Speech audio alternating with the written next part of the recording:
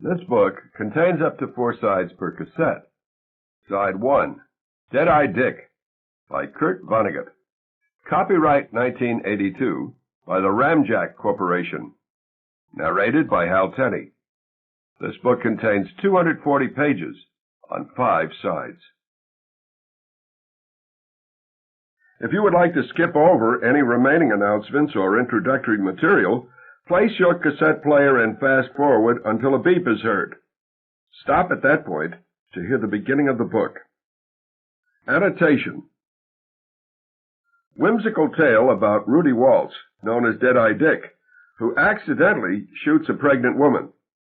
This catastrophe causes his millionaire father to lose all of his money and has a bizarre effect upon all of their lives. Some strong language. Bestseller. Other books by Kurt Vonnegut. Player Piano, The Sirens of Titan, Mother Night, Cat's Cradle, God Bless You, Mr. Rosewater, Slaughterhouse-Five, Welcome to the Monkey House, Happy Birthday, Wanda June, Breakfast of Champions, Wampeters, Foma, and Granfalloons, Slapstick, Jailbird, Palm Sunday. Dedication for Jill. Preface. Deadeye Dick, like Barnacle Bill, is a nickname for a sailor. A deadeye is a rounded wooden block, usually bound with rope or iron and pierced with holes. The holes receive a multiplicity of lines, usually shrouds or stays, on an old-fashioned sailing ship. But in the American Middle West of my youth, Deadeye Dick was an honorific often accorded to a person who was a virtuoso with firearms. So it is a sort of lungfish of a nickname. It was born in the ocean, but it adapted to life ashore. There are several recipes in this book which are intended as musical interludes for the salivary glands. They have been inspired by James Beard's American Cookery, Marcella Hazen's The Classic Italian Cookbook, and B. Sandler's The African Cookbook. I have tinkered with the originals, however, so no one should use this novel for a cookbook. Any serious cook should have the reliable originals in his or her library anyway. There is a real hotel in this book, the Grand Hotel Olafson in Port-au-Prince, Haiti. I love it, and so would almost anybody else. My dear wife, Jill Crements, and I have stayed there in the so-called James Jones Cottage, which was built as an operating room when the hotel was headquarters for a brigade of United States Marines who occupied Haiti in order to protect American financial interests there from 1915 until 1934. The exterior of that austere wooden box has subsequently been decorated with fanciful jigsaw gingerbread, like the rest of the hotel. The currency of Haiti, by the way, is based on the American dollar. Whatever an American dollar is worth, that is what a Haitian dollar is worth, and actual American dollars are in general circulation. There seems to be no scheme in Haiti, however, for retiring worn-out dollar bills and replacing them with new ones. So it is ordinary there to treat with utmost seriousness a dollar which is as insubstantial as a cigarette paper, and which has shrunk to the size of an airmail stamp. I found one such bill in my wallet when I got home from Haiti a couple of years ago, and I mailed it back to Al and Sue Seitz, the owners and host and hostess of the Olafson, asking them to release it into its natural environment. It could never have survived a day in New York City.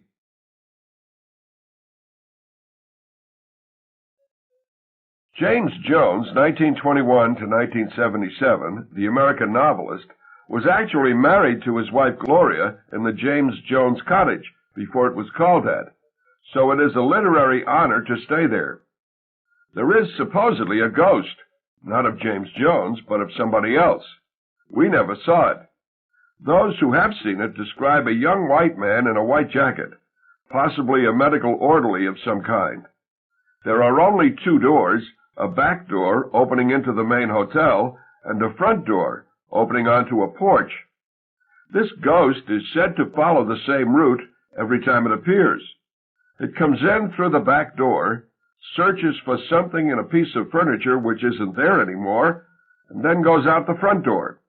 It vanishes when it passes through the front door. It has never been seen in the main hotel or on the porch.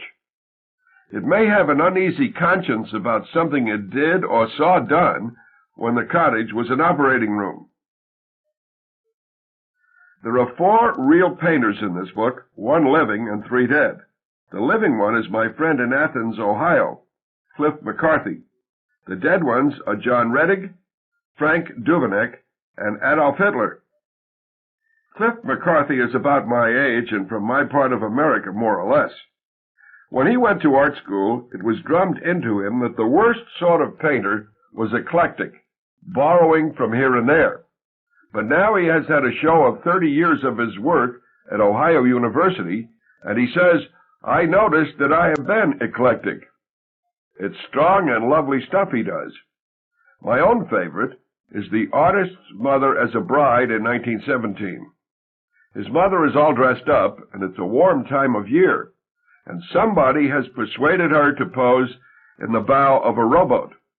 The rowboat is in a perfectly still, narrow patch of water, a little river probably, with the opposite bank all leafy only 50 yards away. She is laughing. There really was a John Reddig, and his painting in the Cincinnati Art Museum, Crucifixion in Rome, is as I have described it. There really was a Frank Duveneck, and I in fact own a painting by him, Head of a Young Boy. It is a treasure left to me by my father. I used to think it was a portrait of my brother Bernard. It looks so much like him. And there really was an Adolf Hitler, who studied art in Vienna before the First World War, and whose finest picture may in fact have been the Minorite Church of Vienna. I will explain the main symbols in this book. There is an unappreciated empty arts center in the shape of a sphere. This is my head as my 60th birthday beckons to me. There is a neutron bomb explosion in a populated area. This is the disappearance of so many people I cared about in Indianapolis when I was starting out to be a writer. Indianapolis is there, but the people are gone. Haiti is New York City, where I live now. The neutered pharmacist who tells the tale is my declining sexuality. The crime he committed in childhood is all the bad things I have done. This is fiction, not history, so it should not be used as a reference book. I say, for example, that the United States ambassador to Austria-Hungary at the outbreak of the First World War was Henry Clowes of Ohio. The actual ambassador at that time was Frederick Cortlandt Penfield of Connecticut. I also say that a neutron bomb is a sort of magic wand, which kills people instantly, but which leaves their property unharmed. This is a fantasy borrowed from enthusiasts for a Third World War. A real neutron bomb, detonated in a populated area, would cause a lot more suffering and destruction than I have described. I have also misrepresented Creole, just as the viewpoint character, Rudy Waltz, learning that French dialect might do. I say that it has only one tense, the present. Creole only seems to have that one tense to a beginner, especially if those speaking it to him know that the present is the easiest tense for him. Peace. K.V. Who is Celia? What is she, that all our swains commend her? Otto Waltz, 1892 to 1960. Chapter 1. To the as yet unborn, to all innocent wisps of undifferentiated nothingness, watch out for life. I have caught life. I have come down with life. I was a wisp of undifferentiated nothingness, and then a little peephole opened quite suddenly. Light and sound poured in. Voices began to describe me and my surroundings. Nothing, they said, could be appealed. They said I was a boy named Rudolph Waltz, and that was that. They said the year was 1932, and that was that. They said I was in Midland City, Ohio, and that was that. They never shut up. Year after year, they piled detail upon detail. They do it still. You know what they say now? They say the year is 1982, and that I am 50 years old. Blah, blah, blah. My father was Otto Waltz, whose peephole opened in 1892, and he was told, among other things, that he was the heir to a fortune earned principally by a quack medicine known as St. Elmo's Remedy. It was grain alcohol dyed purple, flavored with cloves and sarsaparilla root, and laced with opium and cocaine. As the joke goes, it was absolutely harmless unless discontinued. He, too, was a Midland City native. He was an only child, and his mother, on the basis of almost no evidence whatsoever, concluded that he could be another Leonardo da Vinci. She had a studio built for him on a loft of the carriage house behind the family mansion when he was only 10 years old, and she hired a rapscallion German cabinet maker who had studied art in Berlin in his youth to give father drawing and painting lessons on weekends and after school. It was a sweet racket for both teacher and pupil. The teacher's name was August Gunther, and his peephole must have opened in Germany around 1850. Teaching paid as well as cabinet making, and unlike cabinet making, allowed him to be as drunk as he pleased. After father's voice changed, moreover, Gunther could take him on overnight visits by rail to Indianapolis and Cincinnati and Louisville and Cleveland and so on, ostensibly to visit galleries and painters' studios. The two of them also managed to get drunk and to become darlings of the fanciest whorehouses in the Middle West. Was either one of them about to acknowledge that father couldn't paint or draw for sour apples? Who else was there to detect the fraud?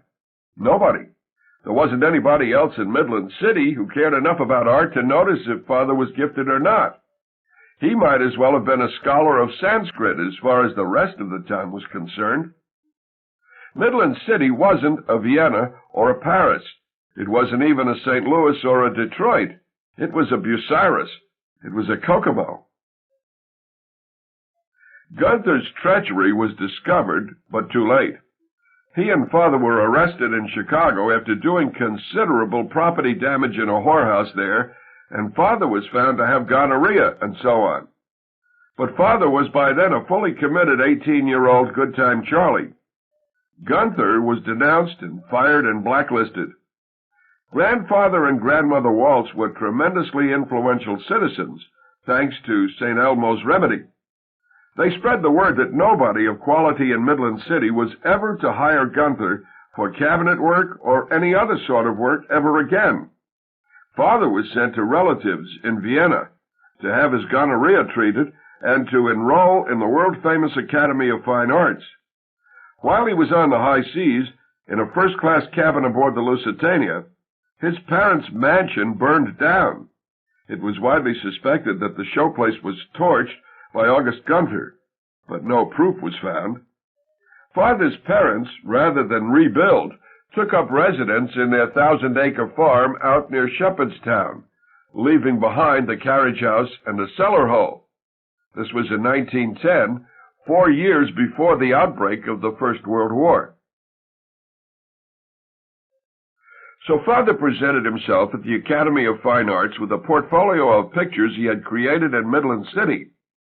I myself have examined some of the artwork of his youth, which mother used to moon over after he died.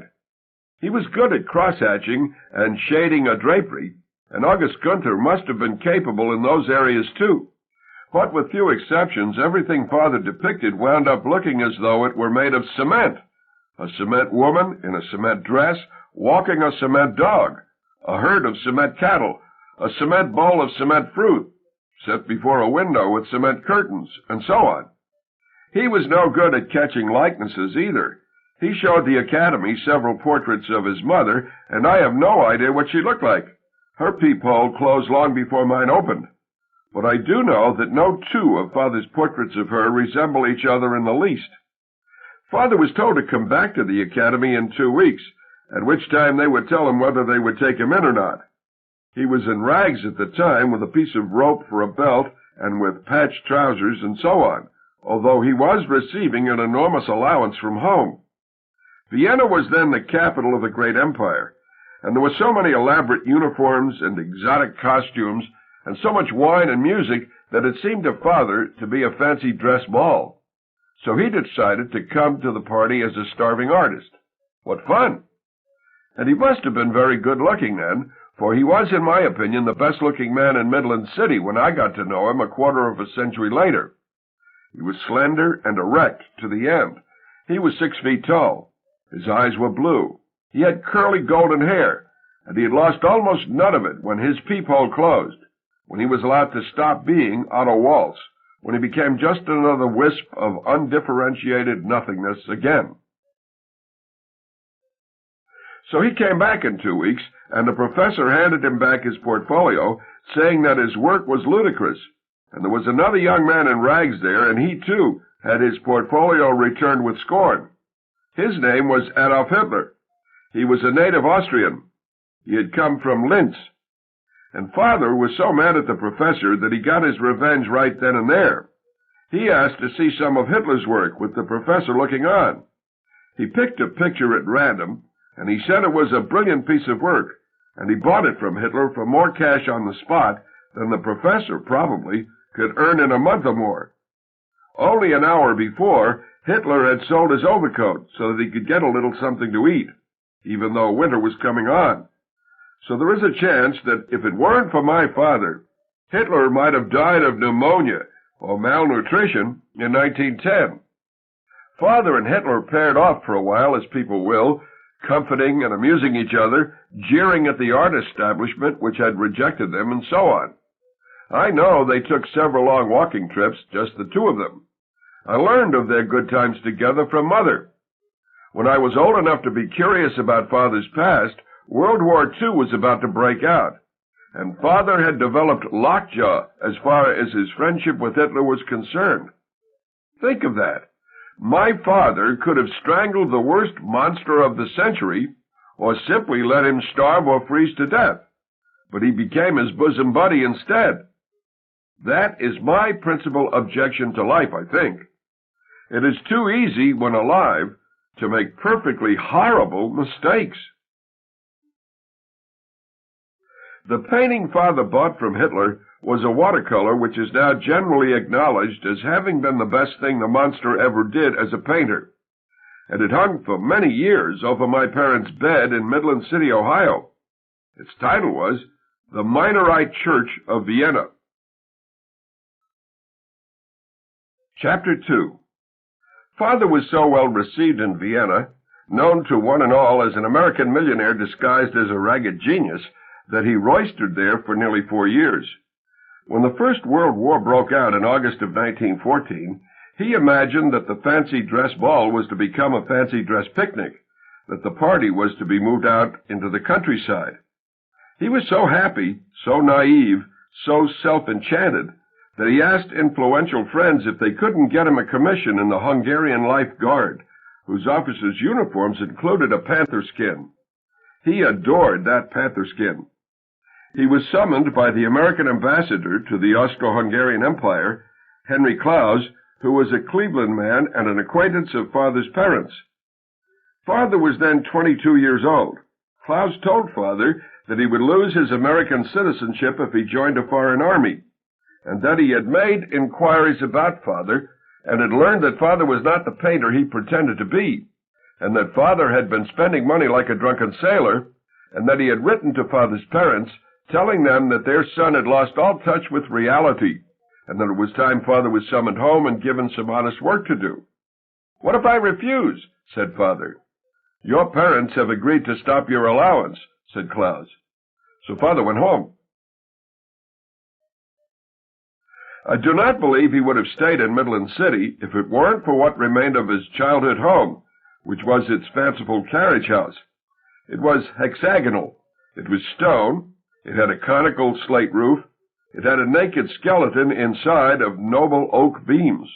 It was a little piece of Europe in southwestern Ohio.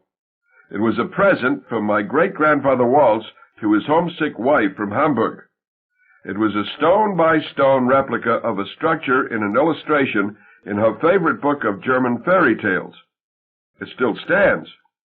I once showed it to an art historian from Ohio University, which is in Athens, Ohio. He said that the original might have been a medieval granary built on the ruins of a Roman watchtower from the time of Julius Caesar. Caesar was murdered 2,000 years ago. Think of that. I do not think my father was entirely ungifted as an artist. Like his friend Hitler, he had a flair for romantic architecture, and he set about transforming the carriage house into a painter's studio fit for the reincarnated Leonardo da Vinci his doting mother still believed him to be. Father's mother was as crazy as a bedbug, my own mother said. I sometimes think that I would have had a very different sort of soul if I had grown up in an ordinary little American house, if our home had not been vast. Father got rid of all the horse-drawn vehicles in the carriage house, a sleigh, a buckboard, a surrey, a phaeton, a brougham, and who knows what all. Then he had 10 horse stalls and a tack room ripped out.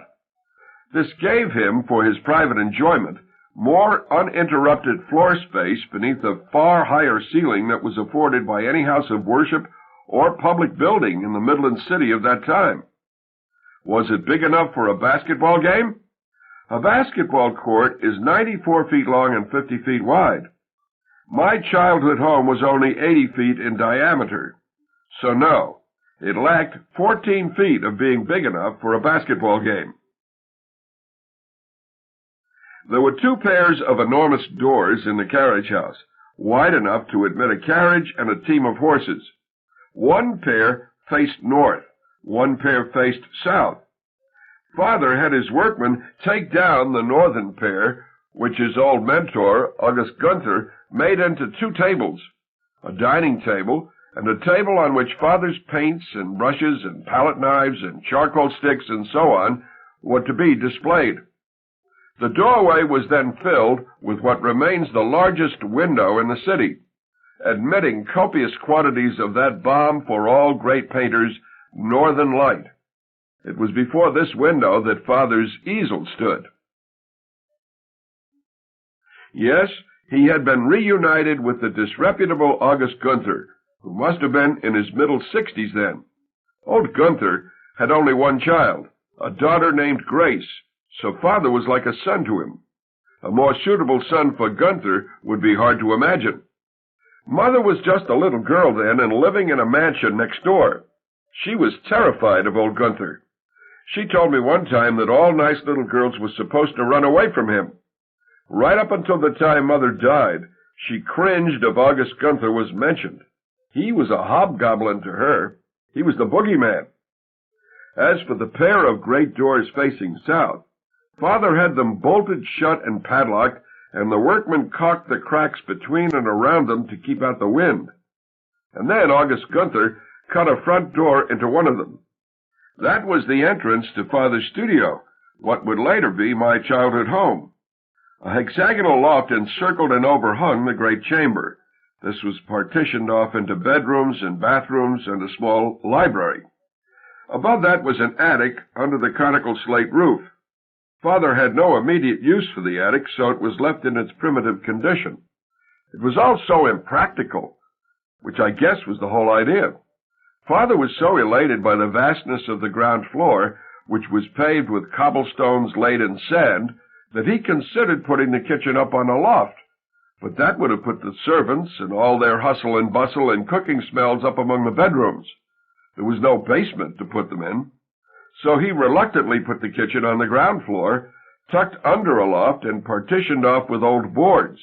It was cramped and stuffy. I would love it. I would feel so safe and cozy in there. Many people found our house spooky, and the attic, in fact, was full of evil when I was born. It housed a collection of more than 300 antique and modern firearms. Father had bought them during his and Mother's 6-month honeymoon in Europe in 1922. Father thought them beautiful, but they might as well have been copperheads and rattlesnakes. They were murder. Chapter 3. My mother's peephole opened in Midland City in 1901. She was 9 years younger than Father. She, like him, was an only child, the daughter of Richard Wetzel, the founder and principal stockholder of the Midland County National Bank. Her name was Emma. She was born into a mansion teeming with servants, right next door to my father's childhood home, but she would die penniless in 1978, 4 years ago now, in a little shitbox she and I shared in the suburb of Midland City called Avondale. She remembered seeing Father's childhood home burned down when she was 9 years old, when Father was on his way to Vienna. But Father made a far greater impression on her than the fire when he came home from Vienna and looked over the carriage house with the idea of turning it into a studio. She had her first glimpse of him through the privet hedge between the two properties. This was a bird-legged, buck-toothed, skinny 13-year-old who had never seen men dressed in anything but overalls or business suits. Her parents had spoken glowingly of Father since he was rich and came from an excellent family. They had suggested playfully that she could do worse than marry him someday. So now she peeked at him through the hedge, her heart beating madly, and great God, he was all scarlet and silver, except for a panther skin over one shoulder, and a sable busby with a purple plume on his head. He was wearing one of the many souvenirs he had brought home from Vienna, which was the dress uniform of a major in the Hungarian Life Guard, the regiment he had hoped to join. A real Hungarian Life Guard back in the Austro-Hungarian Empire might have been putting on a field gray uniform about then. Father's friend Hitler, who was an Austrian, had managed to join the German rather than the Austrian army, because he admired all things German so much. He was wearing field gray. Father was living with his parents out near Shepherdstown at the time, but all his souvenirs were stored in the carriage house. And on the day that Mother saw him in the uniform, he had begun opening trunks and packing cases with his old mentor, August Gunther, looking on. He had put on the uniform to make Gunther laugh. They came outside, lugging a table between them. They were going to have lunch in the shade of an ancient walnut tree. They had brought beer and bread and sausage and cheese and roast chicken, all of which had been produced locally. The cheese, incidentally, was Liederkranz, which most people assume is a European cheese. Liederkranz was invented in Midland City, Ohio, in about 1865. So Father, sitting down for a lusty lunch with old Gunther, was aware that a little girl was watching everything through the hedge, and he made jokes about her, which she could hear. He said to Gunther that he had been away so long that he could no longer remember the names of American birds. There was a bird in the hedge there, he said, and he described Mother as though she were a bird, and he asked old Gunther what to call the bird. And Father approached the supposed little bird with a piece of bread in his hand, asking if little birds like her ate bread, and Mother fled into her parents' house. She told me this. Father told me this. But she came out again, and she found a better place to spy from, where she could see without being seen. There were puzzling new arrivals at the picnic. They were two short, dark youths who had evidently been waiting.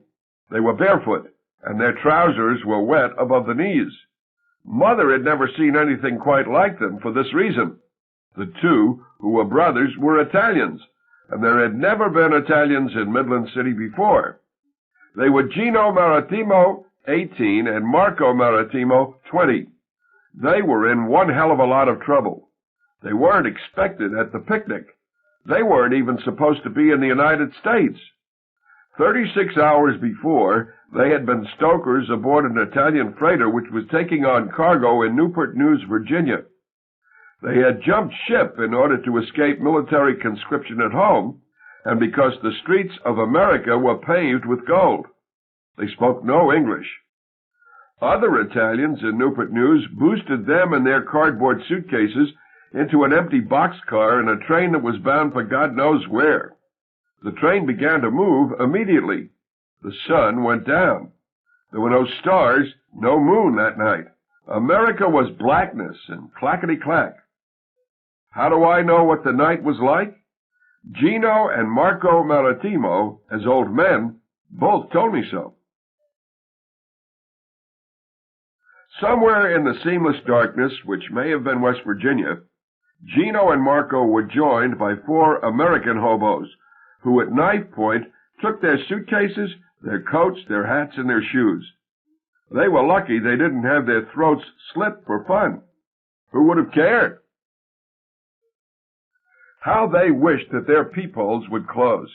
But the nightmare went on, and then it became a daymare. The train stopped several times, but in the midst of such ugliness that Gino and Marco could not bring themselves to step out into it, to somehow start living there. But then 2 railroad detectives with long clubs made them get out anyway, and like it or lump it, they were on the outskirts of Midland City, Ohio, on the other side of Sugar Creek from the center of town. They were terribly hungry and thirsty. They could either await death or they could invent something to do. They invented. They saw a conical slate roof on the other side of the river, and they walked toward that.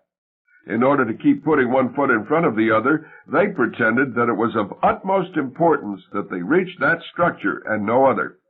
They waded across Sugar Creek rather than draw attention to themselves on the bridge. They would have swum the creek if it had been that deep. And now here they were, as astonished as my mother had been to see a young man all dressed in scarlet and silver with a sable busby on his head. When Father looked askance at the 2 of them from his seat under the oak, Gino, the younger of the brothers, but their leader, said in Italian that they were hungry and would do any sort of work for food. Father replied in Italian. He was good with languages. He was fluent in French and German and Spanish, too. He told the brothers that they should by all means sit down and eat if they were as hungry as they appeared to be. He said that nobody should ever be hungry. He was like a god to them. It was so easy for him to be like a god to them. After they had eaten, he took them up into the attic above the loft, the future gun room. There were 2 old cots up there. Light and air came from windows in a cupola at the peak of the roof. A ladder, its bottom bolted to the center of the attic floor, led up into the cupola.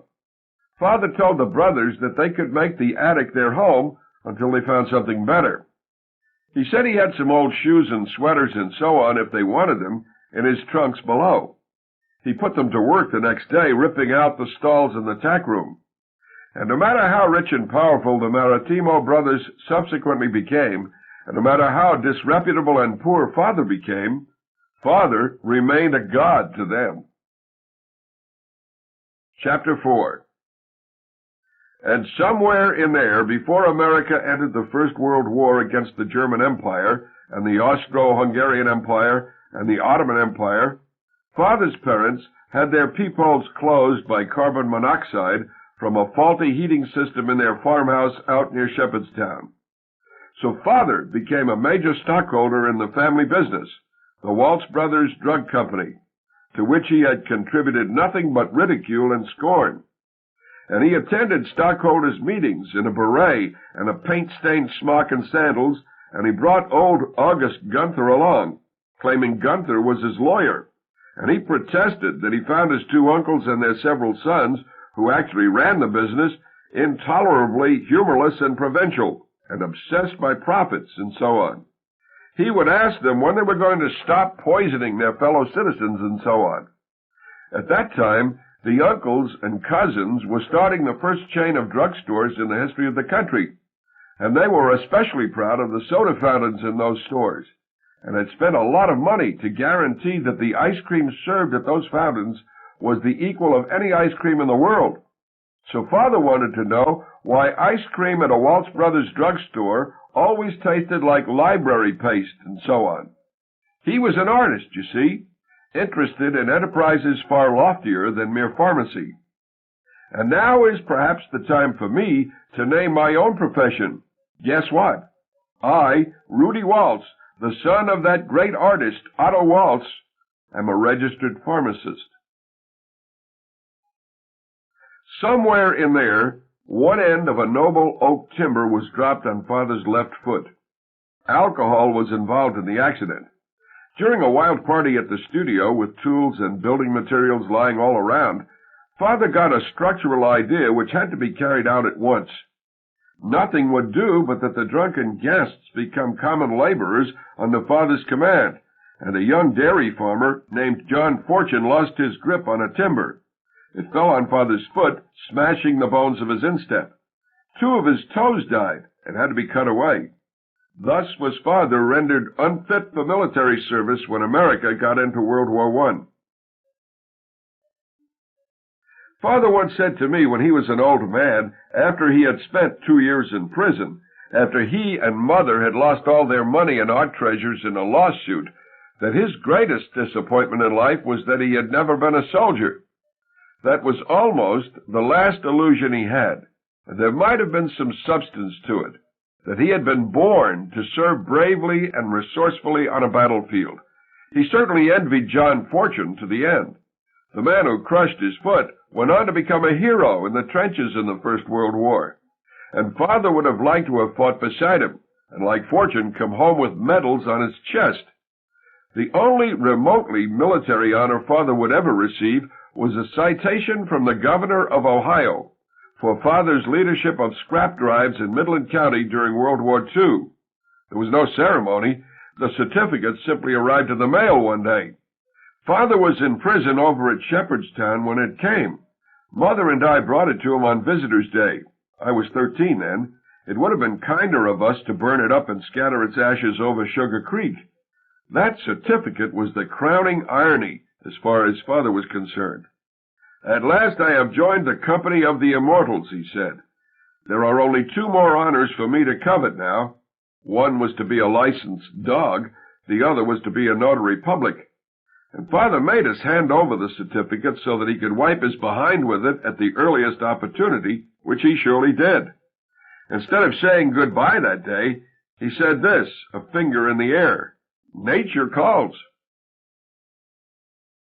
And somewhere in there, in the autumn of 1916 to be exact, the old rascal August Gunther died under most mysterious circumstances. He got up 2 hours before dawn one day and prepared and ate a hearty breakfast while his wife and daughter slept, and he set out on foot, armed with a double-barrel 10-gauge shotgun which my father had given to him, meaning to join Father and John Fortune and some other young bucks in gun pits on the edge of a meadow on John Fortune's father's dairy farm. They were going to shoot geese which had spent the night on the backwaters of Sugar Creek and on Crystal Lake. The meadow had been baited with cracked corn. He never reached the gun pits, or so the story went. So he must have died somewhere in the intervening 5 miles, which included the Sugar Creek Bridge. 1 month later, his headless body was found at the mouth of Sugar Creek, just west of Cincinnati, about to start its voyage to the Mississippi and the Gulf of Mexico and beyond. What a vacation from Midland City! And when I was little, the decapitation of August Gunther so long ago, 16 years before my birth, was the most legendary of all the unsolved crimes committed in my hometown. And I had a ghoulish ambition. I imagined that I would be famous and admired if only I could find August Gunther's missing head. And after that, the murderer would have to confess for some reason, and he would be taken out to be punished, and so on. And the mayor would pin a medal on me. Little did I suspect back then that I myself, Rudy Waltz, would become a notorious murderer, known as Deadeye Dick. My parents were married in 1922, 4 years after the end of the First World War. Father was 30 and Mother was 21. Mother was a college graduate, having taken a liberal arts degree at Oberlin College in Oberlin, Ohio. Father, who certainly encouraged people to believe that he had spent time at some great and ancient European university, was in fact only a high school graduate. He could certainly lecture on history or race or biology or art or politics for hours, although he had read very little. Almost all his opinions and information were cannibalized from the educations and miseducations of his roistering companions in Vienna before the First World War. And one of these pals was Hitler, of course. The wedding and the reception took place in the Wetzel mansion next door to the studio. The Wetzels and the Waltzes were proudly agnostic, so the ceremony was performed by a judge. Father's best man was John Fortune, the war hero and dairy farmer. Mother's attendants were friends from Oberlin. Father's immediate relatives, the uncles and cousins who earned his living for him, came with their mates to the wedding, but they stayed for only a few minutes of the reception, behaving correctly but coldly, and then they departed en masse. Father had given them every reason to loathe him. Father laughed.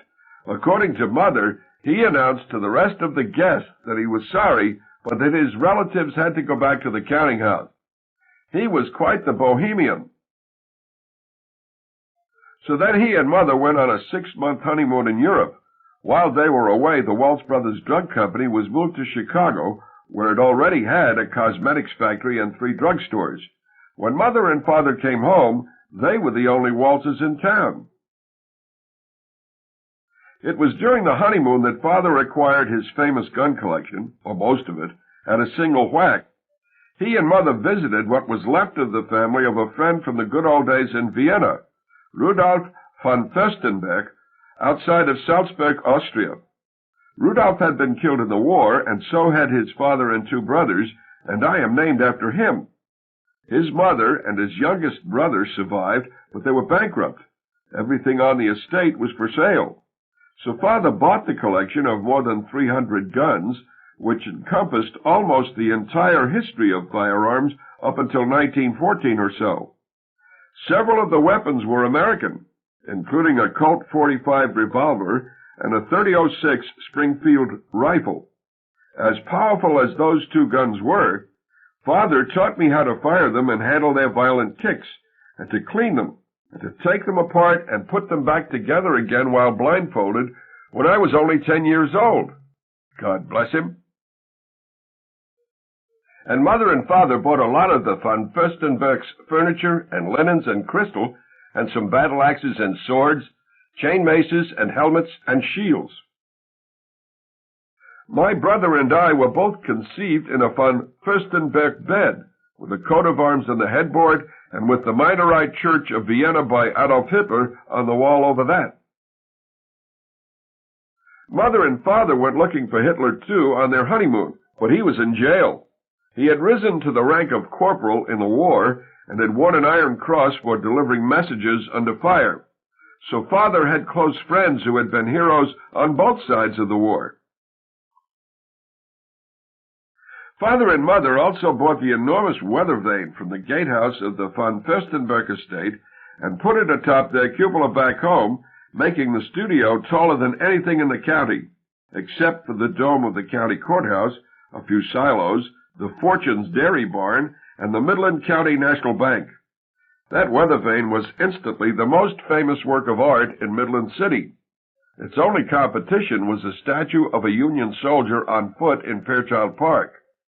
Its arrow alone was 12 feet long, and one hollow copper horseman chased another one down that awesome shaft.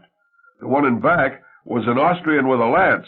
The one in front, fleeing for his life, was a Turk with a scimitar. This engine, swinging now toward Detroit, now toward Louisville, and so on, commemorated the lifting of the Turkish siege of Vienna in 1683.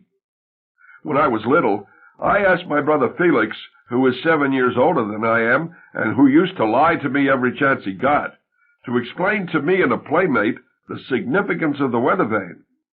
He was in high school then. He already had the beautiful, deep purple voice which would prove to be his fortune in the communications industry. If the Austrians hadn't won, he said in a solemn rumble, Mother would be in a harem now, Father would be passing out towels in a steam bath, and you and I and your friend here would probably have our balls cut off. I believed him at the time. Chapter 5. Adolf Hitler became Chancellor of Germany in 1933, when I was 1 year old. Father, who had not seen him since 1914, sent his heartiest congratulations and a gift, Hitler's watercolor, The Minorite Church of Vienna. Hitler was charmed. He had fond memories of Father, he said, and he invited him to come to Germany as his personal guest to see the new social order he was building, which he expected to last 1,000 years or more.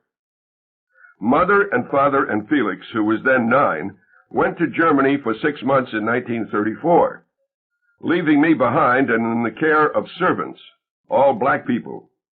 Why should I have gone? I was only 2. It was surely then that I formed the opinion that the servants were my closest relatives.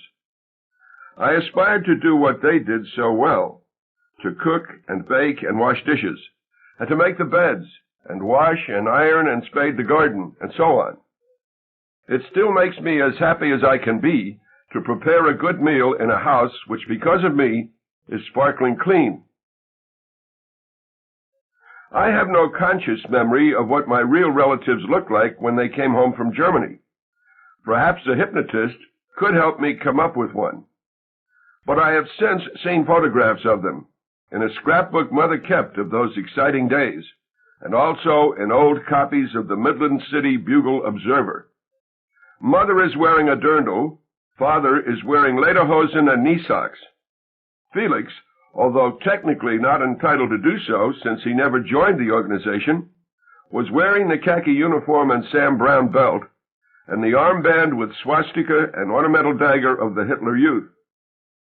Even if Felix had been a German boy, he would have been too young to wear an outfit like that. But Father had a tailor in Berlin make it up for him anyway. Why not? And as soon as those relatives of mine got home, according to the paper, Father flew his favorite gift from Hitler from the horizontal shaft of the weather vane. It was a Nazi flag as big as a bedsheet. Again, this was only 1934, and World War II was still a long way off. It was a long way off, that is, if 5 years can be considered a long way off. So flying a Nazi flag in Midland City was no more offensive than flying a Greek or Irish or Confederate flag or whatever. It was a playful, exuberant thing to do. And according to Mother, the community was proud and envious of Father and her and Felix. Nobody else in Midland City was friendly with the head of state. I myself am in one picture in the paper. It is of our entire family in the street in front of the studio, looking up at the Nazi flag. I am in the arms of Mary Hubler, our cook. She would teach me everything she knew about cooking and baking by and by. Mary Hubler's cornbread. Mix together in a bowl half a cup of flour, 1½ cups of yellow cornmeal, a teaspoon of salt, a teaspoon of sugar, and 3 teaspoons of baking powder. Add 3 beaten eggs, a cup of milk, a half cup of cream, and a half cup of melted butter. Pour it into a well-buttered pan and bake it at 400 degrees for 15 minutes. Cut it into squares while it is still hot. Bring the squares to the table while they are still hot and folded in a napkin. When we all posed in the street for our picture in the paper, Father was 42. According to Mother, he had undergone a profound spiritual change in Germany. He had a new sense of purpose in life. It was no longer enough to be an artist. He would become a teacher and political activist. He would become a spokesman in America for the new social order which was being born in Germany, but which in time would be the salvation of the world. This was quite a mistake. How to make Mary Hubler's barbecue sauce. Saute a cup of chopped onions and 3 chopped garlic cloves in 1/4 pound of butter until tender. Add a half cup of catsup, a 1/4 cup of brown sugar, a teaspoon of salt, 2 teaspoons of freshly ground pepper, a dash of Tabasco, a tablespoon of lemon juice, a teaspoon of basil, and a tablespoon of chili powder. Bring to a boil and simmer for 5 minutes. So for 2 years and a little bit more, Father lectured and showed films and lantern slides of the new Germany all over the Middle West. He told heartwarming stories about his friend Hitler, and explained Hitler's theories about the variously superior and inferior human races as being simple chemistry. A pure Jew was this. A pure German was that. Cross a Pole with a Negro, you were certain to get an amusing laborer. It must have been terrible. I remember the Nazi flag hanging on the wall of our living room, or I think I do. I certainly heard about it. It used to be the first thing that visitors saw when they came in. It was so colorful. Everything else was so dull by comparison.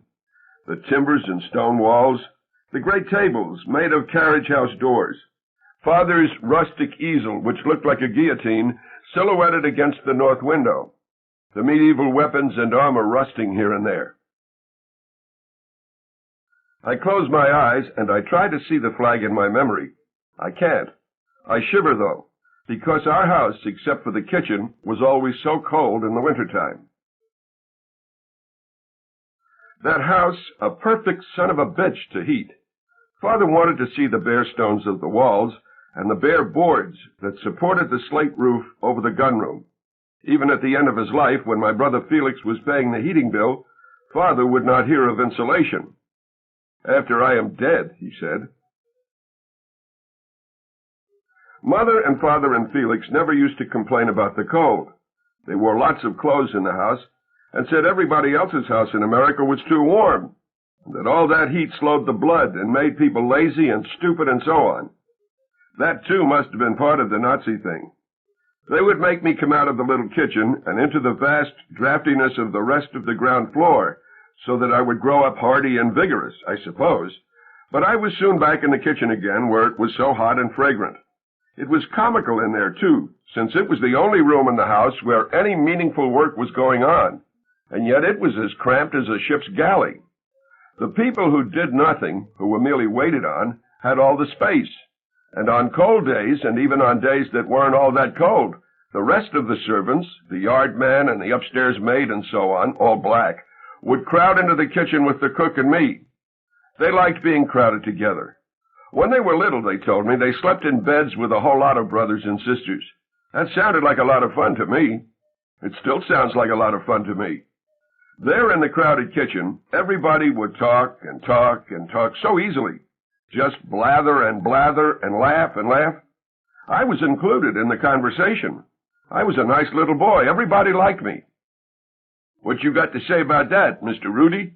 a servant would ask me, and I would say something, anything, and everybody would pretend I had said something wise or intentionally funny.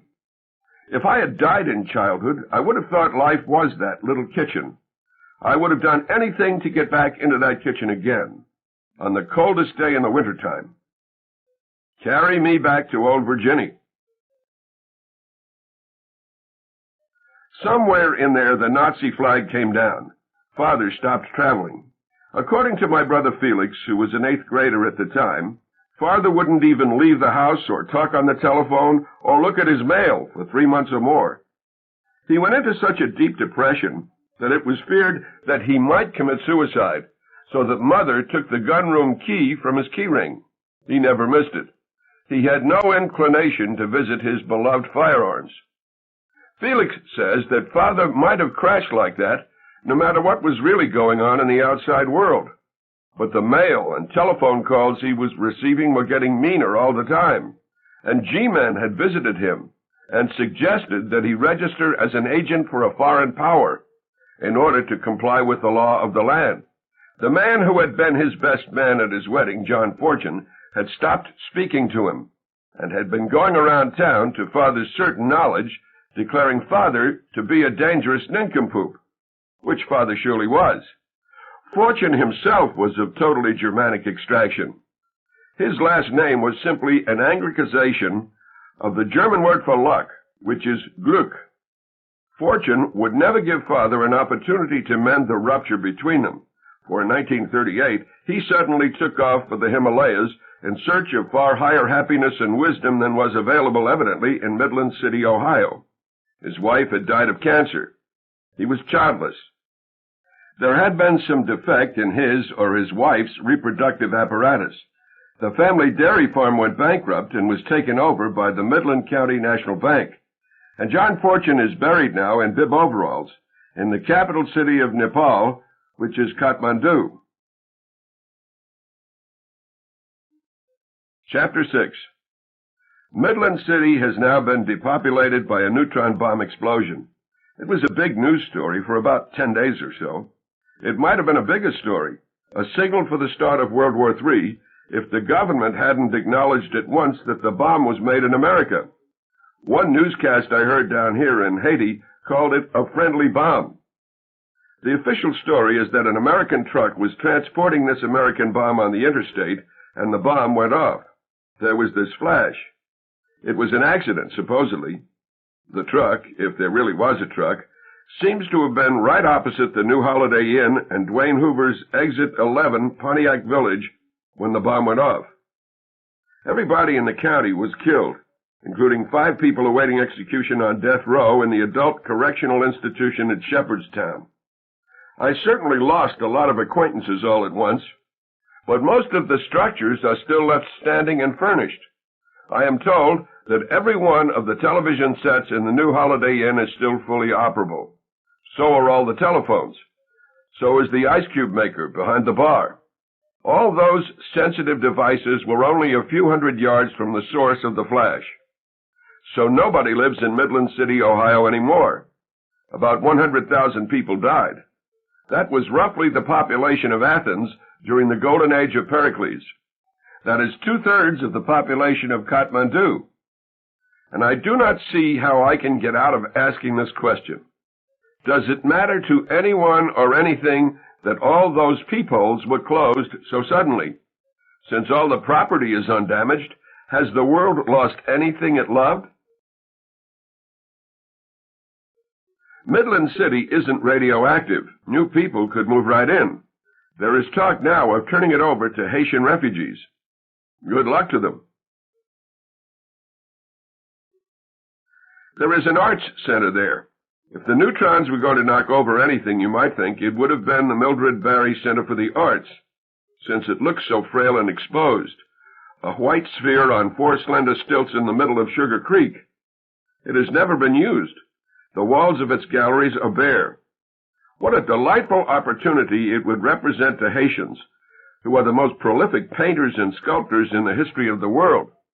The most gifted Haitian could refurbish my father's studio. It is time a real artist lived there, with all that north light flooding in. Haitians speak Creole, a French dialect which has only a present tense. I have lived in Haiti with my brother for the past 6 months, so I can speak it some. Felix and I are innkeepers now. We have bought the Grand Hotel Olofsen, a gingerbread palace at the base of a cliff in Port-au-Prince. Imagine a language with only a present tense. Our head waiter, Hippolyte Paul DeMille, who claims to be 80 and have 59 descendants, asked me about my father. "He is dead?" he said in Creole. "He is dead," I agreed. There could be no argument about that. "What does he do?" he said. "He paints," I said. "I like him," he said. Haitian fresh fish in coconut cream. Put 2 cups of grated coconut in cheesecloth over a bowl. Pour a cup of hot milk over it and squeeze it dry. Repeat this with 2 more cups of hot milk. The stuff in the bowl is the sauce. Mix a pound of sliced onions, a teaspoon of salt, a half teaspoon of black pepper, and a teaspoon of crushed pepper. Saute the mixture in butter until soft but not brown.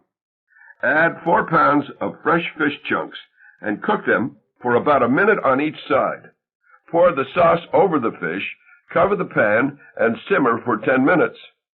Uncover the pan and baste the fish until it is done and the sauce has become creamy.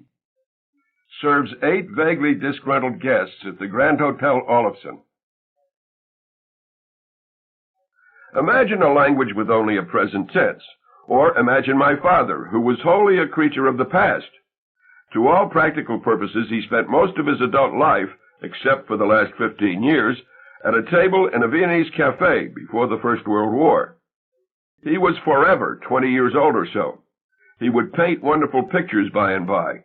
He would be a devil-may-care soldier by and by. He was already a lover and a philosopher and a nobleman. I don't think he even noticed Midland City before I became a murderer. It was as though he were in a spacesuit with the atmosphere of pre-war Vienna inside. He used to speak so inappropriately to my playmates and to Felix's friends whenever we were foolish enough to bring them home. At least I didn't go through what Felix went through when he was in junior high school. Back then, Father used to say, "Heil Hitler," to Felix's guests, and they were expected to say Heil Hitler back, and it was all supposed to be such lusty fun.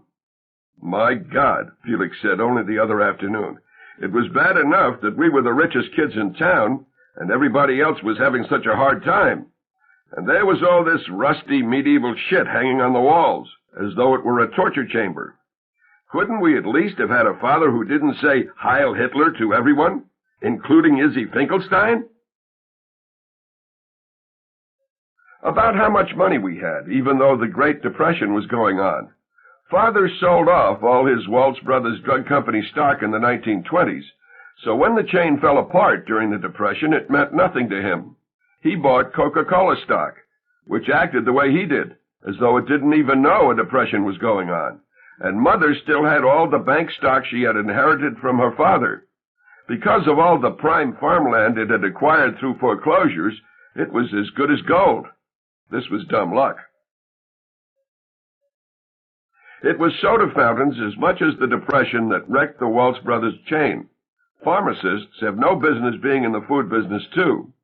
Leave the food business to those who know and love it. One of Father's favorite jokes, I remember, was about the boy who flunked out of pharmacy school.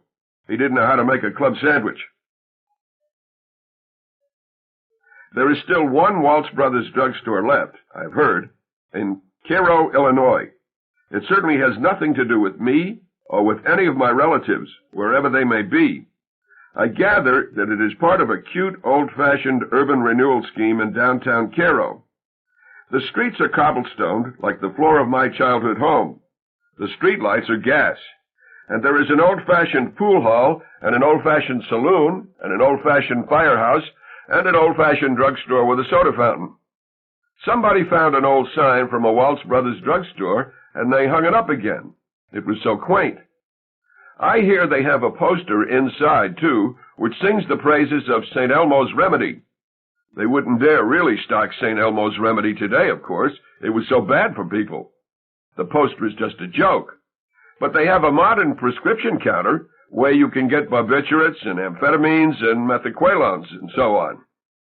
Science marches on.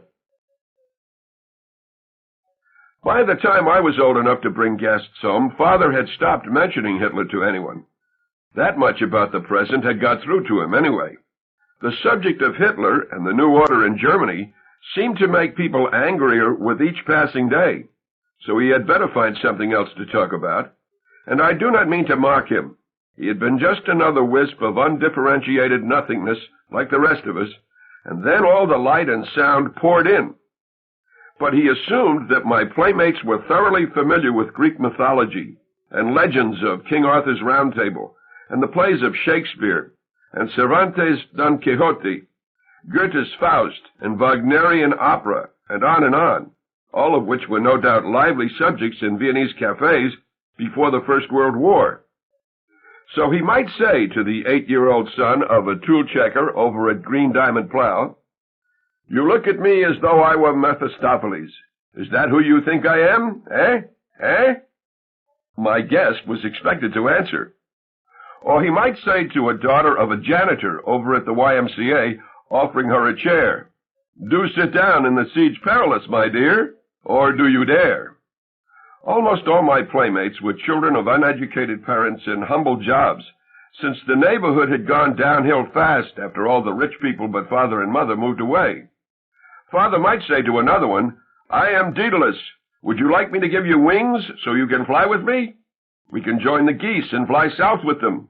But we mustn't fly too close to the sun, must we? Why mustn't we fly too close to the sun? Eh?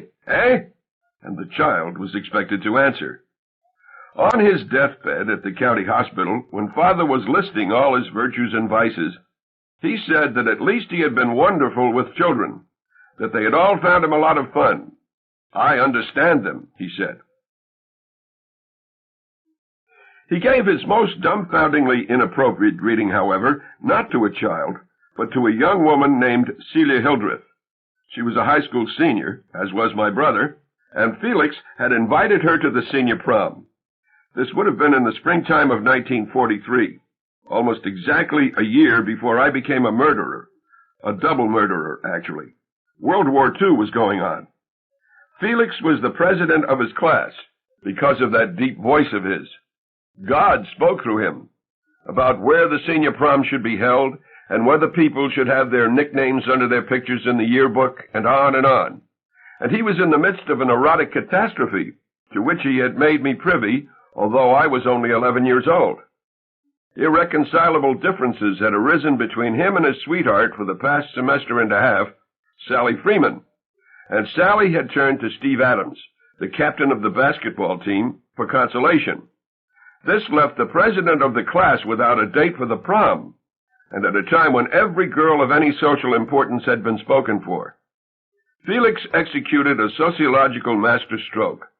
He invited a girl who was at the bottom of the social order, whose parents were illiterate and unemployed, who had 2 brothers in prison, who got very poor grades and engaged in no extracurricular activities, but who nonetheless was one of the prettiest young women anybody had ever seen. Her family was white, but they were so poor that they lived in the black part of town. Also, the few young men who had tried to trifle with her, despite her social class, had spread the word that no matter what she looked like, she was as cold as ice. This was Celia Hildreth. So she could have had scant expectation of being invited to the senior prom. But miracles do happen. A new Cinderella is born every minute. One of the richest, cutest boys in town, and the president of the senior class, no less, invited her to the senior prom. So, a few weeks in advance of the prom, Felix talked a lot about how beautiful Celia Hildreth was, and what an impression he was going to make when he appeared with a movie star on his arm. Everybody else there was supposed to feel like a fool for having ignored Celia for so long. And Father heard all this, and nothing would do but that Felix bring Celia by the studio on the way to the prom, so that Father, an artist after all, could see for himself if Celia was as beautiful as Felix said. Felix and I had by then given up bringing home friends for any reason whatsoever. But in this instance, Father had a means for compelling Felix to introduce him to Celia. If Felix wouldn't do that, then Felix couldn't use the car that night. He and Celia would have to ride a bus to the senior prom. Haitian banana soup. Stew 2 pounds of goat or chicken with a half cup of chopped onions, a teaspoon of salt, half a teaspoon of black pepper, and a pinch of crushed red pepper. Use 2 quarts of water. Stew for an hour. Add 3 peeled yams and 3 peeled bananas cut into chunks. Simmer until the meat is tender. Take out the meat. What is left is 8 servings of Haitian banana soup. Bon appétit! So Father, without enough to do as usual, was as excited by the approach of prom night as the most bubble-headed senior. He would say over and over, "Who is Celia? What is she? That all her swains commend her." Or he would protest in the middle of a silence at supper, "She can't be that beautiful. No girl could be that beautiful." It was to no avail for Felix to tell him that Celia was no world's champion of feminine pulchritude. Felix said many times, "She's just the prettiest girl in the senior class, Dad." But Father imagined a grander adversary. He, the highest judge of beauty in the city, and Celia, one of the most beautiful women ever to live, supposedly, were about to meet eye to eye. Oh, he was leading scrap drives in those days, and he was an air raid warden, too. And he'd helped the War Department to draw up a personality profile of Hitler, who he now said was a brilliant homicidal maniac. But he still felt drab and superannuated and so on, with so many battle reports in the paper and on the radio, and with so many uniforms around. His spirits needed a boost in the very worst way. And he had a secret. If Felix had guessed it, Felix wouldn't have brought Celia within a mile of home. He would have taken her to the prom on a bus. This was it. When Celia was introduced to Father, he would be wearing the scarlet and silver uniform of a major in the Hungarian Light Guard, complete with sable busby and panther skin. Chapter 7. Listen, when Felix was ready to fetch Celia, Father wasn't even in his painter's costume. He was wearing a sweater and slacks, and he promised Felix yet again that he simply wanted to catch a glimpse of this girl, and that he wasn't going to put on any kind of a show for her. It was all going to be very ordinary and brief, and even boring. About the automobile, it was a Kienzler touring car, manufactured right in Midland City in 1932, when a Kienzler was in every respect the equal or the superior of a German Mercedes or a British Rolls-Royce. It was a bizarre and glorious antique even in 1943. Felix had put the top down. There was a separate windshield for the back seat. The engine had 16 cylinders, and the 2 spare tires were mounted in shallow wells in the front fenders. The tires looked like the necks of plunging horses. So Felix burbled off toward the black part of town in that flabbergasting apparatus. He was wearing a rented tuxedo with a gardenia in his lapel. There was a corsage of 2 orchids for Celia on the seat beside him. Father stripped down to his underwear, and Mother brought him the uniform. She was in on this double-cross of Felix. She thought everything Father did was wonderful. And while Father was getting dressed again, she went around turning off electric lights and lighting candles. She and Father, without anybody's much noticing it, had earlier in the day put candles everywhere. There must have been 100 of them. Mother got them all lit just about the time Father topped off his scarlet and silver uniform with the busby. And I myself, standing on the balcony outside my bedroom on the loft, was as enchanted as Mother and Father expected Celia Hildreth to be. I was inside a great beehive, filled with fireflies, and below me was the beautiful king of the early evening. My mind had been trained by heirloom books of fairy tales and by the myths and legends which animated my father's conversation to think that way. It was second nature for me, and for Felix too, and for no other children in Midland City, I am sure, to see candle flames as fireflies, and to invent a king of the early evening. And now the king of the early evening, with a purple plume in his busby, gave this order: "Ope the portals." What portals were there to open? There were only 2, I thought. There was the front door on the south, and there was the kitchen door on the northeast. But Father seemed to be calling for something far more majestic than opening both of those. And then he advanced on the 2 huge carriage house doors, in one of which our front door was set. I had never thought of them as doors. They were a wall of my home, which was made of wood rather than stone. Now Father took hold of the mighty bolt which had held them shut for 30 years. It resisted him for only a moment, and then slid back, as it had been born to do. Until that moment, I had seen that bolt as just another dead piece of medieval iron on the wall. In the proper hands, perhaps it could have killed an enemy. I had felt the same way about the ornate hinges. But they weren't more junk from Europe. They were real Midland City, Ohio hinges, ready to work at any time. I had stolen downstairs now, awe in every step I took. The king of the early evening put his shoulder to one carriage house door and then the other. A wall of my home vanished. There were stars and a rising moon where it had been. Chapter 8. And Mother and Father and I all hid as Felix arrived with Celia Hildreth in the Kienzler touring car. Felix, too, was dazed by the lovely transformation of our home. When he switched off the Kienzler's idling engine, it was as though it went on idling anyway. In a voice just like the engine's, he was reassuring Celia that she needn't be afraid, even though she had never seen anything like this house before. I heard her say this: "I'm sorry, I can't help being scared. I want to get out of here." I was just inside the great new doorway. That should have been enough for Felix. He should have gotten her out of there. As she would say in a few minutes, she hadn't even wanted to go to the prom. But her parents had told her she had to, and she hated her dress and was ashamed to have anybody see her in it, and she didn't understand rich people, and didn't want to. and she was happiest when she was all alone and nobody could stare at her, and nobody could say things to her that she was supposed to reply to in some fancy ladylike way, and so on. Felix used to say that he didn't get her out of there because he wanted to show Father that he could keep a promise, even if Father couldn't. He admits now, though, that he forgot her entirely. He got out of the car, but he didn't go to Celia's side to open her door for her and offer his arm. All alone, he walked to the center of the great new doorway, and he stood there, and he put his hands on his hips, and he looked all around at the galaxy of tiny conflagrations. He should have been angry, and he would get angry later. He would be like a dog with rabies later on. But at that moment, he could only acknowledge that his father, after years of embarrassing enthusiasms and ornate irrelevancies, had produced an artistic masterpiece.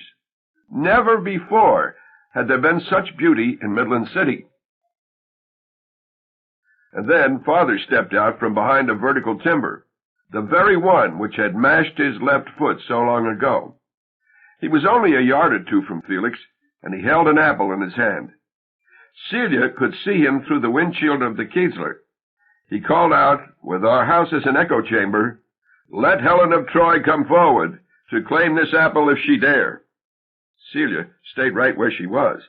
She was petrified. And Felix, having allowed things to go this far, was fool enough to think that maybe she could get out of the car and accept the apple, even though there was no way she could have any idea what was going on. What did she know of Helen of Troy and apples? For that matter, what did Father know? He had the legend all garbled, as I now realize. Nobody ever gave Helen of Troy an apple, not as a prize, anyway. It was the goddess Aphrodite who was given a golden apple in the legend, as a prize for being the most beautiful of all the goddesses. A young prince named Paris, a mortal, chose her over the other two finalists in the contest, Athena and Hera. So as though it would have made the least bit of difference on that spring night in 1943, Father should have said, "Let Aphrodite come forward to claim this apple if she dare." It would have been better still, of course, if he had had himself bound and gagged in the gun room on the night of the senior prom. As for Helen of Troy and how she fitted into the legend, not that Celia Hildreth had ever heard of her, she was the most beautiful mortal woman on earth, and Aphrodite donated her to Paris in exchange for the apple. There was just one trouble with Helen. She was already married to the king of Sparta, so that Paris, a Trojan, had to kidnap her. Thus began the Trojan War. So Celia got out of the car all right, but she never went to get the apple. As Felix approached her, she tore off her corsage, and she kicked off her high-heeled golden dancing shoes, bought no doubt like her white dress and maybe her underwear, at prodigious financial sacrifice. And fear and anger and stocking feet and that magnificent face made her as astonishing as anyone I have ever encountered in a legend from any culture. Midland City had a goddess of discord all its own.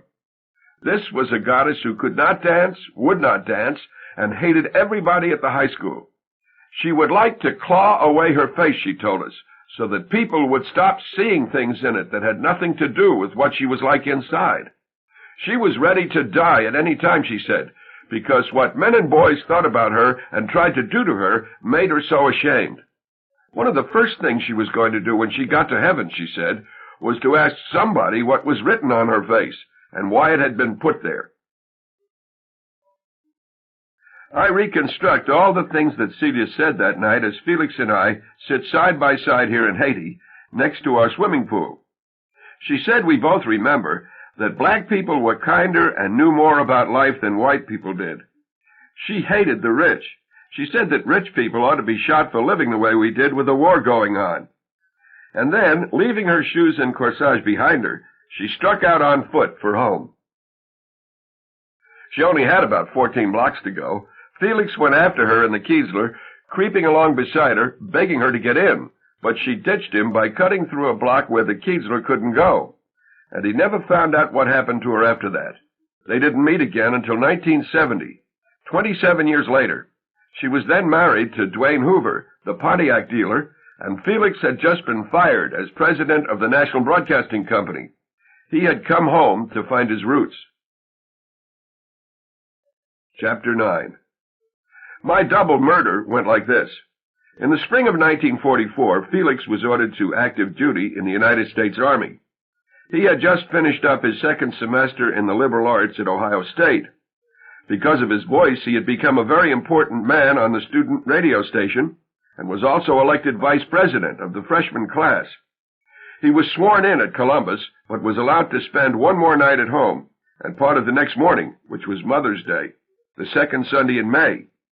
There were no tears, nor should there have been any, since the Army was going to use him as a radio announcer. But we could not have known that, so we did not cry, because Father said that our ancestors had always been proud and happy to serve their country in time of war. Marco Maritimo, I remember, who by then, in partnership with his brother Gino, had become the biggest building contractor in town, had a son who was drafted at the very same time. And Marco and his wife brought their son over to our house on the night before Mother's Day, and the whole family cried like babies. They didn't care who saw them do it. They were right to cry, too, as things turned out. Their son Giulio would be killed in Germany. At dawn on Mother's Day, while Mother was still asleep, Father and Felix and I went out to the rifle range of the Midland County Rod and Gun Club, as we had done at least 100 times before. It was a Sunday morning ritual, this discharging of firearms. Although I was only 12, I had fired rifles and pistols and shotguns of every kind. And there were plenty of other fathers and sons blazing away and blazing away. Police Chief Francis X. Morrissey was there, I remember, with Bucky, his son. Morrissey was one of the bunch who had been goose hunting with Father and John Fortune back in 1916, when old August Gunther disappeared. Only recently have I learned that it was Morrissey who killed old Gunther. He accidentally discharged a 10-gauge shotgun about a foot from Gunther's head. There was no head left. So Father and the rest, in order to keep Morrissey's life from being ruined by an accident that could have happened to anyone, launched Gunther's body for a voyage down Sugar Creek. On the morning of Mother's Day, Father and Felix and I didn't have any exotic weapons along. Since Felix was headed for battle, seemingly, we brought only the Springfield .30-06. The Springfield was no longer the standard American infantry weapon. It had been replaced by the Garand, by the M1, but it was still used by snipers because of its superb accuracy. We all shot well that morning, but I shot better than anybody, which was much commented upon. But only after I had shot a pregnant housewife that afternoon would anybody think to award me my unshakable nickname, Deadeye Dick. I got one trophy out on the range that morning, though. When we were through firing, Father said to Felix, "Give your brother Rudy the key." Felix was puzzled. "What key is that?" he said. And Father named the Holy of Holies, as far as I was concerned. Felix himself hadn't come into possession of it until he was 15 years old, and I had never even touched it. "Give him," said Father, "the key to the gunroom door." I was certainly very young to receive the key to the gunroom. At 15, Felix had probably been too young, and I was only 12. And after I shot the pregnant housewife, it turned out that Father had only the vaguest idea how old I was. When the police came, I heard him say that I was 16 or so. There was this. I was tall for my age. I was tall for any age, since the general population is well under 6 feet tall, and I was 6 feet tall. I suppose my pituitary gland was out of kilter for a little while, and then it straightened itself out. I did not become a freakish adult, except for my record as a double murderer, as other people my age more or less caught up with me. But I was abnormally tall and weak for a time there. I may have been trying to evolve into a Superman, and then gave it up in the face of community disapproval. So after we got home from the Rod and Gun Club, and I could feel the key to the gunroom burning a hole in my pocket, there was yet another proof that I had to be a man now, because Felix was leaving. I had to chop the heads off 2 chickens for supper that night. This was another privilege which had been accorded Felix, who used to make me watch him. The place of execution was the stump of the walnut tree, under which Father and old August Gunther had been lunching when the Maritimo brothers arrived in Midland City so long ago. There was a marble bust on a pedestal, which also had to watch. It was another piece of loot from the von Fürstenberg estate in Austria. It was a bust of Voltaire.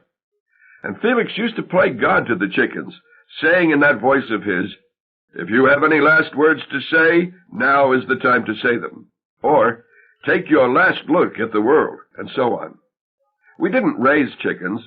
A farmer brought in 2 chickens every Sunday morning, and they had their peepholes closed by a machete in Felix's right hand almost immediately. Now, with Felix watching and about to catch a train for Columbus and then a bus for Fort Benning, Georgia, it was up to me to do. So I grabbed a chicken by its legs and I flopped it down on the stump, and I said in a voice like a penny whistle, "Take your last look at the world." Off came its head. Felix kissed Mother, and he shook Father's hand, and he boarded the train at the train station. And then Mother and Father and I had to hurry on home, because we were expecting a very important guest for lunch. She was none other than Eleanor Roosevelt, the wife of the President of the United States. She was visiting war plants in the boondocks to raise morale. Whenever a famous visitor came to Midland City, he or she was usually brought to Father's studio at one point or another, since there was so little else to see.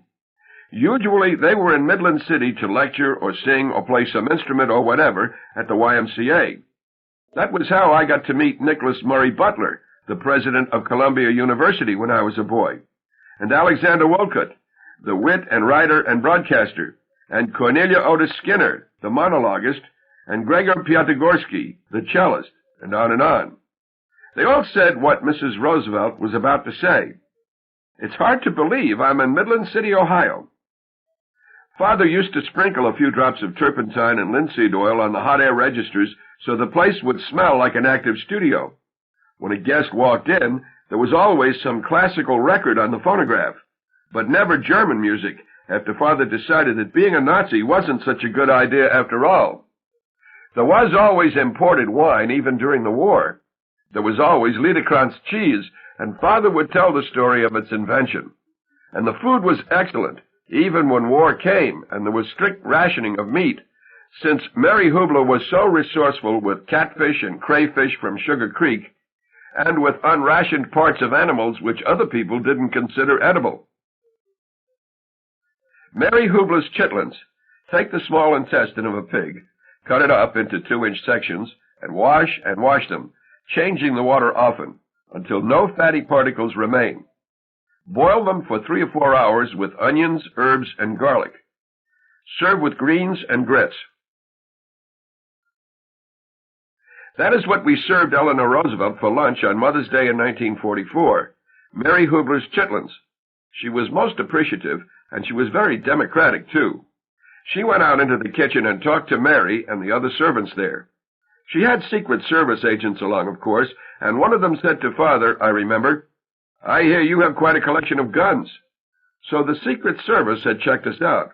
They surely knew, too, that Father had been an admirer of Hitler, but was now reformed, supposedly.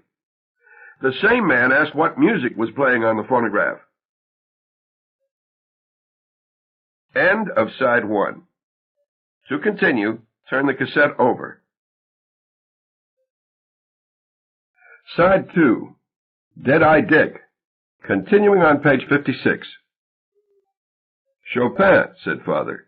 And then when the agent appeared to have another question, Father guessed it and answered it. "A Pole," he said. "A Pole, a Pole, a Pole." And Felix and I, comparing notes here in Haiti, now realized that all our distinguished visitors from out of town had been tipped off that Father was a phony as a painter. Not one of them ever asked to see examples of Father's work. If somebody had been ignorant enough or rude enough to ask, he would have shown them, I suppose, a small canvas clamped into the rugged framework of his easel. His easel was capable of holding a canvas 8 feet high and 12 feet wide, I would guess. As I've already said, and particularly in view of the room's other decorations, it was easily mistaken for a guillotine.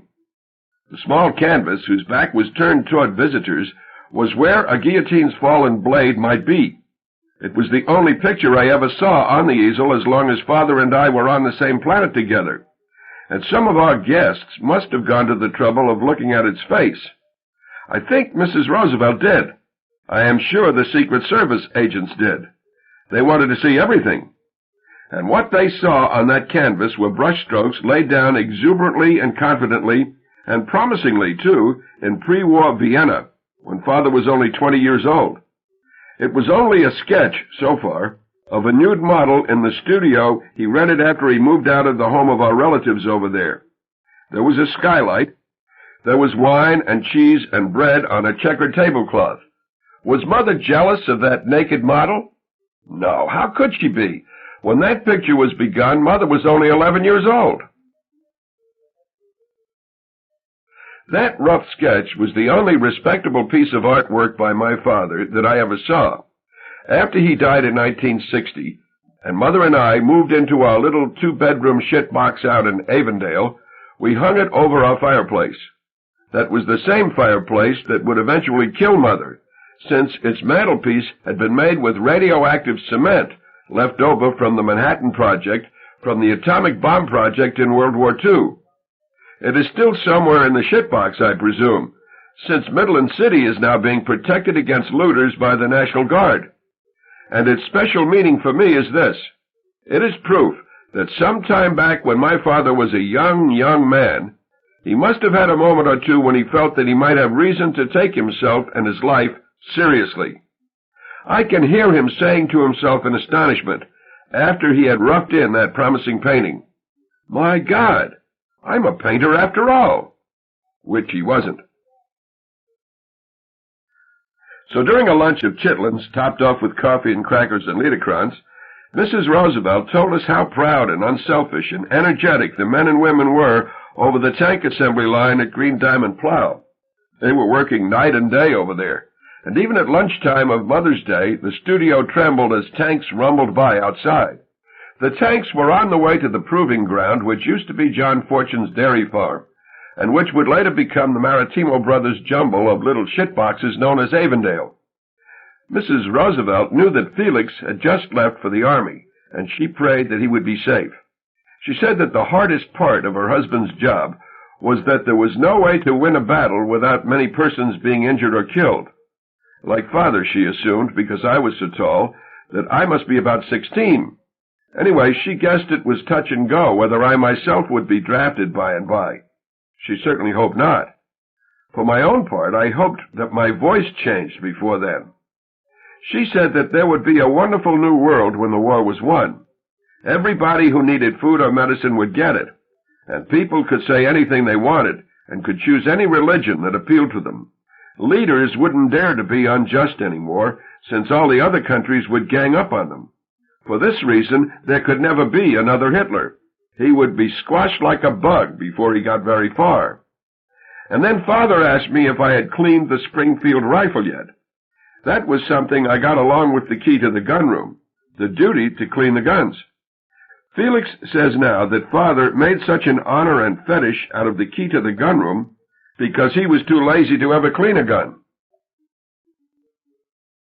Mrs. Roosevelt, I remember, made some polite inquiry about my familiarity with firearms, and it was news to Mother, too, that I had the key to the gunroom now. So Father told them both that Felix and I knew more about small arms than most professional soldiers, and he said most of the things the National Rifle Association still says about how natural and beautiful it is for Americans to have love affairs with guns. He said that he had taught Felix and me about guns when we were so young in order to make our safety habits second nature. My boys will never have a shooting accident, he said, because their respect for weapons has become a part of their nervous systems. I wasn't about to say so, but I had some doubts at that point about the gun safety habits of Felix, and of his friend, Bucky Morrissey, too, the son of the chief of police. For the past couple of years anyway, Felix and Bucky, without Father's knowledge, had been helping themselves to various weapons in the gunroom, and had picked up crows perched on headstones in Calvary Cemetery, and had cut off telephone service to several farms by shooting insulators along the Shepherdstown Turnpike, and had blasted God only knows how many mailboxes all over the county, and had actually loosed a couple of rounds at a herd of sheep out near Sacred Miracle Cave. Also, after a big Thanksgiving Day football game between Midland City and Shepherdstown, A bunch of Shepherdstown tough guys had caught Felix and Bucky walking home from the football field. They were going to beat up Felix and Bucky, but Felix dispersed them by pulling from the belt under his jacket a fully loaded Colt .45 automatic. He wasn't kidding around. But Father knew nothing of this, obviously, as he blathered on about safety habits. And after Mrs. Roosevelt made her departure, he sent me up to the gun room to clean the Springfield without further delay. So this was Mother's Day to most people, but to me it was the day during which, ready or not, I had been initiated into manhood. I had killed the chickens. Now I had been made master of all these guns and all this ammunition. It was something to savor. It was something to think about, and I had the Springfield in my arms. It loved to be held. It was born to be held. I liked it so much, and it liked me so much, since I had fired it so well that morning, that I took it with me when I climbed the ladder up into the cupola. I wanted to sit up there for a while and look out over the roofs of the town, supposing that my brother might be going to his death, and hearing and feeling the tanks in the street below. Ah, sweet mystery of life. I had a clip of ammunition in my breast pocket. It had been there since morning. It felt good. So I pushed it down into the rifle's magazine, since I knew the rifle enjoyed that so. It just ate up those cartridges. I slid forward the bolt, which caught the topmost cartridge and delivered it into the chamber. I locked the bolt. Now the rifle was cocked with a live cartridge snugly home. For a person as familiar with firearms as I was, this represented no commitment whatsoever. I could let down the hammer gently without firing the cartridge, and then I could withdraw the bolt, which would extract the live cartridge and throw it away. But I squeezed the trigger instead. Chapter 10. Eleanor Roosevelt, with her dreams of a better world than this one, was well on her way to some other small city by then to raise morale, so she never got to hear me shoot. Mother and Father heard me shoot, so did some of the neighbors. But nobody could be sure of what he or she had heard, with the tanks making such an uproar on their way to the proving ground. Their new engines backfired plenty the first time they tasted petroleum. Father came upstairs to find out if I was all right. I was better than that. I was at one with the universe. I heard him coming, but I was unconcerned, even though I was still at an open window in the cupola with the Springfield in my arms. He asked me if I had heard a bang. I said I had. He asked me if I knew what the bang had been. I said no.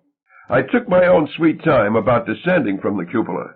Firing the Springfield over the city was now part of my treasure house of memories. I hadn't aimed at anything. If I thought of the bullet hitting anything, I don't remember now. I was the great marksman anyway. If I aimed at nothing, then nothing is what I would hit. The bullet was a symbol, and nobody was ever hurt by a symbol. It was a farewell to my childhood and a confirmation of my manhood. Why didn't I use a blank cartridge? What kind of a symbol would that have been? I put the spent cartridge in a wastebasket for spent cartridges, which would be given to a scrap drive. It became a member of that great wartime fraternity, Cartridge Cases Anonymous. I took the Springfield apart and cleaned it.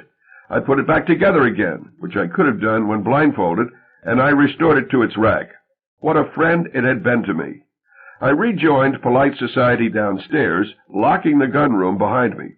All those guns weren't for just anybody to handle. Some people were fools where guns were concerned.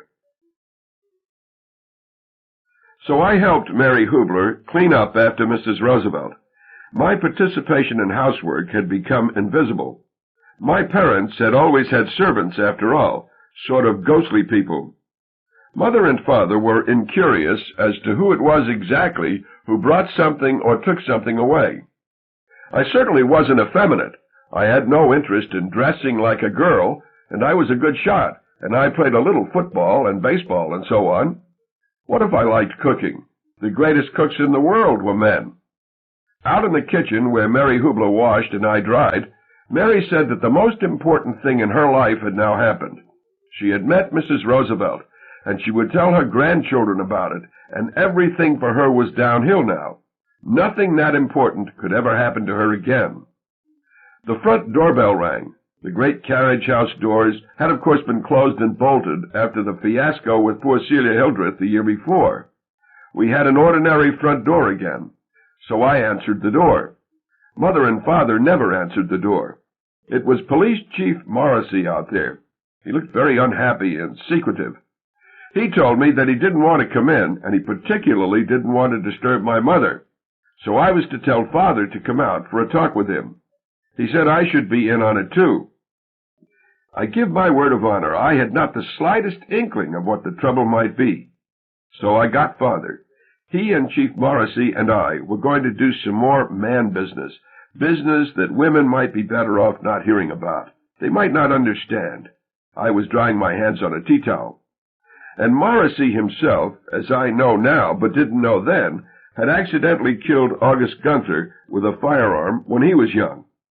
And he said quietly to Father and me that Eloise Metzger, the pregnant wife of the city editor of the Bugle Observer, George Metzger, had just been shot dead while running a vacuum cleaner in the guest room on the second floor of her home over on Harrison Avenue, about 8 blocks away. There was a bullet hole in the window. Her family downstairs had become worried when the vacuum cleaner went on running and running without being dragged around at all. Chief Morrissey said that Mrs. Metzger couldn't have felt any pain, since the bullet got her right between the eyes. She never knew what hit her. The bullet had been recovered from the guest room floor, and it was virtually undamaged, thanks to its copper jacket, in spite of all it had been through. Now, I am asking you two as an old friend of the family, said Morrissey, and before any official investigation has begun, and I am just another human being and family man standing here before you. Does either one of you have any idea where a .30 caliber copper-jacketed rifle bullet could have come from about an hour ago? I died, but I didn't die. Father knew exactly where it had come from. He had heard the bang. He had seen me at the top of the ladder in the cupola with the Springfield in my arms. He made a wet hiss, sucking in air through his clenched teeth. It is the sound Stoics make when they have been hurt a good deal. He said, "Oh, Jesus." "Yes," said Morrissey, and everything about his manner said that no possible good could come from our being made to suffer for this unfortunate accident, which could have happened to anyone. He, for one, would do all in his power to make whatever we had done somehow understandable and acceptable to the community. Perhaps even we could convince the community that the bullet had come from somewhere else. We certainly didn't have the only .30 caliber rifle in town. I myself began to feel a little better. Here was this wise and powerful adult, the chief of police no less, and he clearly believed that I had done no bad thing. I was unlucky. I would never be that unlucky again. That was for sure. I took a deep breath. That was for sure. Chapter 11. So everything was going to be okay, and Father's life and Mother's life and my life would have been okay, I firmly believe, if it weren't for what Father did next. He felt that given who he was, he had no option other than to behave nobly. "The boy did it," he said, "but it is I who am to blame." "Now, just a minute, Otto," Morrissey cautioned him. But Father was off and running into the house, shouting to Mother and Mary Hubler and anybody else who could hear him, "I am to blame, I am to blame." And more police came, not meaning to arrest me or Father, or to even question us, but simply to report to Morrissey. They certainly weren't going to do anything mean unless Morrissey told them to. So they heard Father's confession, too. "I am to blame." What, incidentally, was a pregnant mother of two doing operating a vacuum cleaner on Mother's Day? She was practically asking for a bullet between the eyes, wasn't she? Felix missed all the fun, of course, since he was on a troop bus bound for Georgia. He had been put in charge of his particular bus because of his commanding vocal cords, but that was pretty small stuff compared to what Father and I were doing. And Felix has made surprisingly few comments over the years on that fateful Mother's Day. Just now, though, here in Haiti, he said to me, "You know why the old man confessed?" "No," I said. "It was the first truly consequential adventure life had ever offered him. He was going to make the most of it. At last, something was happening to him. He would keep it going as long as he could. Father really did make quite a show of it. Not only did he make an unnecessary confession, but then he took a hammer and a pry bar and a chisel and the machete I had used on the chickens, and he went clumping upstairs to the gunroom door. He himself had a key, but he didn't use it. He hacked and smashed the lock away. Everybody was too awed to stop him. And never, may I say, would the moment come when he would give the tiniest crumb of guilt to me. The guilt was all his, and would remain entirely, exclusively his for the rest of his life. So I was just another bleak and innocent onlooker, along with Mother and Mary Hubler and Chief Morrissey and maybe 8 small city cops. He broke all his guns, just wailed away at them in their racks with a hammer. He at least bent or dented all of them. A few old-timers shattered. What would those guns be worth today if Felix and I had inherited them? I will guess $100,000 or more. Father ascended the ladder into the cupola where I had been so recently. He there accomplished what Marco Maritimo later said should have been impossible for one man with such small and inappropriate tools. He cut away the base of the cupola, and he capsized it. It twisted free from its last few feeble moorings, and it went bounding down the slate roof, and it went crashing, weather vane and all, onto Chief Morrissey's police car in the driveway below. There was silence after that. I and the rest of Father's audience were at the foot of the gunroom ladder looking up. What a hair-raising melodrama Father had given to Midland City, Ohio. And it was over now. There the leading character was, above us, crimson-faced and panting, but somehow most satisfied, too, exposed to wind and sky. Chapter 12. I think Father was surprised when he and I were taken away to jail after that. He never said anything to confirm this, but I think, and Felix agrees, that he was sufficiently adrift to imagine that wrecking the guns and decapitating the house would somehow settle everything. He intended to pay for his crime, the trusting of a child with firearms and live ammunition, before the bill could even be presented. What class! That was surely one of the messages his pose at the top of the ladder against the sky had conveyed to me, and I had been glad to believe it. Paid in full, by God, paid in full. But they took us down to the Hooskow. Mother went to bed and didn't get out of it for a week. Marco and Gino Maritimo, who had dozens of workmen at their command, came over to put a tar paper cap on the big hole in the roof personally, before the sun went down. Nobody had called them. Everybody in town had heard about the kinds of trouble we were in by then. Most of the sympathy, naturally enough, was going to the husband and 2 children of the woman I had shot. And Eloise Metzger had been pregnant, which, as I have already said, made me a double murderer. You know what it says in the Bible? Thou shalt not kill. Chief Morrissey gave up on rescuing Father and me, since Father seemed to find it so rewarding to damn and doom himself. Throwing up his hands and departing, he left us in the hands of a mild old lieutenant and a stenographer. Father told me to describe exactly how I had fired the rifle, and I answered simply and truthfully. The stenographer wrote it down. And then Father had this to say, for his own part, which was also duly recorded. This is only a boy here. His mother and I are morally and legally responsible for his actions, except when it comes to the handling of firearms. I alone am responsible for whatever he does with guns, and I alone am responsible for the terrible accident which happened this afternoon. He has been a good boy up to now, and will be a sturdy and decent man in due time. I have no words of reproach to utter to him now. I gave him a gun and ammunition when he was much too young to have them without any supervision. He had by then found out I was only 12 and not 16 or so. Leave him out of this. Leave my poor wife out of this.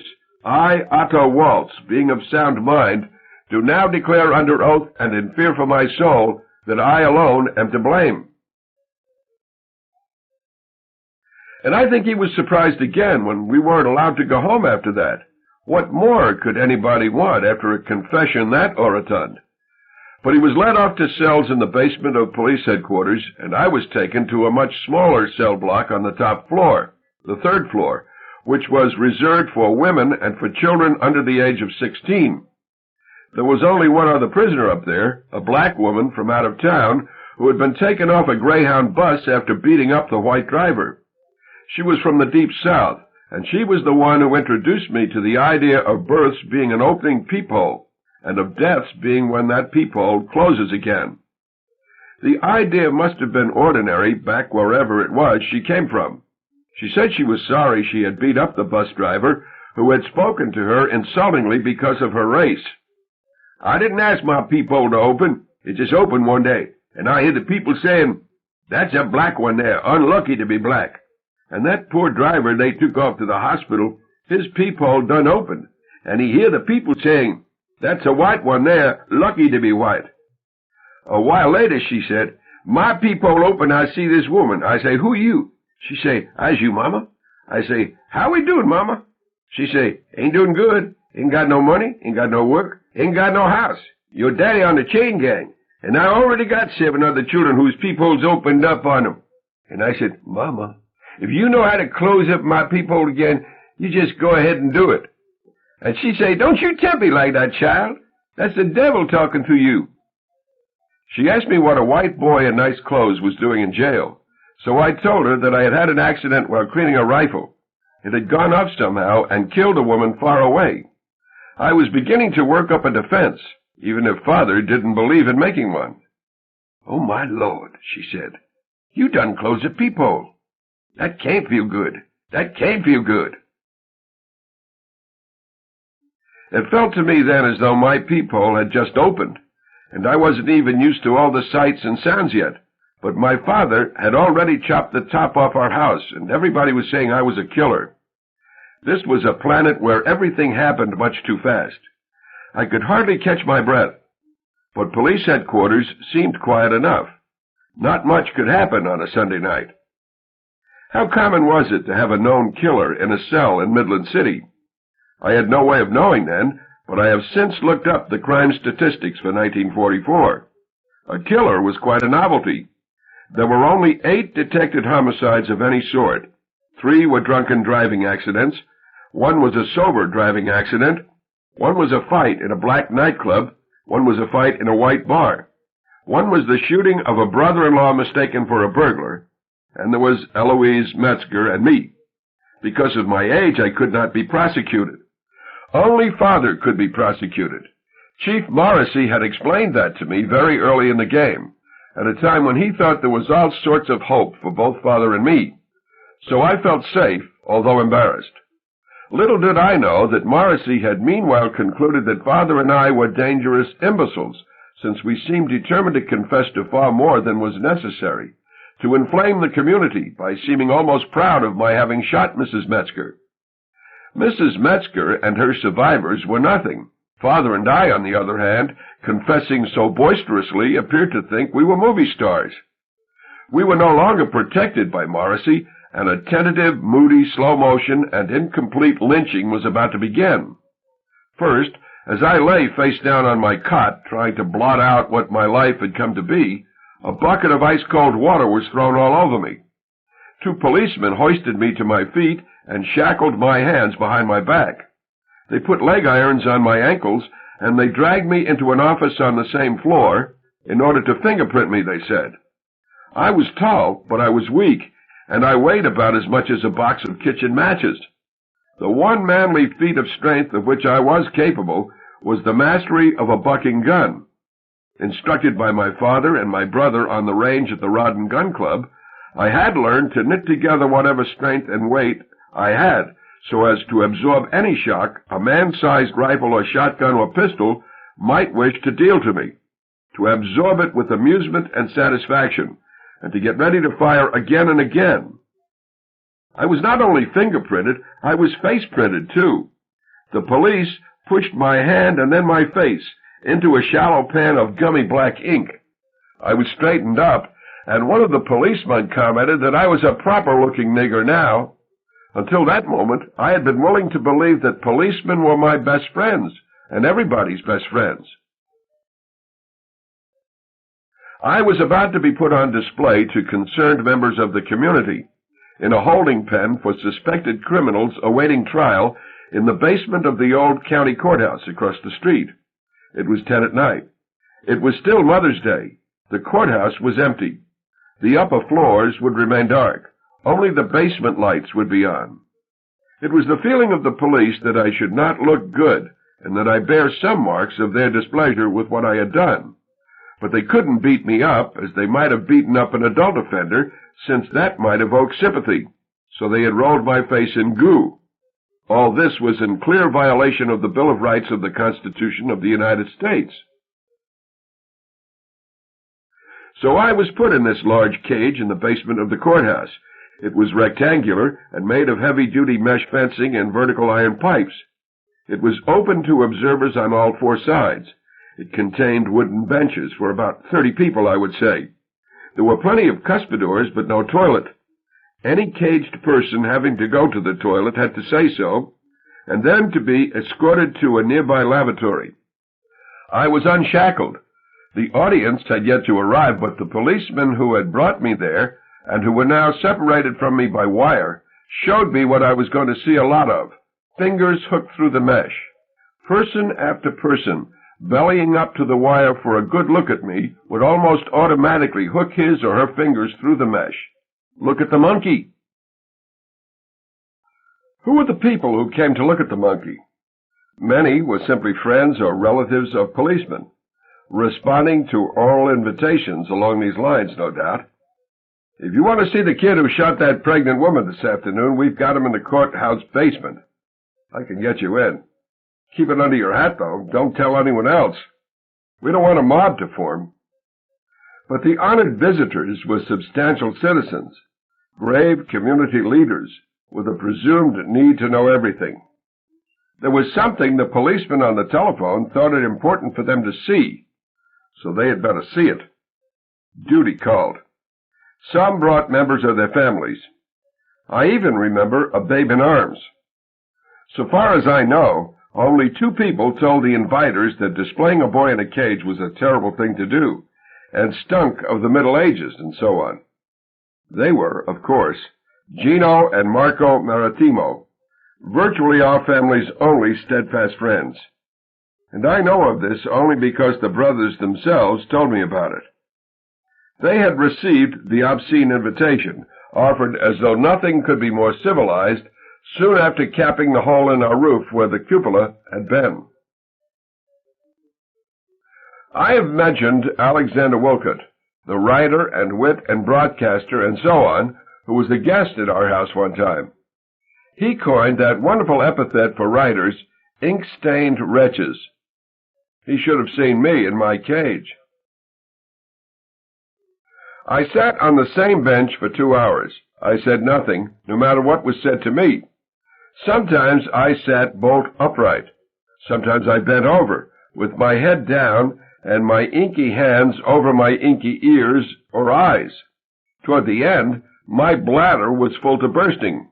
I peed in my pants rather than speak. Why not? I was a geek. I was a wild man from Borneo. I have since determined, from talking to old people, that I was the only Midland City criminal to have been put on public display since the days of public hangings on the courthouse lawn.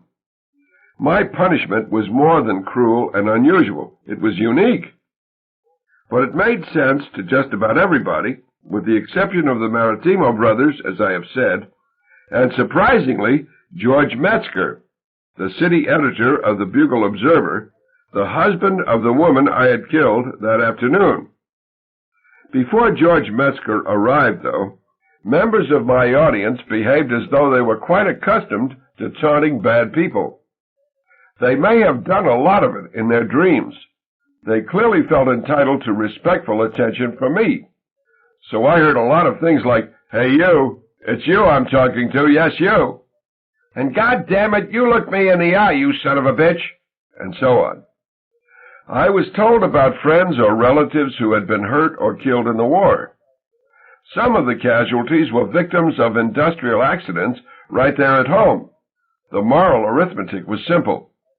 Here all those soldiers and sailors and workers in war plants were risking their all to add more goodness to the world, whereas I had just subtracted some. What was my own opinion of myself? I thought I was a defective human being, and that I shouldn't even be on this planet anymore. Anybody who would fire a Springfield 3006 over the rooftops of a city had to have a screw loose. If I had begun to reply to the people, I think that's what I would have babbled over and over again. I have a screw loose somewhere. I have a screw loose somewhere. I have a screw loose somewhere. Celia Hildreth came by the cage. I hadn't seen her for a year, since the awful night of the senior prom, but I had no trouble recognizing her. She was still the most beautiful woman in town. I can't imagine that the police had seen fit to invite her. It was her escort, Shirley, who had been invited. She was on the arm of Dwayne Hoover, who was then some sort of civilian inspector for the Army Air Corps, I think. Something had kept him out of uniform. I knew who he was because he was good with automobiles, and Father had hired him from time to time to do some work on the Kiesler. Dwayne would eventually marry Celia and become the most successful automobile dealer in the area. Celia would commit suicide by eating Drano, a drain-clearing compound of lye and zinc chips, in 1970, 12 years ago now. She killed herself in the most horrible way I can think of, a few months before the dedication of the Mildred Barry Memorial Center for the Arts. Celia knew the Arts Center was going to open, and the newspaper and the radio station and the politicians and so on all said what a difference it was going to make in the quality of life in Midland City. But there was the can of Drano with all its dire warnings, and she just couldn't wait around anymore. I have seen unhappiness in my time. Chapter 13. Now that I have known Haiti with its voodooism, with its curses and charms and zombies and good and bad spirits which can inhabit anybody or anything and so on, I wonder if it mattered much that it was I who was in the cage in the basement of the old courthouse so long ago. A curiously carved bone or stick or a dried mud doll with straw hair would have served as well as I did there on the bench, as long as the community believed, as Midland City believed of me, that it was a package of evil magic. Everybody could feel safe for a while. Bad luck was caged. There was bad luck, cringing on the bench in there. See for yourself. At midnight, all the civilians were shooed out of the basement. That's it, folks, said the police, and show's over, folks, and so on. They were frank to call me a show. I was regional theater. But I wasn't let out of the cage. It would have been nice to take a bath and to go to bed between clean sheets and to sleep until I died. There was more to come. 6 policemen were still in the basement with me, 3 in uniform and 3 in plain clothes, and all with pistols. I could name the manufacturers of the pistols and their calibers. There wasn't a pistol there that I couldn't have taken apart and cleaned properly and put together again.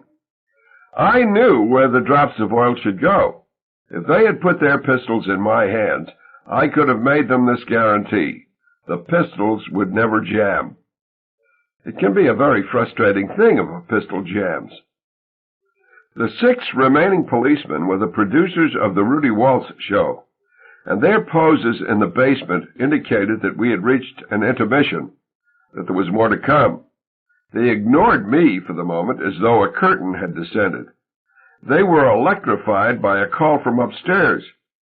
"He's here," was the call, as the door upstairs opened and shut. They echoed that. "He's here! He's here!" They wouldn't say who it was, but it was somebody somehow marvelous. Now I heard his footsteps on the stairs. I thought it might be an executioner. I thought it might be Police Chief Francis X. Morrissey, that old family friend who had yet to show himself. I thought it might be my father. It was George Metzger, the 35-year-old widower of the woman I had shot. He was 15 years younger than I am now, a mere spring chicken. but as children will, I saw him as an old man. He was bald on top, he was skinny, and his posture was bad, and he was dressed like almost no other man in Midland City, in gray flannel trousers and a tweed sport coat. What I would recognize much later at Ohio State as the uniform of an English professor. All he did was write and edit at the Bugle Observer all day long. I did not know who he was. He had never been to our house.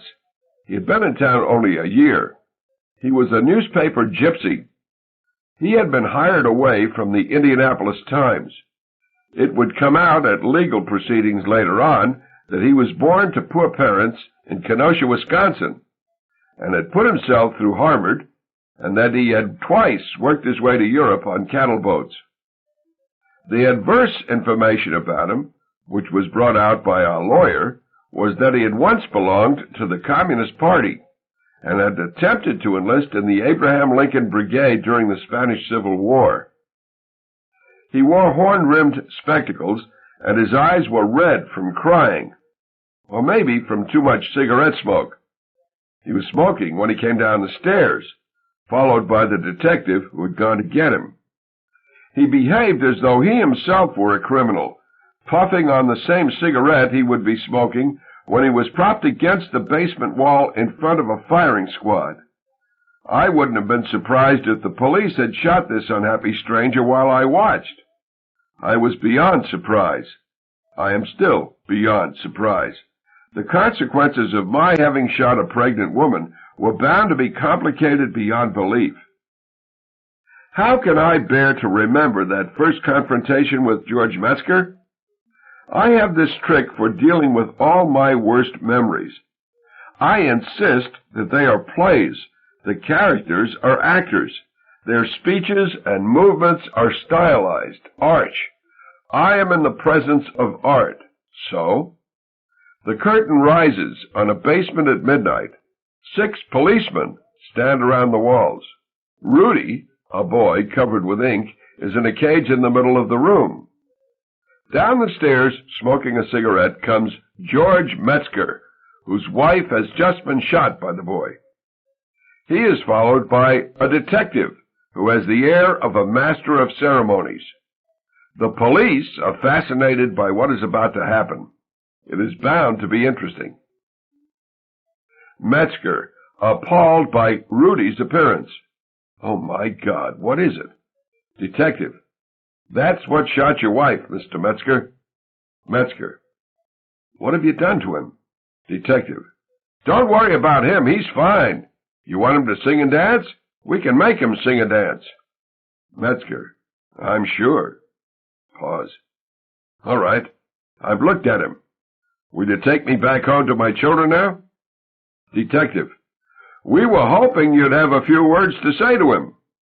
Metzger. Is that required? Detective. No, sir.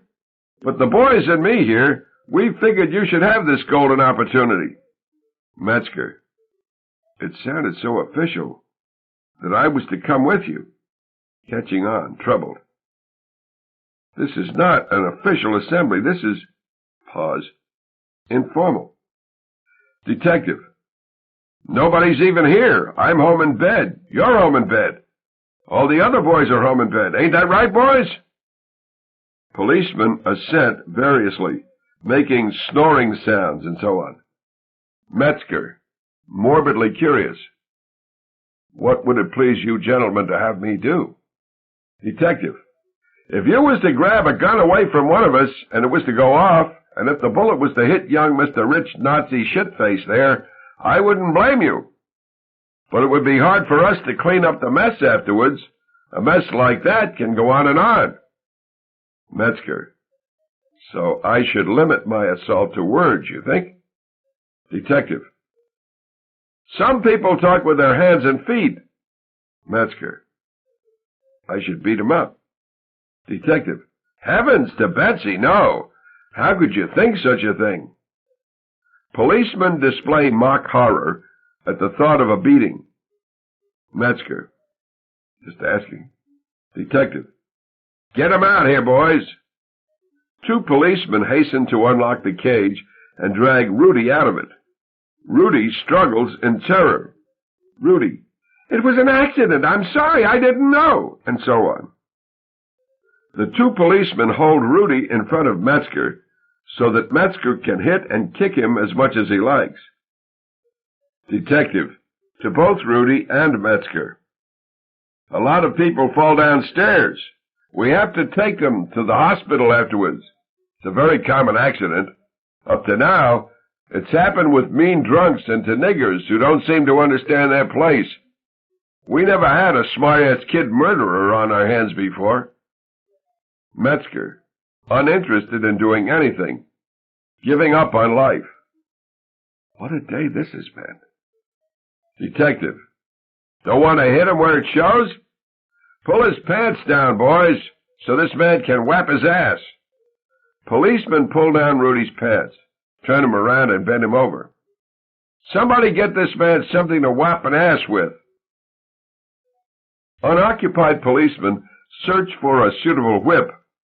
Policeman 1 finds a piece of cable on the floor about 2 feet long, proudly brings it to Metzger, who accepts it listlessly. Metzger, "Many thanks." Policeman 1, "Any time." Rudy, "I'm sorry. It was an accident." All wait in silence for the first blow. Metzger does not move, but speaks to a higher power instead. Metzger, "God, there should not be animals like us. There should be no lives like ours." Metzger drops the whip, turns, walks to the stairs, clumps up them. Nobody moves. A door upstairs opens and closes. Rudy is still bent over. 20 seconds pass. Policeman 1, in a dream. "Jesus, how's he going to get home?" Detective, in a dream. "Walk. It's nice out." Policeman 1, "How far away does he live?" Detective, 6 blocks from here. Curtain. It wasn't exactly like that, of course. I don't have total recall.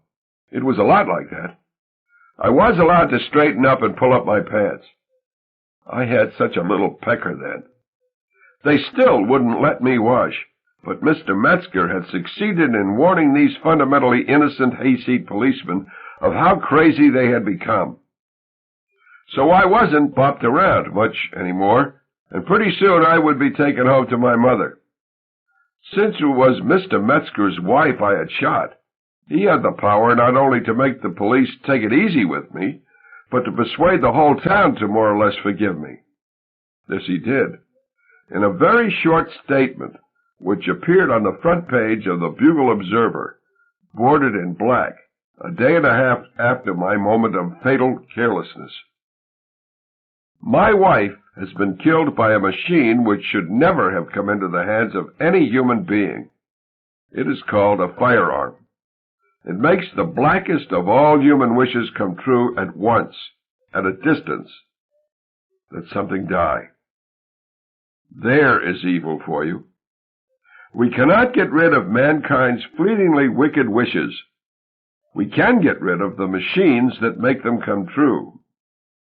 I give you a holy word. Disarm. Chapter 14. While I was in the cage, another bunch of policemen had been beating up Father in the police station across the street. He should never have refused the easy way out which Police Chief Morrissey had offered him. But it was too late now. The police actually threw him down a flight of stairs. They didn't just pretend that was what had happened to him. There was a lot of confused, racist talk, evidently. Father would later remember lying at the bottom of the stairs, with somebody standing over him and asking him, "Hey, Nazi, how does it feel to be a nigger now?" They brought me to see him after my confrontation with George Metzger. He was in a room in the basement, all bunged up, and entirely broken in spirit. "Look at your rotten father," he said. "What a worthless man I am." If he was curious about my condition, he gave no sign of it. He was so theatrically absorbed by his own helplessness and worthlessness that I don't think he even noticed that his own son was all covered with ink. Nor did he ever ask me what I had just been through. Nor did he consider the propriety of my hearing what he was determined to confess next, which was how his character had been corrupted at an early age by liquor and whores. I would never have known of the wild times he and old August Gunther used to have, when they were supposedly visiting museums and studios. Felix would never have known of them if I hadn't told him. Mother never did know, I'm sure. I certainly never told her. And that might have been bearable information for a 12-year-old, since it had all happened so long ago. But then Father went on to say that he still patronized prostitutes regularly, although he had the most wonderful wife in the world. He was all in pieces. The police had become subdued by then. Some of them may have been wondering what on earth they thought they had been doing. Word may have come down from Chief Morrissey that enough was enough. Father and I had no lawyer to secure our rights for us. Father refused to call a lawyer. But the district attorney or somebody must have said that I should be sent home without any further monkey business. Anyway, after being shown my father, I was told to sit on a hard bench in a corridor and wait. I was left all alone, still covered with ink. I could have walked out of there. Policemen would come by and hardly give me a glance. And then a young one in uniform stopped in front of me, acting like somebody who had been told to carry the garbage out. And he said, "On your feet, killer. I've got orders to take you home." There was a clock on the wall. It was 1 o'clock in the morning. The law was through with me, except as a witness. Under the law, I was only a witness to my father's crime of criminal negligence. There would be a coroner's inquest. I would have to testify. So this ordinary patrolman drove me home. He kept his eye on the road, but his thoughts were all of me. He said that I would have to think about Mrs. Metzger lying cold in the ground for the rest of my life, and that if he were me, he would probably commit suicide. He said that he expected some relative of Mrs. Metzger would get me sooner or later when I least expected it. Maybe the very next day, or maybe when I was a man full of hopes and good prospects and with a family of my own. Whoever did it, he said, would probably want me to suffer some. I would have been too addled, too close to death to get his name if he hadn't insisted that I learn it. It was Anthony Squires, and he said it was important that I commit it to memory, since I would undoubtedly want to make a complaint about him, since policemen were expected to speak politely at all times, and that before he got me home, he was going to call me a little Nazi cocksucker and a dab of cat shit, and he hadn't decided what all yet. He explained, too, why he wasn't in the armed forces, even though he was only 24 years old. Both his eardrums were broken, he said, because his father and mother used to beat him up all the time. They held my hand over the fire of a gas range once, he said. You ever had that done to you? No, I said. High time, he said. Or too late, maybe. That's locking the barn after the horse is stolen. And I, of course, reconstruct this conversation from a leaky old memory. It went something like that. I can give my word of honor that one thing was said, however. You know what I'm going to call you from now on, he said, and what I'm going to tell everybody else to call you? No, I said. And he said, Deadeye Dick. He did not accompany me to the door of our home, which was dark inside. There was no moon. His headlights picked out a strange, broken form in the driveway. It hadn't been there on the previous morning. It was, of course, the wreckage of the cupola and the famous weather vane. It had been pulled off the top of the police chief's car and left there in the driveway. The front door was locked, which wasn't unusual. It was always locked at night, since the neighborhood had deteriorated so, and since we had so many supposed art treasures inside. I had a key in my pocket, but it wasn't the right key. It was the key to the gunroom door. Patrolman Anthony Squires, incidentally, would many years later become chief of detectives, and then suffer a nervous breakdown. He is dead now. He was working as a part-time bartender at the new Holiday Inn when he had his peephole closed by ye old neutron bomb. Mrs. Gino Maritima's Spuma de Chocolata. Break up 6 ounces of semi-sweet chocolate in a saucepan. Melt it in a 250-degree oven. Add 2 teaspoons of sugar to 4 egg yolks and beat the mixture until it is pale yellow. Then mix in the melted chocolate, a 1/4 cup of strong coffee, and 2 tablespoons of rum. Whip 2/3 of a cup of cold, heavy whipping cream until it is stiff. Fold it into the mixture. Whip 4 egg whites until they form stiff peaks, then fold them into the mixture. Stir the mixture ever so gently, then spoon it into cups, each cup a serving. Refrigerate for 12 hours. Serves 6. So Mother's Day of 1944 was over. I was locked out of my own home as the wee hours of a new day began. I shuffled through the darkness to our back door, the only other door. That, too, was locked. No one had been told to expect me, and we had no servants who lived with us. So there was only my mother to awaken inside. I did not want to see her. I had not cried yet about what I had done, and about all that had been done to me.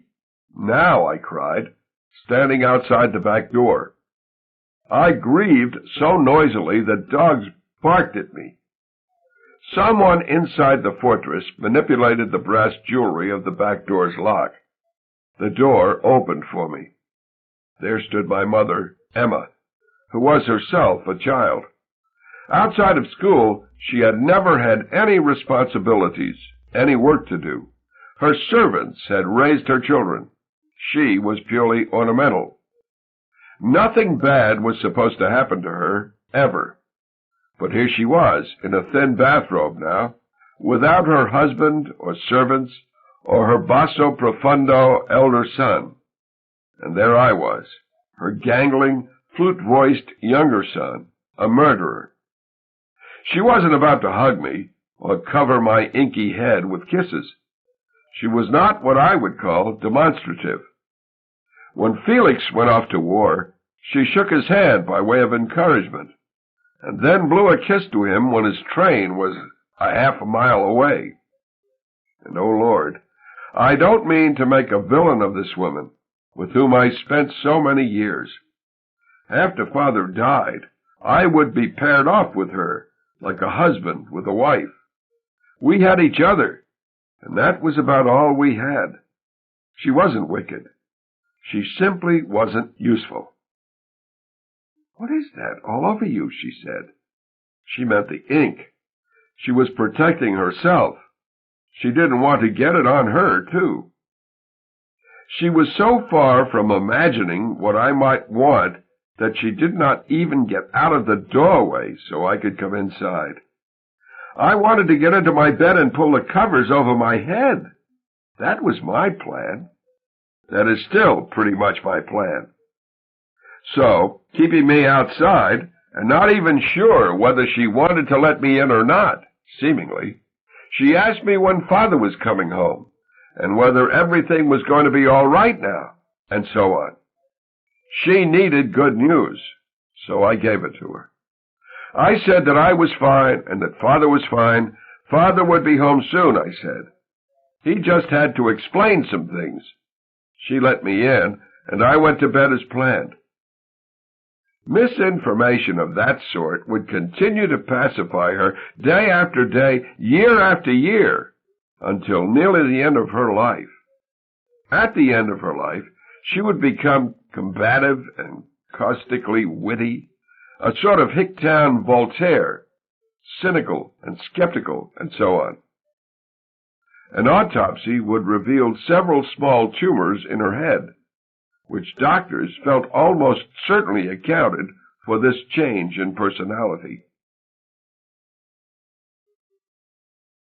Father was sent to prison for 2 years, and he and Mother were sued successfully by George Metzger for everything they had, except for a few essential pieces of furniture and the crudely patched roof over their heads. All Mother's wealth, it turned out, was in Father's name. Father did nothing effective to defend himself. Against all advice, he was his own lawyer. He pled guilty right after he was arrested, and he pled guilty again at the coroner's inquest, where he made no comment on what was evident to everyone, that he had very recently been beaten black and blue. Nor, as his own lawyer and mine, did he put on the record that any number of laws had been violated when I, only 12 years old, had been smeared with ink and exposed to public scorn. The community was to be ashamed of nothing. Father was to be ashamed of everything. My father, the master of so many grand gestures and attitudes, turned out to be as collapsible as a paper cup. He had always known, evidently, that he wasn't worth a good goddamn. He had only kept going, I think, because all that money, which could buy almost anything, kept coming in and coming in. The shock to me wasn't that my father was so collapsible. The shock to me was that Mother and I were so unsurprised. Nothing had changed. After we got home from the inquest, incidentally, which happened the day before Mrs. Metzger's funeral, we got a telephone call from my brother Felix at Fort Benning. Even before basic training had begun, he said, an officer had recommended that he be made an acting corporal, and that he go to officers' candidate school in 13 weeks. This was because he had exhibited such leadership on the troop bus. And I didn't talk, but I listened in on an extension. Felix asked how everything was going with us, and neither Mother nor Father would tell him the truth. Mother said to him, "You know us. We're just like Old Man River. We just keep rolling along." Chapter 15. Father was defended by a lawyer in the lawsuit, but he was a jailbird by then. As things turned out, he would have been better off simply to hand over everything to George Metzger without a trial. At least he wouldn't have had to listen to proofs that he had admired Hitler, and that he had never done an honest day's work, and that he only pretended to be a painter, and that he had no education beyond high school, and that he had been arrested several times during his youth in other cities, and that he had regularly insulted his working relatives, and on and on. There were enough ironies, certainly, to sink a battleship. The young lawyer who represented George Metzger had offered his services first to Father. He was Bernard Ketchum, and the Maritimo brothers had brought him to the coroner's inquest, urging Father to hire him and start using him then and there. He wasn't in the armed forces because he was blind in one eye. When he was little, a playmate had shot him in the eye with a BB gun. Ketchum was ruthless on Metzger's behalf, just as he would have been ruthless with Metzger if Father had hired him. He certainly never let the jury forget that Mrs. Metzger had been pregnant. He made the embryo a leading personality in town. It was always she, since it was known to have been a female. And although Ketchum himself had never seen her, he spoke familiarly of her perfectly formed little fingers and toes. Years later, Felix and I would have reason to hire Ketchum to sue the Nuclear Regulatory Commission and the Maritimo Brothers Construction Company and the Ohio Valley Ornamental Concrete Company for killing our mother with a radioactive mantelpiece. That is how Felix and I got the money to buy this hotel, and old Ketchum is also a partner. My instructions to catch him were these: don't forget to tell the jury about Mother's perfectly formed little fingers and toes. After Father lost the lawsuit, we had to let all the servants go. There was no way to pay them, and Mary Hubler and all the rest of them left in tears. Father was still in prison, so at least he was spared those wrenching farewells. Nor did he experience that spooky morning after, when Mother and I awoke in our separate rooms and came out onto the balcony overhanging the main floor and listened and sniffed. Nothing was being cooked. No one was straightening up the room below and waiting for the time when she could make our beds. This was new. I, of course, got breakfast. It was easy and natural for me to do. And thus did I begin a life as a domestic servant to my mother, and then to both my parents. As long as they lived, they never had to prepare a meal, or wash a dish, or make a bed, or do the laundry, or dust, or vacuum, or sweep, or shop for food.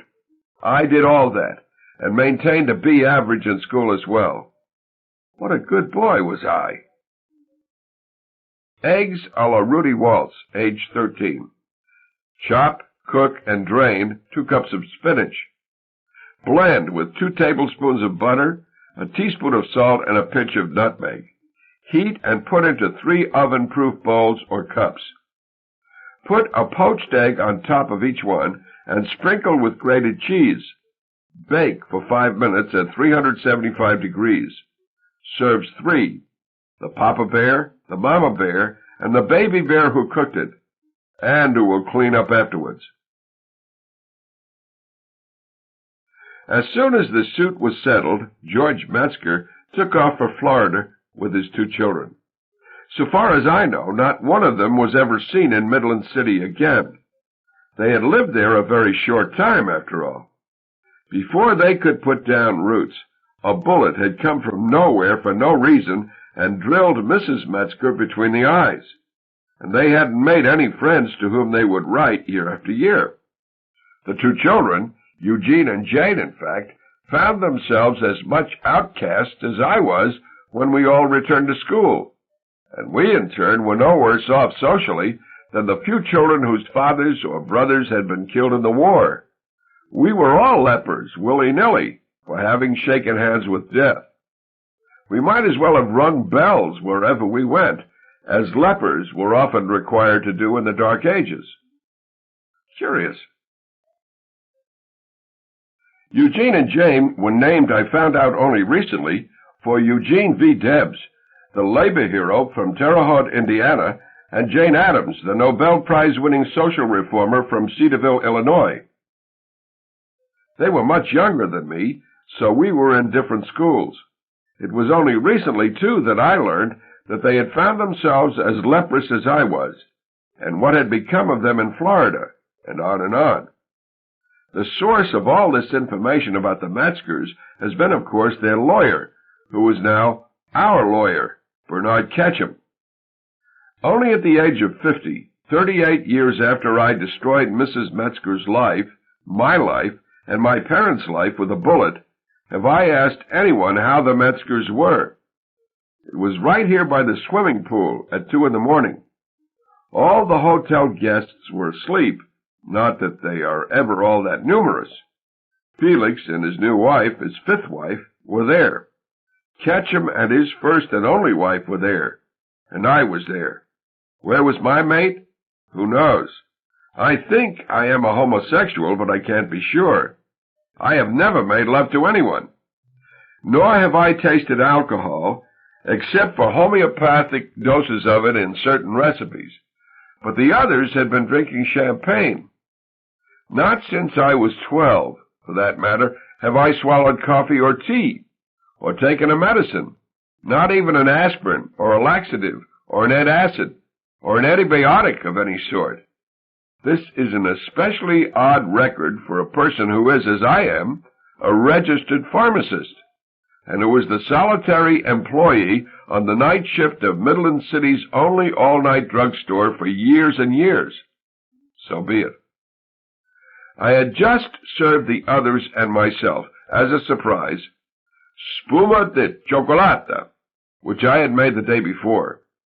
There was one serving left over, and we certainly all had plenty of things to think about, both privately and publicly, since our hometown had so recently been depopulated by the neutron bomb. We might so easily have had our peepholes closed, too, if we hadn't come down to take over the hotel. When we heard about that fatal flash back home, in fact, I had quoted the words of William Cooper, which a sympathetic English teacher had given me to keep from killing myself when I was young. God moves in a mysterious way his wonders to perform. He plants his footsteps in the sea and rides upon the storm. So I said to Ketchum, after we had finished our chocolate sea foams, a spuma de chocolate, tell us about the Metzgers. And Felix dropped his spoon. Curiosity about the Metzgers had been the most durable of all our family taboos. The taboo had surely existed in large measure for my own protection. Now I had broken it as casually as I had served dessert. Old Ketchum was impressed, too. He shook his head wonderingly, and he said, I never expected to hear a member of the Waltz family ask how any of the Metzgers were. I wondered out loud only once, said Felix, after I came home from the war. That was enough for me. I'd had a good time in the war, and I'd made a lot of contacts I could use afterwards, and I was pretty sure I was going to make a lot of money and become a big shot fast. And he did become a big shot, of course. He eventually became president of NBC, with a penthouse and a limousine and all. He also tapped out early, as they say. After he was canned by NBC 12 years ago, when he was only 44, he couldn't find suitable work anywhere. This hotel has been a godsend to Felix. So I was a citizen of the world when I came home, Felix went on. Any city in any country, including my own hometown, was to me just another place where I might live or might not live. Who gave a damn? Any place you could put a microphone was home enough for me. So I treated my own mother and father and brother as natives of some poor war-ravaged town I was passing through. They told me their troubles as natives will, and I give them my absent-minded sympathy. I cared some, I really did. I tried to look at the lighter side, as passers through will, and I speculated as to what the formerly penniless Metzgers might be doing with their $1 million or so. And Mother, one of the most colorless women I would ever know until she developed all those brain tumors toward the end, Felix went on, she slapped me. I was in uniform, but I hadn't been wounded or anything. I had just been a radio announcer. And then Father shouted at me, what the Metzgers do with their money is none of our business. It's theirs, do you hear me? I never want it mentioned again. We are poor people. Why should we break our hearts and addle our brains with rumors about the lives of millionaires? According to Ketchum, George Metzger took his family to Florida because of a weekly newspaper which was for sale in Cedar Key, and because it was always warm down there, and because it was so far from Midland City. He bought the paper for a modest amount, and he invested the rest of the money in 2,000 acres of open land near Orlando. A fool and his money can be a winning combination, said Ketchum, of that investment made back in 1945. That unprepossessing Savannah, friends and neighbors, which George put in the name of his 2 children, and which they still own, became the magic carpet on which has been constructed the most successful family entertainment complex in human history, which is Walt Disney World. There was water music throughout this conversation. We were far from the ocean, but a concrete dolphin expectorated lukewarm water into the swimming pool. The dolphin had come with the hotel, like the voodooist head waiter, Hippolyte Paul de Mille. God only knows what the dolphin is connected to. God only knows what Hippolyte Paul de Mille is connected to. He claims he can make a long-dead corpse stand up and walk around if he wants to. I am skeptical. I surprise you, he says in Creole. I show you someday. George Metzger, according to Ketchum, is still alive, and a man of very modest means by choice, and still running a weekly paper in Cedar Key. He had kept enough money for himself, anyway, that he did not have to care whether anybody liked his paper or not. And very early on, in fact, he had lost most of his advertisers and subscribers to a new weekly, which did not share his exotic views on war and firearms and the brotherhood of man and so on. So only his children were rich. "Does anybody read his paper?" said Felix. "No," said Ketchum. "Did he ever remarry?" I said. "No," said Ketchum. Felix's fifth wife, Barbara, and the first loving wife he had ever had, in my opinion, found the solitude of old George Metzger in Cedar Key intolerable. She was a native of Midland City, like the rest of us, and a product of its public schools. She was an X-ray technician. That was how Felix had met her. She had X-rayed his shoulder. She was only 23. She was pregnant by Felix now, and so happy to be pregnant. She was such a true believer in how life could be enriched by children. She was carrying Felix's first legitimate child. He had one illegitimate child, fathered in Paris during the war, and now in parts unknown. All his wives, though, had been very sophisticated about birth control. And this lovely Barbara Waltz said of old George Metzger, "But he has those children, and they must adore him and know what a hero he is." "They haven't spoken to him for years," said Ketchum, with ill-concealed satisfaction. He plainly liked it when life went badly. That was comical to him. Barbara was stricken. "Why?" she said. Ketchum's own two children, for that matter, no longer spoke to him, and had fled Midland City, and so had escaped the neutron bomb. They were sons. One had deserted to Sweden during the Vietnam War and was working with alcoholics there. The other was a welder in Alaska who had flunked out of Harvard Law School, his father's alma mater. "Your baby will be asking you that wonderful question soon enough," said Ketchum, as amused by his own bad luck as by anybody else's. Why? Eugene Debs Metzger, it turned out, lived in Athens, Greece, and owned several tankers which flew the flag of Liberia. His sister, Jane Addams Metzger, who found her mother dead and vacuum cleaner still running so long ago, a big, homely girl, as I recall, and big and homely still, according to Ketchum, was living with a refugee Czech playwright on Molokai in the Hawaiian Islands, where she owned a ranch and was raising Arabian horses. "She sent me a play by her lover," said Ketchum. "She thought maybe I could find a producer for it, since, of course, there in Midland City, Ohio, I was falling over producers every time I turned around." And my brother Felix parodied the line about there being a broken heart for every light on Broadway in New York City. He substituted the name of Midland City's main drag. "There's a broken heart for every light on Old Harrison Avenue," he said. And he got up and went for more champagne. His way up the stairs to the hotel proper was blocked by a Haitian painter who had fallen asleep while waiting for a tourist, any tourist, to come back from a night on the town. He had garish pictures of Adam and Eve and the serpent, and of Haitian village life, with all the people with their hands in their pockets, since the artist couldn't draw hands very well, and so on, lining the staircase on either side. Felix did not disturb him. He stepped over him very respectfully. If Felix had seemed to kick him intentionally, Felix would have been in very serious trouble. This is no ordinary colonial situation down here.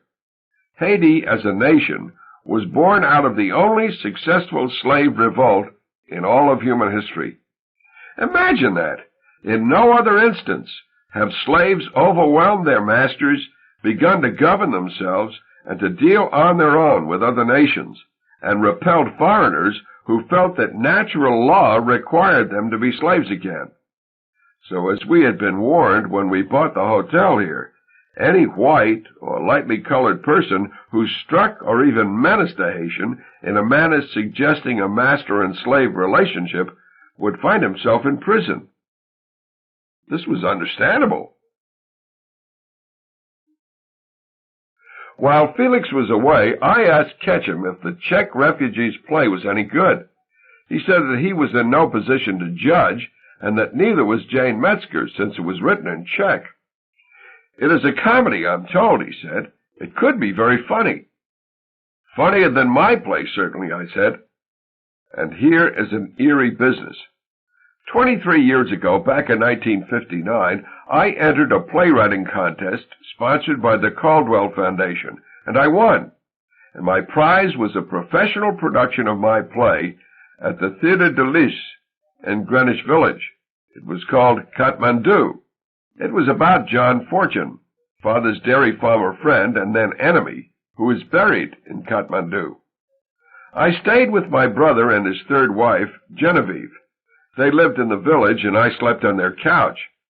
Felix was only 34, but he was already general manager of radio station WOR, and was about to head up the television department of Batten, Barton, Durston, and Osborne, the advertising agency.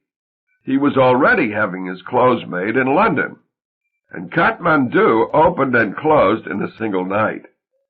This was my one fling away from Midland City, my one experience, until now, with inhabiting a place where I was not Deadeye Dick. Chapter 16. The New York City critics found it hilarious that the author of Kathmandu held a degree in pharmacy from Ohio State University. They found it obvious, too, that I had never seen India or Nepal, where half my play took place. How delicious they would have found it, if only they had known, that I had begun to write the play when I was only a junior in high school. How pathetic they would have found it, if only they had known, that I had been told that I should become a writer, that I had the divine spark by a high school English teacher who had never been anywhere either, who had never seen anything important either, who had no sex life either. And what a perfect name she had for a role like that. Naomi Shoup. She took pity on me, and on herself too, I'm sure. What awful lives we had. She was old and alone, and considered to be ridiculous for finding joy on a printed page. I was a social leper. I would have had no time for friends anyway. I went food shopping right after school and started supper as soon as I got home. I did the laundry in the broken-down Maytag wringer washer in the furnace room. I served supper to Mother and Father, and sometimes guests, and cleaned up afterwards. There would be dirty dishes from breakfast and lunch as well. I did my homework until I couldn't keep my eyes open any longer, and then I collapsed into bed. I often slept in my clothing. And then I got up at 6 in the morning and did the ironing and vacuuming. And then I served breakfast to Mother and Father and put a hot lunch for them in the oven. And then I made all the beds, and I went to school. And what are your parents up to while you're doing all that housework? Miss Shoup asked me. She had summoned me from a study hall where I had been fast asleep to a conference in her tiny office. There was a photograph of Edna St. Vincent Millay on her wall. She had to tell me who she was. I was too embarrassed to tell old Miss Shoup the truth about what Mother and Father did with their time. They were zombies. They were in bathrobes and bedroom slippers all day long, unless company was expected. They stared into the distance a lot. Sometimes they would hug each other very lightly and sigh. They were the walking dead. The next time Hippolyte Paul de Mille offers to raise a corpse for my amusement, I will say to him, "It is nothing I do not see yesterday." So I told Miss Shoup that Father did carpentry around the house, and of course painted, and drew a lot, and ran a little antique business. The last time Father had touched any tools, in fact, was when he decapitated the house and smashed up his guns. I had never seen him paint or draw.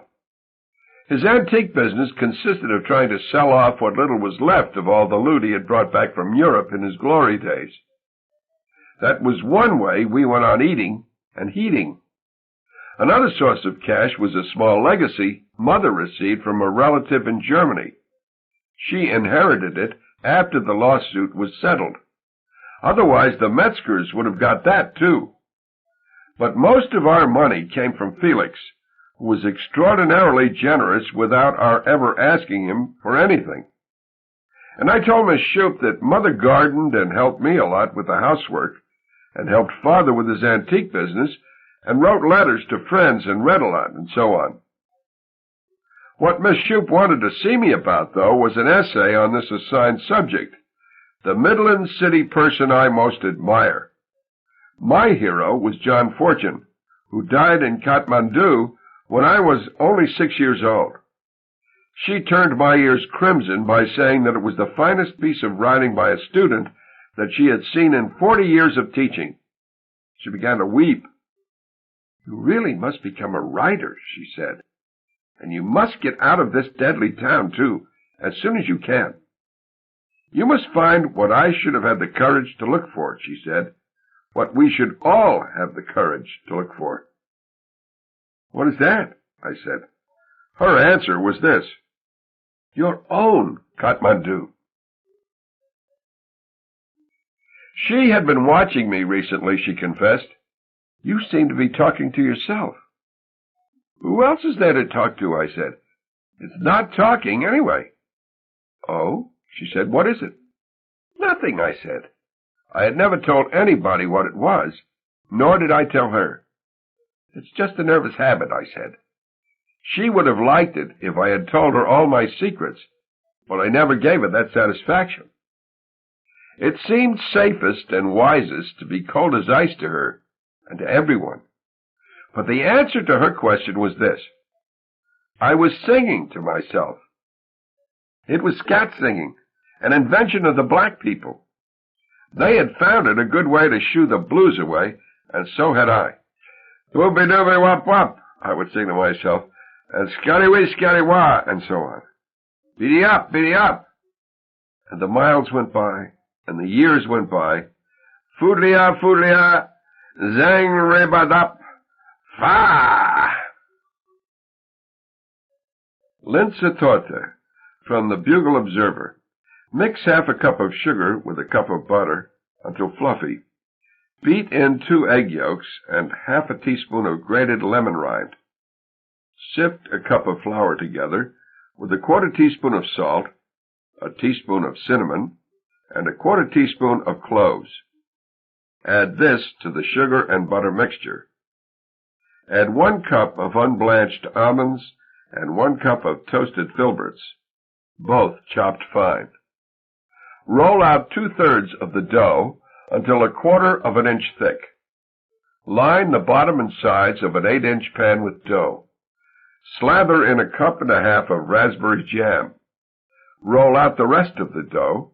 Make it into 8 thin pencil shapes about 10 inches long. Twist them a little and lay them across the top in a decorative manner. Crimp the edges. Bake in a preheated 350-degree oven for about an hour, and then cool at room temperature. A great favorite in Vienna, Austria, before the First World War. So I said nothing to my parents about wanting to become a writer until I had served a surprise dessert which I'd gotten out of the paper, which was Linzer-torte. Father roused himself from living death sufficiently to say that the dessert took him back 40 years, and before he could sink out of sight again, I told him what Naomi Shoup had said to me. "Half woman and half bird," he said. "Sir?" I said. "Miss Shoup," he said. "I don't understand," I said. "She is obviously a siren," he said. "A siren is half woman, half bird." "I know what a siren is," I said. "Then you know they lure sailors with their sweet songs to shipwrecks on rocks," he said. "Yes, sir," I said. Since shooting Mrs. Metzger, I had taken to calling all grown men sir. Like the secret scat singing, it somehow made my hard life just a trifle easier. I was a make-believe soldier of the lowest rank. What did Odysseus do in order to sail by the Sirens safely? He asked me. I forget, I said. He did what you must do now. Whenever anybody tells you that you have an artistic gift of any kind, he said. I only wish my father had told me what I tell you now. Sir, I said, plug your ears with wax, my boy, and lash yourself to the mast, he said. I wrote a thing about John Fortune, and she said it was good, I persisted. I did very little of that, I must say, persisting. During my time in the cage, all covered with ink, I concluded that the best thing for me and for those around me was to want nothing, to be enthusiastic about nothing, to be as unmotivated as possible, in fact, so that I would never again hurt anyone. To put it another way, I wasn't to touch anything on this planet. Man, woman, child, artifact, animal, vegetable, or mineral, since it was very likely to be connected to a push-pull detonator and an explosive charge. And the fact that I had been working for the past month late at night on a major essay on a subject that excited me was news to my parents. They never asked me what I might be doing at school. School. John Fortune, said Father. What did you find to say about him? I'll show you my essay, I said. Miss Shoup had given it back to me. No, said Father, just tell me. Now that I think about it, he may have been dyslexic. I'd be interested to hear what you have to say about him, because I knew him well. I know, I said. Why didn't you ask me about him? He said. End of side 2. To continue, change side selector switch and turn the cassette over. Side 3, Deadeye Dick, continuing on page 113. I didn't want to bother you, I said. You have so much to think about. I didn't say so, but I also knew that the loss of John Fortune as a friend, over Father's admiration of Hitler, was a painful subject for Father. I had caused him enough pain. I'd caused everybody enough pain. He was a fool, said Father. There is no wisdom to be found in Asia. It was that damn fool book that killed him. Lost Horizon by James Hilton, I said. This was a very popular novel published in 1933, 1 year after My Peephole opened. It told of a tiny, isolated country, a secret from the rest of the world, where no one ever tried to hurt anybody else, and where everybody was happy, and nobody grew old. Hilton located this imaginary Garden of Eden somewhere in the Himalayas, and he called it Shangri-La. It was this book which inspired John Fortune to take off for the Himalayas after his wife died. It was possible back then for even an educated person, which Fortune wasn't, to suspect that contentment might be hidden somewhere on the map, like the treasure of Captain Kidd. Kathmandu had certainly been visited by travelers often enough, but they all had to get there the way John Fortune got there, which was on a footpath from the Indian border through mountains and jungle. A road wasn't put through until 1952, the year I graduated from pharmacy school. And my God, they've got a big airport there now. It can handle jets. My dentist, Herb Stacks, has been there 3 times so far, and his waiting room is chock-a-block with Nepalese art. That was how he and his family escaped the neutron bomb. They were in Kathmandu at the time. Father behaved as though I had pulled off a miracle of extrasensory perception, knowing about John Fortune and Lost Horizon. How could you possibly know that? He said. I went through old newspapers at the public library, I said. Oh, he said. I don't think he had ever used the public library. They keep old newspapers there? he said with some surprise. Yes, sir, I said. Goodness, there must be a lot of them, he said. Day after day, week after week. He asked me if people were in the library all the time, dredging up the past like that. It may have seemed wrong to him that his own past in the newspaper hadn't been carted off to the dump. And I'd come across a little of that, some of his letters to the editor in praise of Hitler. Well, he said, I certainly hope you never read that book. Osterreisen? I said, I already have. You mustn't take it seriously, he said. It's all bunk. This is as much Shangri-La as anywhere. Now, at the age of 50, I believe this to be true. And here in Haiti, I have begun to verbalize that sentiment, so intolerable to me when I was a teenager.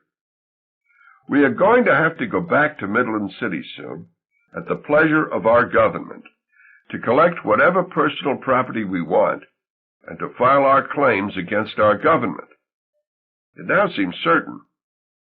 The entire county is to become a refugee center, possibly fenced.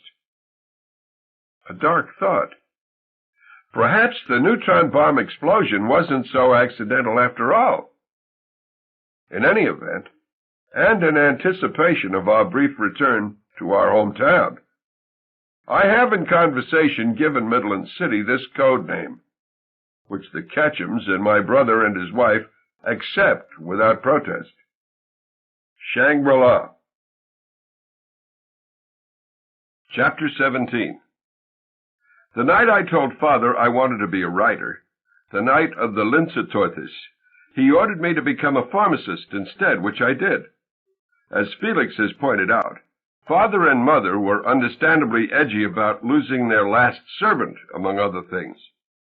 And Father made a ritual of lighting a cigar, and then he shook out the match and dropped it in what was left of the Linsetorte, and then he said again, Be a pharmacist. Go with the grain of your heritage. There is no artistic talent in this family, nor will there ever be. You can imagine how much it hurts me to say so.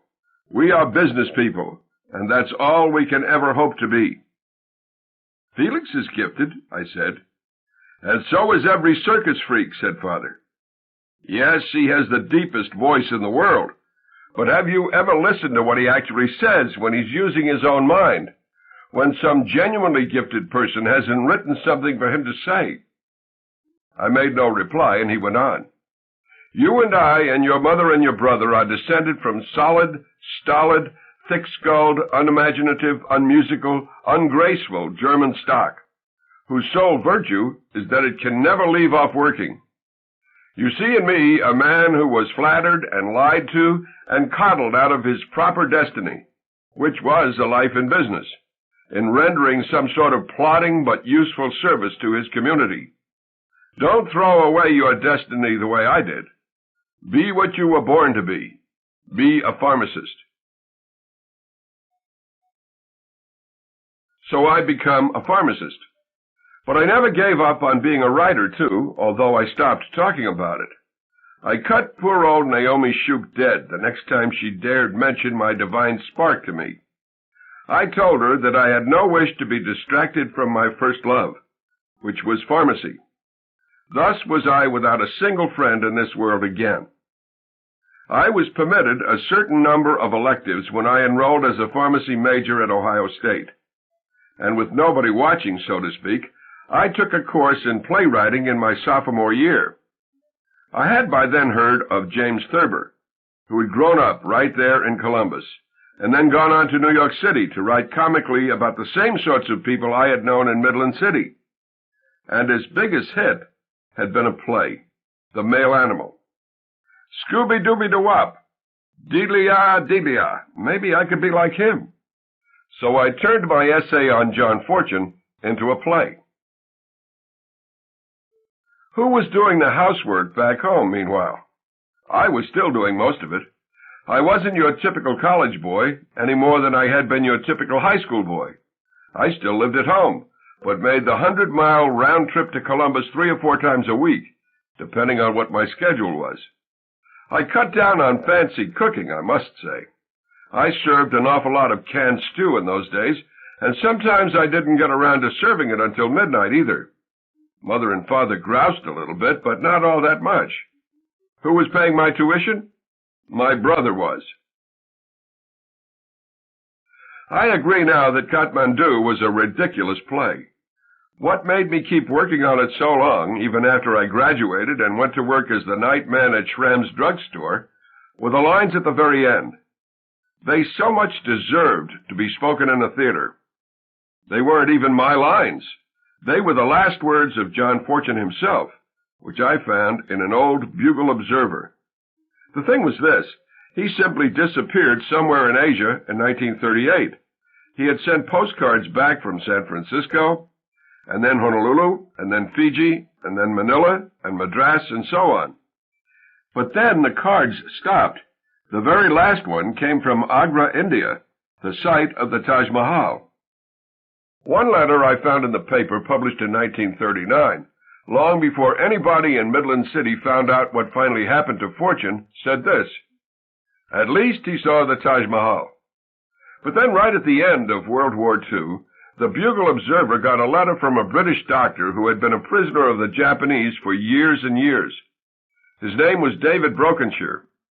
It is easy for me to remember that since he became a character in my play. Thus Dr. Brokenshire had walked all alone on the footpath to Kathmandu. He was studying folk medicine. So he had been in Nepal for about a year when some natives brought to him a white man on a stretcher. The man had collapsed in front of the palace. He had just arrived, and he had double pneumonia. It was John Fortune, of course, and his costume was so strange to both the Englishmen and the Nepalese that he was asked to say what it was. The answer was this: plain, old, honest Ohio bib overalls. So John Fortune's peephole closed, and he was buried there in Kathmandu, but not before he scrawled a message which Brokenshire promised to deliver sooner or later to the Bugle Observer back in Midland City. But the doctor was in no hurry to get to the nearest mailbox. He went wandering into Tibet instead, and then northern Burma, and then China, where the Japanese captured him. They thought he was a spy. He didn't even know there was a war going on. He wrote a book about it later. I read it. It is hard to find, but worth looking for. It is quite interesting. But the point is that he didn't get to send John Fortune's last words, along with a map of where in Kathmandu Fortune was buried, to Midland City until 6 years after Fortune's death. The words were these: "To all my friends and enemies in the Buckeye State, come on over. There's room for everybody in Shangri-La." Chapter 18. Kathmandu, my contribution to Western civilization, has been performed 3 times before paying audiences. Once at the Theatre de Lys in New York City in 1960, in the same month that Father died, and then twice on the stage of Fairchild High School in Midland City 3 years later. The female lead of the Midland City production was, incidentally, none other than Celia Hildreth Hoover, to whom Father had tried to present an apple so long ago. In the first act of the play, which was set in Midland City, Celia, who in real life would eventually swallow Drano, played the ghost of John Fortune's wife. In the second act, she was a mysterious Oriental woman he meets at the Taj Mahal. She offers to show him the way to Shangri-La and leads the way over mountains and through jungle on the path to Kathmandu. And then after Fortune speaks his message for the people back in Midland City and dies, she doesn't say anything, but she reveals herself as the ghost of his wife again. It isn't an easy part, and Celia had never done any acting at all before. She was only the wife of a Pontiac dealer, but I think she was actually at least as good as the professional actress who did it in New York City. She was certainly more beautiful. She hadn't yet been made all rattled and addled and snaggle-toothed and haggard by amphetamine. I forget the name of the actress in New York City now. I think maybe she dropped out of acting after Kathmandu. Speaking of amphetamine, Father's old friend Hitler was evidently one of the first people to experience its benefits.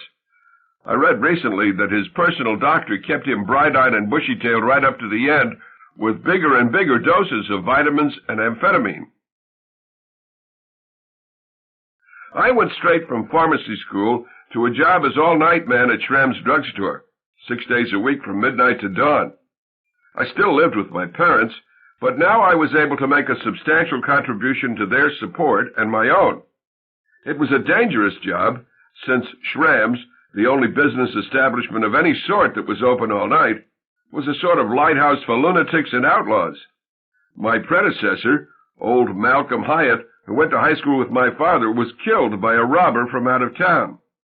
The robber swung off the Shepherdstown Turnpike and closed old Hyatt's peephole with a sawed-off shotgun, and then swung back onto the interstate again. He was apprehended at the Indiana border, and tried and convicted and sentenced to die over at Shepherdstown. They closed his peephole with electricity. In 1 microsecond, he was hearing and seeing all sorts of things. In the next microsecond, he was a wisp of undifferentiated nothingness again. Served him right. The drugstore was owned by a man named Horton in Cincinnati, incidentally. There weren't any Schramm's left in town.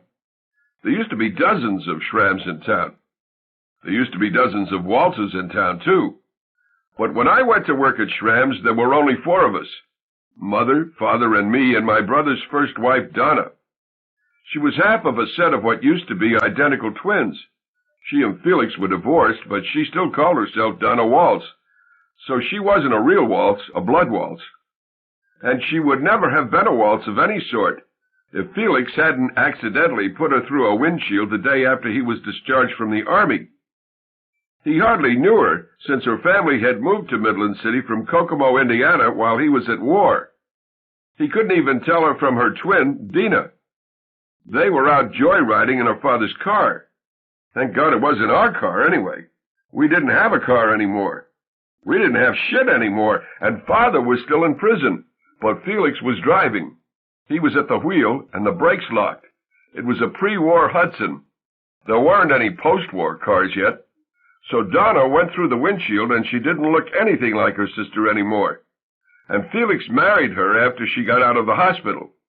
She was only 18 years old, but she had a full set of false teeth, uppers and lowers. Felix now refers to his first marriage as a shotgun wedding. Her relatives and friends felt it was his duty to marry her, whether he loved her or not, and Felix says that he felt that way too. Usually when people talk about shotgun weddings, they have pregnancy in mind. A man has impregnated a woman, so he has to marry her. Felix didn't get his first wife pregnant before he married her, but he put her through a windshield. I might as well have got her pregnant, he said the other night. Putting her through a windshield came to very much the same sort of thing. Very early on at Schramm's, long before I ran off to New York City to see my play produced, a drunk came in, at about 2 a.m. maybe, and he squinted at the sign on the prescription counter which said, Rudolph Waltz, R.P.H. He evidently knew something of our family's distinguished history, although I don't think we had ever met before. And he was drunk enough to say to me, Are you the one who shot the woman, or are you the one who put the woman through the windshield? He wanted a chocolate malted milkshake, I remember. Schramm's hadn't had a soda fountain for at least 5 years. He wanted one anyway. You just give me a little milk and ice cream and chocolate syrup and I'll make it myself, he said. And then he fell down. He didn't call me Deadeye Dick. Very rarely did anybody do that to my face. But my nickname was said often enough behind my back in all sorts of crowds, in stores, at movies, and eating places. Or maybe somebody would shout it at me from a passing car. It was a thing for drunks or young people to do. No mature and respectable person ever called me Deadeye Dick. But one unsettling aspect of the all-night job at Schramm's, one I hadn't anticipated, was the telephone there. Hardly a night passed that some young person, feeling wonderfully daring and witty, no doubt, would telephone to ask me if I was Deadeye Dick. I always was. I always will be. There was plenty of time for reading on the job, and there were any number of magazines on the racks, and most of the business I did at night wasn't at all complicated. Didn't have anything to do with pharmacy. Mainly I sold cigarettes and, surprisingly, watches and the most expensive perfumes. The watches and perfumes were presents, of course, for birthdays and anniversaries, which were remembered only after every other store in town had closed. So I was reading Writer's Digest one night, and I came across an announcement of the Caldwell Foundation's contest for playwrights. The next thing I knew, I was back in the stockroom, pecking away on the rattle-trap Corona portable typewriter we use for making labels. I was writing a new draft of Kathmandu, and I won first prize. Sauerbraten a la Rudolph Waltz RPH. Mix in a saucepan a cup of wine vinegar, half a cup of white wine, half a cup of cider vinegar, 2 sliced onions, 2 sliced carrots, a rib of celery, chopped, 2 bay leaves, 6 whole allspice, crushed, 2 cloves, 2 tablespoons of crushed peppercorns, and a tablespoon of salt. Bring just to a boil. Pour it hot over a 4-pound rump roast, rolled and tied in a deep bowl. Turn the meat around and around in the mixture. Cover the bowl and refrigerate for 3 days. Turn the meat in the mixture several times a day. Take the meat out of the marinade and dry it. Sear it on all sides in 8 tablespoons of beef drippings in a braising pan. When it is nicely browned, take it out of the pan and pour out the drippings. Put the meat back in the pan, heat up the marinade, and pour it over the meat. Simmer for about 3 hours. Pour off the liquid, strain, and remove the excess fat. Keep the meat hot in the braising pan. Melt 3 tablespoons of butter in a saucepan and blend in 3 tablespoons of flour and a tablespoon of sugar. Gradually pour in the marinade and stir until you have a uniform sauce. Add 1 cup of crushed ginger snaps and simmer the sauce for about 6 minutes. That's it. For 3 days, I did not tell Mother and Father that I had won the contest. It takes that long to make sauerbraten. The sauerbraten was a complete surprise, since Mother and Father never went into the kitchen. They simply waited at the table like good little children to see what was going to come out of there. When they had eaten all the sauerbraten they wanted and said again and again how good it was, I spoke as follows to them. I am now 27 years old. I have been cooking for you for 12 years now, and I have enjoyed every minute of it. But now I have won a playwriting contest, and my play is going to be produced professionally in New York City 3 months from now. I will, of course, have to be there for 6 weeks of rehearsals. Felix says I can stay with him and Genevieve, I went on. I will sleep on their couch. Their apartment is only 3 blocks from the theater. Genevieve, incidentally, is the wife Felix now refers to as Anyface. She had almost no eyebrows and very thin lips, so that if she wanted anything memorable in the way of features, she had to paint them on. I told Mother and Father that I had hired Cynthia Hubler, the daughter-in-law of our old cook Mary Hubler, to come in and care for them while I was gone. I would pay her from money I had saved. I expected no trouble, since the servant problem was all taken care of, and got none.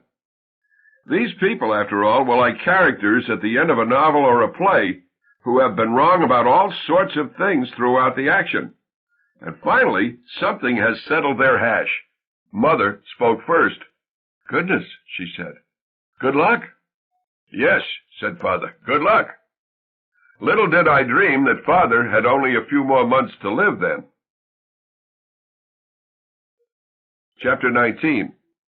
Time flew.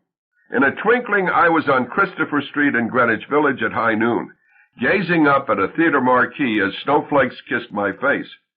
It was February 14th, 1960. My father was still in good health as far as I knew. The words on the marquee were these: Kathmandu, a new drama by Rudy Waltz. Rehearsals were over. We would open that night. Father had had his studio, with its dusty skylight and nude model in Vienna, where he had found out he couldn't paint. Now I had my name up on a theater marquee in New York City, where I had found out I couldn't write. The play was a catastrophe. The more the poor actors rehearsed it, the more stupid and depressing it became. The actors and the director and the representatives of the Caldwell Foundation, which would never sponsor another play contest, had stopped speaking to me. I was barred from the theater. It wasn't that I had made impossible demands. My offense was that I seemed to know less about the play than anybody. I simply was not worth talking to. If I was asked about this line or that one, it was as though I had never heard it before. I was likely to say something like, "My goodness, I wonder what I meant by that." Nor did I seem at all interested in rediscovering why I had said this or that. The thing was this. I was startled not to be Deadeye Dick anymore. Suddenly, nobody knew that I was remarkable for having shot and killed a pregnant woman. I felt like a gas which had been confined in a labeled bottle for years, and which had now been released into the atmosphere. I no longer cooked. It was Deadeye Dick who was always trying to nourish back to health those he had injured so horribly. I no longer cared about the play. It was Deadeye Dick, tormented by guilt in Midland City, who had found old John Fortune's quite pointless death in Kathmandu, as far away from his hometown as possible, somehow magnificent. He himself yearned for distance and death. So there in Greenwich Village, looking up at my name on the marquee, I was nobody. My brain case might as well have been filled with stale ginger ale. Thus, when the actors were still talking to me, could I have had a conversation like this with poor Sheldon Woodcock, the actor who was playing John Fortune? "You've got to help me get a handle on this part," he said. "You're doing fine," I said. "I don't feel like I'm doing fine," he said. "The guy is so inarticulate." "He's a simple farmer," I said. "That's just it. He's too simple," he said. "I keep thinking he has to be an idiot, but he isn't an idiot, right?" "Anything but," I said. "He never says why he wants to get to Kathmandu," he said. "All these people either try to help him get to Kathmandu or keep him from getting to Kathmandu, and I keep thinking, why the hell should anybody care whether he gets to Kathmandu or not? Why not Tierra del Fuego? Why not Dubuque? He's such a lunk. Does it make any difference where he is?" "He's looking for Shangri-La," I said. "He says that many times, that he wants to find Shangri-La." 34 times, he said. "I beg your pardon," I said. "He says that 34 times. I am looking for Shangri-La." "You counted?" I said. "I thought somebody better," he said. "That's a lot of times to say anything in just 2 hours, especially if the person who says it says practically nothing else." "Cut some of them if you want," I said. "Which ones?" he said. "Whichever ones seem excessive to you," I said. "And what do I say instead?" he said. "What would you like to say?" I said. So he swore under his breath, but then he pulled himself together. I would be barred from the theater soon after this. "Maybe you don't realize this," he said with bitter patience, "but actors don't make up what they say on the stage. They look like they've made it up, if they're any good, but actually a person called a playwright has first written down every word." "Then just say what I've written," I said. The secret message in this advice was that I was so lightheaded, being away from home for the first time in my life, that I didn't care what happened next. The play was going to be a big flop, but nobody in New York knew what I looked like anyway. I wasn't going to be arrested. I wasn't going to be displayed in a cage all covered with ink. I wasn't going home again, either. I would get a job as a pharmacist somewhere in New York. Pharmacists can always find work. And I would do what my brother Felix did, send money home. And then, step by step, I would experiment with having a home of my own and a life of my own, maybe try pairing off with this kind of person or that one to see how that went. "Tell me again about my great death scene in the arms of Dr. Brokenshire in Kathmandu with the sitar music," said Woodcock. "Okay," I said. "I think I'm in Shangri-La," he said. "That's right," I said. "And I know I'm dying," he said. "I don't just think I'm sick, and I'm going to get better again." "The doctor makes it clear you're dying," I said. "Then how can I believe I'm in Shangri-La?" he said. "Pardon me?" I said. "Another thing I say all through the play," he said, "is that nobody dies in Shangri-La, but here I'm dying. So how can I be in Shangri-La?" "I'll have to think about it," I said. You mean this is the first time you've thought about it? He said. And on like that. 17 times, he said. Pardon me? I said. 17 times I say that nobody dies in Shangri-La. So with opening night only a few hours away, I dawdled from the theater to my brother's duplex apartment, 3 blocks away. The snowflakes were few, and they melted when they landed. I had given up reading or listening to news since I had come to New York, and so did not know that the Ice Age was reclaiming southwestern Ohio, with the most terrible blizzard in history there. At just about the time the curtain went up on Kathmandu, that blizzard would come busting in the back door of the old carriage house back home, and then it would fling open the great front portals from the inside, just as Father had done for Celia Hildreth so long ago. People talk a lot about all the homosexuals there are to see in Greenwich Village, but it was all the neuters that caught my eye that day. These were my people, as used as I was to wanting love from nowhere, as certain as I was that almost anything desirable was likely to be booby-trapped. I had a fairly funny idea. Someday all we neuters would come out of our closets and form a parade. I even decided what banner our front rank should carry as wide as Fifth Avenue. A single word would be printed on it in letters 4 feet high. Egregious. Most people think that word means terrible, or unheard of, or unforgivable. It has a much more interesting story than that to tell. It means outside the herd. Imagine that. Thousands of people outside the herd. I let myself into Felix's duplex. The place was faintly reminiscent of our childhood home, since the master bedroom was upstairs and opened onto a balcony that overhung the living dining room. Felix and I had already rearranged some of the furniture to better accommodate the party we would be giving after the show. Caterers would bring the food. As I say, I didn't give a damn about food anymore. And nobody in his right mind was going to come to the party anyway.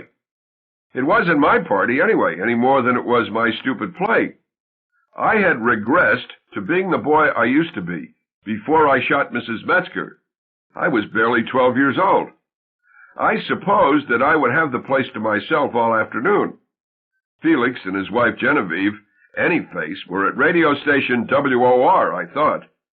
She still had her job as a receptionist there, and Felix was cleaning out his desk there, preparing to move on to bigger things at Batten, Barton, Durston, and Osborne. They, in turn, had every reason to assume that I would be at the theater, making last-minute changes in the play. I had not told them that I had been barred from there, so I wandered up on the balcony, and I sat on a hard-backed chair there. It must have been something I used to do in the carriage house when I was genuinely innocent and 12 years old, to sit very still on the balcony and to appreciate every sound that floated up to me. It wasn't eavesdropping, it was music appreciation. And thus it was that I overheard the final dissolution of my brother's second marriage, and some unkind character sketches of Felix and myself, and our parents and Genevieve, and some others I did not know. Genevieve came bursting into the apartment first, so angry that she was spitting like a cat, and then half a minute later Felix entered. She had come in one cab, and he had chased her in another. And down below me, and out of my line of sight, an acrimonious atonal duet for viola and string bass was improvised. They both had such noble voices. She was the viola, and he was the bass. Or maybe it was a comedy. Maybe it is amusing when physically attractive, well-to-do great apes in an urban setting hate each other so much. Duplex, a new comedy by Rudy Waltz. The curtain rises on a Greenwich Village duplex, severely modern, expensive, white. There are fresh flowers. There is fresh fruit. There is impressive electronic apparatus for reproducing music. Genevieve Waltz, a beautiful young woman whose features must be painted on like those of a china doll, enters through the front door, terminally furious. Her young and successful husband, Felix, wearing clothes made in London, follows almost at once. He is just as mad. On the balcony sits Rudy Waltz, a nuded pharmacist from Ohio, Felix's kid brother. He is large and good-looking, but is so sexless and shy that he might as well be made out of canned tuna fish. Incredibly, he has written a play which is going to open in a few hours. He knows it is no good. He considers himself a big mistake. He considers life a big mistake. It probably shouldn't be going on. It is all he can do to give life the benefit of the doubt. There is a frightful secret in his past which he and his brother have withheld from Genevieve, that he is a murderer. All three are products of public school systems in the Middle West, although Genevieve now sounds vaguely British and Felix sounds like a Harvard-educated Secretary of State. Only Rudy is still a twanging hick. Genevieve, leave me alone. Go back to work. Felix, I'll help you pack. Genevieve, I can pack all right. Felix, can you kick your own butt as you go out the door? Genevieve, you're sick. You're from a very sick family. Thank God we never had a child. Felix, there was a young man from Dundee who buggered an ape in a tree. The results were most horrid, all ass and no forehead, 3 balls and a purple goatee. Genevieve, I didn't know your father was from Dundee. She opens a closet. Look at all the pretty suitcases in here. Felix, fill 'em up. I want every trace of you out of here. Genevieve, some of my perfume may have gotten into the draperies. You should probably burn them in the fireplace. Felix, just pack, baby, just pack. Genevieve, it's my house as much as it's your house. That's just a theory, of course. Felix, I'll pay you off. I'll buy you out. Genevieve, and I'll give your brother my clothes. He can have all my stuff here. I don't even have to pack. I'll just walk out of here and start out anew. Felix, what is that supposed to mean? Genevieve, starting out new? Well, you go to Bendel's or Saks or Bloomingdale's naked except for a credit card. Felix, my brother in your clothes. Genevieve, I think he would enjoy being a woman. I think that's what he was meant to be. That would be nice for you, too, since then you could marry him. I want you to be happy, as hard as that may be for you to believe. Felix, that is the end. Genevieve, we passed that long ago. Felix, that is the very end. Genevieve, and the very, very end is coming up. Just get out of here and let me pack. Felix, I am to have no feelings of loyalty toward members of my own family? Genevieve, I was part of your family. Don't you remember that ceremony we went through at City Hall? You probably thought it was an opera. Were you supposed to sing I Do? If you're from such a close-knit family, why weren't any of its members there? Felix, you were in such a hurry to get married. Genevieve, was I? I guess I was. I was glad to get married. There was going to be so much happiness. And there was happiness, too, wasn't there? Felix, some? Sure. Genevieve, until your brother came along. Felix, it's not his fault.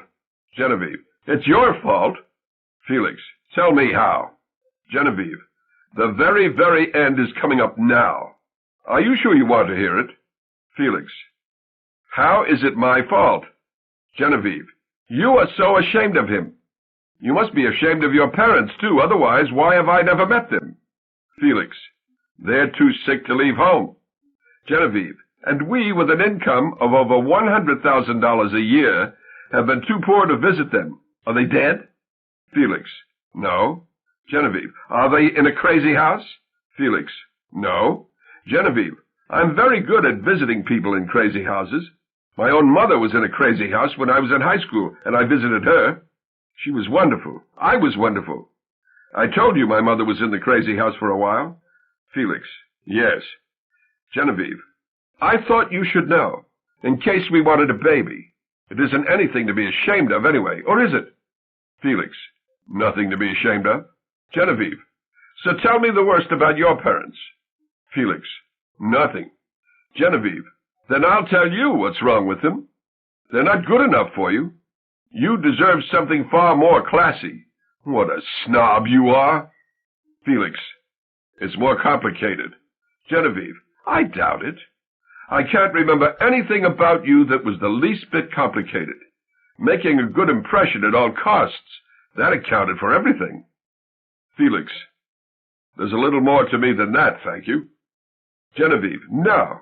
There was nothing to you but urbane perfection until your brother arrived and turned out to be a circus freak.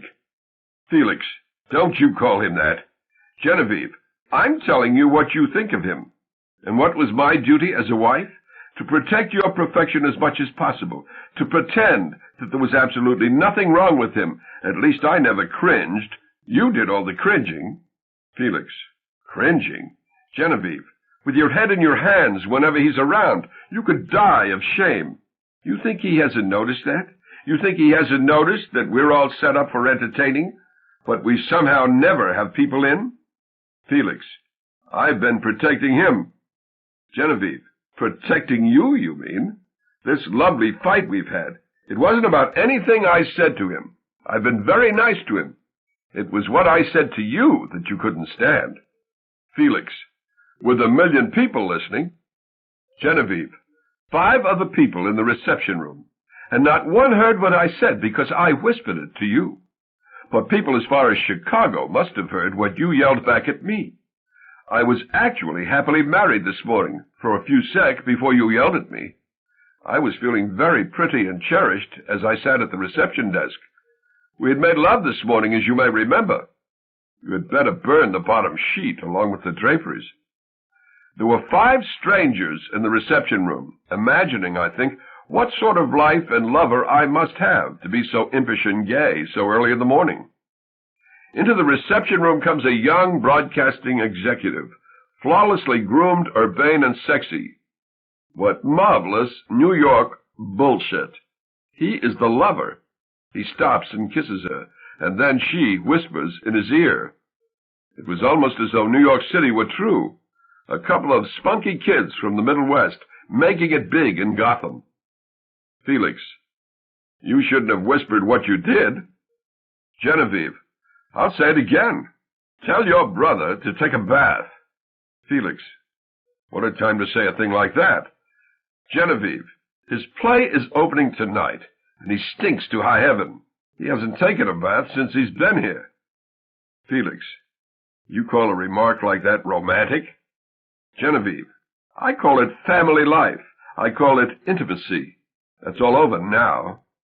She hauls a suitcase from the closet, opens it, flops it gaping on the couch. Look how hungry that suitcase is. Felix. I'm sorry I said what I said. Genevieve. You yelled. You yelled, shut the fuck up. You yelled, if you don't like my relatives, get the hell out of my life. Felix. It was over in a minute. Genevieve. You bet your English boots it was. And I walked out of that office never to return. I'm gone, old friend. What a bore and a boor you were to follow me. What a hick. The closet contains mostly sporting goods, ski parkas, wetsuits, warm-up jackets, and so on. Genevieve sorts through these, throwing what she wants on the couch near the open suitcase. Felix's manly bumptiousness decays as he watches. He is a person of weak character, an actor who can't bear to be ignored. He elects to recapture Genevieve's attention by becoming pitiful and harrowingly frank. Felix, loudly abject. It's true, it's true, it's true. Genevieve, uninterested. We never did go scuba diving. Felix, I am ashamed of my family, you're right. You got me.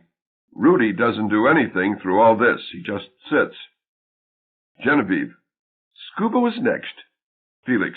Father served a prison term, if you want to know. Genevieve, unexpectedly fascinated. Really? Felix. Now you know. Genevieve. What for? Pause. Felix. Murder. Genevieve moved. Oh, my God. How awful. Felix. Now you know. There's a nice piece of gossip for the broadcast industry. Genevieve. Never mind the gossip. What it must have done to your brother. What it must have done to you. Felix. I'm all right. Genevieve. There's no reason why you should be. And your poor brother. No wonder he is the way he is. I thought he had been born defective, that the umbilical cord had strangled him or something. I thought he was an idiot savant. Felix. What's an idiot savant? Genevieve. Somebody who's stupid in every possible way but one, like playing the piano. Felix. He can't play the piano. Genevieve. But he wrote a play, and it's going to be produced. He may not take baths. He may not have any friends. He may be so shy he's afraid to talk to anybody. But he wrote a play, and he has an extraordinary vocabulary. He has a bigger vocabulary than both of us put together. And sometimes he says something that is really very funny or wise. Felix. He has a degree in pharmacy. Genevieve. I thought he was an idiot savant in that way, too. Theater and pharmacy. But he's the son of a murderer. No wonder he's the way he is. No wonder he wants to be invisible. I saw him walking down Christopher Street last Sunday, and he was as big and handsome as Gary Cooper. But nobody else could see him. He went into a coffee shop and sat down at the counter, but he couldn't get waited on, because he wasn't there. No wonder. Felix. Don't ask for details of the murder. Pause. Genevieve. That's a request I'm bound to honor. Is he in prison now? Felix. No, but he might as well be. He might as well be dead. Genevieve. Everything stops, as I suddenly understand. Felix.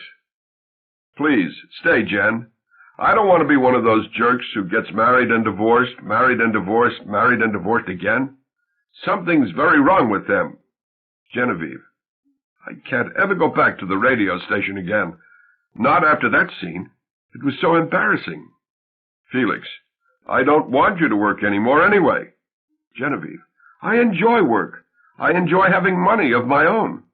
What would I do, sit around the house all day? Felix. Have a baby. Genevieve. Oh, my goodness. Felix. Why not? Genevieve. Do you really think I would make a good mother? Felix. The best. Genevieve. What would you want, a boy or a girl? Felix. Either one. Whatever it was, I'd love it. Genevieve. Oh, my. Oh, my. I think I'm going to cry now. Felix. Just don't walk out on me. I love you so. Genevieve. I won't. Felix. Do you believe I love you? Genevieve. I'd better, I guess. Felix. I'm going back to the office. I'll clean out my desk. I'll apologize to everybody for the scene I made. It was all my fault. My brother does stink. He should take a bath, and I thank you for saying so. Promise me you'll be here when I get back. Genevieve. Promise. Felix exits through the front door. Genevieve starts putting things back in the closet. Rudy. Ahem. Genevieve. Hello? Rudy. Ahem. Genevieve, scared. Who's up there, please? Rudy, standing, showing himself.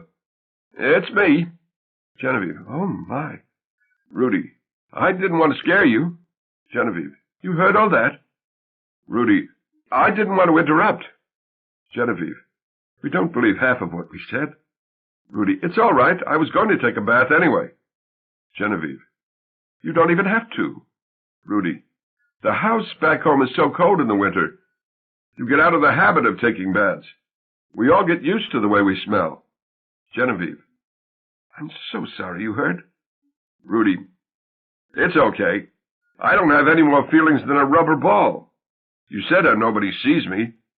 How I never can get waited on. Genevieve. You heard that too?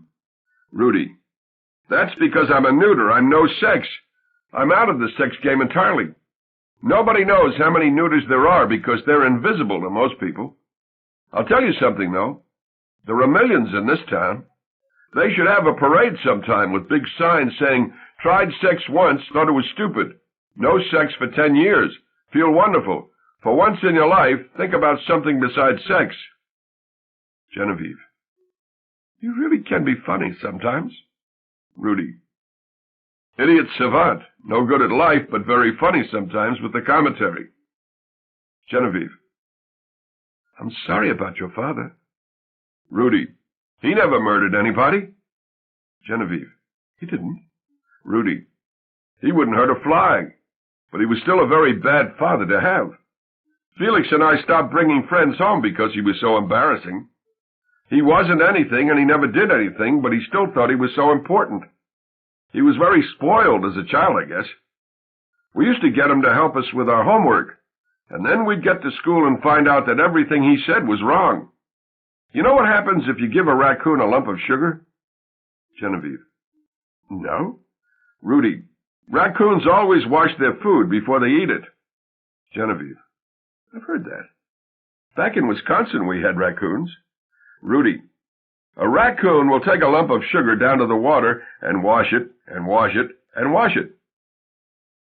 Pause. Genevieve. Aha! Until the sugar's gone. Rudy. And that's what growing up was like for Felix and me. We had no father when we got through. Mother still thinks he's the greatest man in the world. Genevieve. But you still love your parents, anyway. Rudy. Neuters don't love anybody. They don't hate anybody either. Genevieve. But you've been keeping house for your parents for years and years, haven't you? Or isn't that true? Rudy. Neuters make very good servants. They're not your great seekers of respect, and they usually cook pretty well. Genevieve, feeling creepy. You're a very strange person, Rudy Waltz. Rudy. That's because I'm the murderer. Genevieve. What? Rudy. There's a murderer in the family, all right, but it isn't Father. It's me. Pause. Curtain. Thus did I prevent my brother's fathering a child back then. Genevieve cleared out of the duplex, not wishing to be there alone with the murderer, and she and Felix never got together again. The child they had talked about having would be 22 years old now. The child Eloise Metzger was carrying when I shot her would be 38. Think of that. Who knows what those people would be doing now, instead of drifting around nowhere, mere wisps of undifferentiated nothingness. They could be so busy now. To this day, I have never told Felix about how I overheard his conversation with Genevieve from the balcony, and about how I scared her out of the duplex, never to return. I wrecked the marriage. It was an accident-prone time in my life, just as it was an accident-prone time in my life when I shot Mrs. Metzger. That's all I can say. I had to let my sister-in-law know that I was somebody to be reckoned with, that I was a murderer. That was my claim to fame. Chapter 20. The morning after Kathmandu opened and closed, Felix and I were flying over a landscape as white and blank as our lives. Felix had lost his second wife. I was the laughingstock of New York. We were in a 6-passenger private plane, traversing a southwestern Ohio which appeared to be as lifeless as a polar ice cap. Somewhere down there was Midland City. The power was off. The phone lines were out. How could anyone still be alive down there? The sky was clear, anyway, and the air was still. The blizzard, which had done this, was now raging somewhere off Labrador. Felix and I were in a plane which belonged to Barytron Limited, a manufacturer of sophisticated weapons systems, the largest single employer in Midland City. With us were Fred T. Barry, the founder and sole owner of Barytron, and his mother Mildred and their pilot. Mr. Barry was a bachelor, and his mother was a widow, and they were tireless globetrotters. Felix and I learned from their conversation that they had been to cultural events all over the planet, arm in arm at film festivals and premieres of new ballets and operas, at openings of museum shows, and on. And I would be the last to mock them for being such frivolous gadabouts, since it was my play which had brought them in their airplane to New York City. They did not know me or Felix, nor had they more than a nodding acquaintance with our parents, but they had found it imperative that they be at the opening of the only full-length play by a citizen of Midland City which had ever been produced commercially. How could I not like them for that? What is more, this mother and son team had stayed to the very end of Kathmandu. Only 20 people did that, including Felix and me. I know. I counted the house. And the Barrys clapped and whistled and stamped as the curtain came down. They were so uninhibited, and Mrs. Barry could certainly whistle. She had been born in England, and in her youth she had been an imitator in music halls of various birds of the British Empire. Mr. Barry thought a lot more of his mother than I thought of mine. After his mother died, he would try to immortalize her by having the Marotimo Brothers Construction Company build an art center on stilts in Sugar Creek and naming it in her honor. My own mother effectively wrecked that scheme, persuading the community that the arts center and its contents were monstrosities. After that came the neutron bomb. There is nobody left in Midland City anymore to know or care who Mildred Barry might have been. The scheme for turning the empty husks of my town into housing for refugees moves forward apace, incidentally. The president himself has called it a golden opportunity. Bernard Ketchum, our resident shyster here at the Grand Hotel Olofsen, says that Haitian refugees should follow the precedent set by white people and simply discover Florida or Virginia or Massachusetts or whatever. They could come ashore and start converting people to voodooism. It's a widely accepted principle, he says, that you can claim a piece of land which has been inhabited for tens of thousands of years, if only you will repeat this mantra endlessly. We discovered it, we discovered it, we discovered it. Fred Barry's mother, Mildred, had an English accent which she had done nothing to modify, although she had lived in Midland City for a quarter of a century or more. Her black servants, I know, were very fond of her. She knew exactly what kind of a fool she was, and she loved to keep her servants laughing at her all the time. There in that little plane she imitated the bulbul of Malaysia and the moorpork owl of New Zealand and so on. I identified a basic mistake my parents had made about life. They thought that it would be very wrong if anybody ever laughed at them. I keep wanting to say that Fred T. Barry was the grandest neuter I ever saw. He certainly had no sex life. He didn't even have friends. It was all right with him if life ended at any time, obviously, since this was a suicidal flight we were on. He didn't care much if I died either, or Felix, or his mother, or the pilot, who had gone to high school with my brother, and who was scared stiff. If we had an engine failure before we reached Cincinnati, the nearest open runway, where could we land? But the satisfaction Mr. Barry found in the company of his mother and in their harum-scarum visits to athletic and cultural events all over the world was anything but proof of neutrality. If he liked any part of life that much, he couldn't march in the great parade of neuters in the sweet by and by, or his mother either. Fred and his mother really had liked Kathmandu, and they had stayed up late afterwards so they could get early editions of the morning newspapers and read the reviews. One of the things that made them really mad was that none of the critics had stayed long enough to find out whether John Fortune had found Shangri-La or not. Mr. Barry said that he would like to see the play performed sometime with an all-Ohio cast. He said that he didn't think New York actors could fully appreciate why it might be important for a simple farmer to die on a quest for wisdom in Asia, even if there wasn't all that much wisdom to find over there. And that would actually come to pass in 3 years, as I've said. The Midland County Mask and Wig Club would revive Kathmandu on the high school stage, and they would give the female lead to poor Celia Hoover. Oh, my. I keep calling Fred T. Barry Mr. Barry as though he were older than God. My goodness, he was only about 50 back then, which is my age now. His mother was maybe 75, with 8 more years to go until she tried to rescue a bat she found clinging upside down to her living room draperies. Mr. Barry was a self-educated inventor and super salesman. He had entered the armaments business more or less by accident. The timer on an automatic washing machine, which he had been manufacturing in the old Keedsler Automobile Works, turned out to have military applications. It was ideal for timing the release of bombs from airplanes, so as to create a desired pattern of explosions on the ground. When the war was over, orders for much more sophisticated weapons systems started coming in, and Mr. Barry brought in more and more brilliant scientists and engineers and technicians to keep up with the game. A lot of them were Japanese. My father played host to the first Italians to settle in Midland City. Mr. Barry brought in the first Japanese. I'll never forget the first Japanese to come into Schramm's drugstore when I was on all-night duty there. I have mentioned that the store was a lighthouse for lunatics, and that Japanese was a lunatic of a sort, almost literally a lunatic, since the word lunatic has to do with craziness and the moon. This Japanese didn't want to buy anything. He wanted me to come outside and see something wonderful in the moonlight. Guess what it was? It was the conical slate roof of my childhood home, only a few blocks away.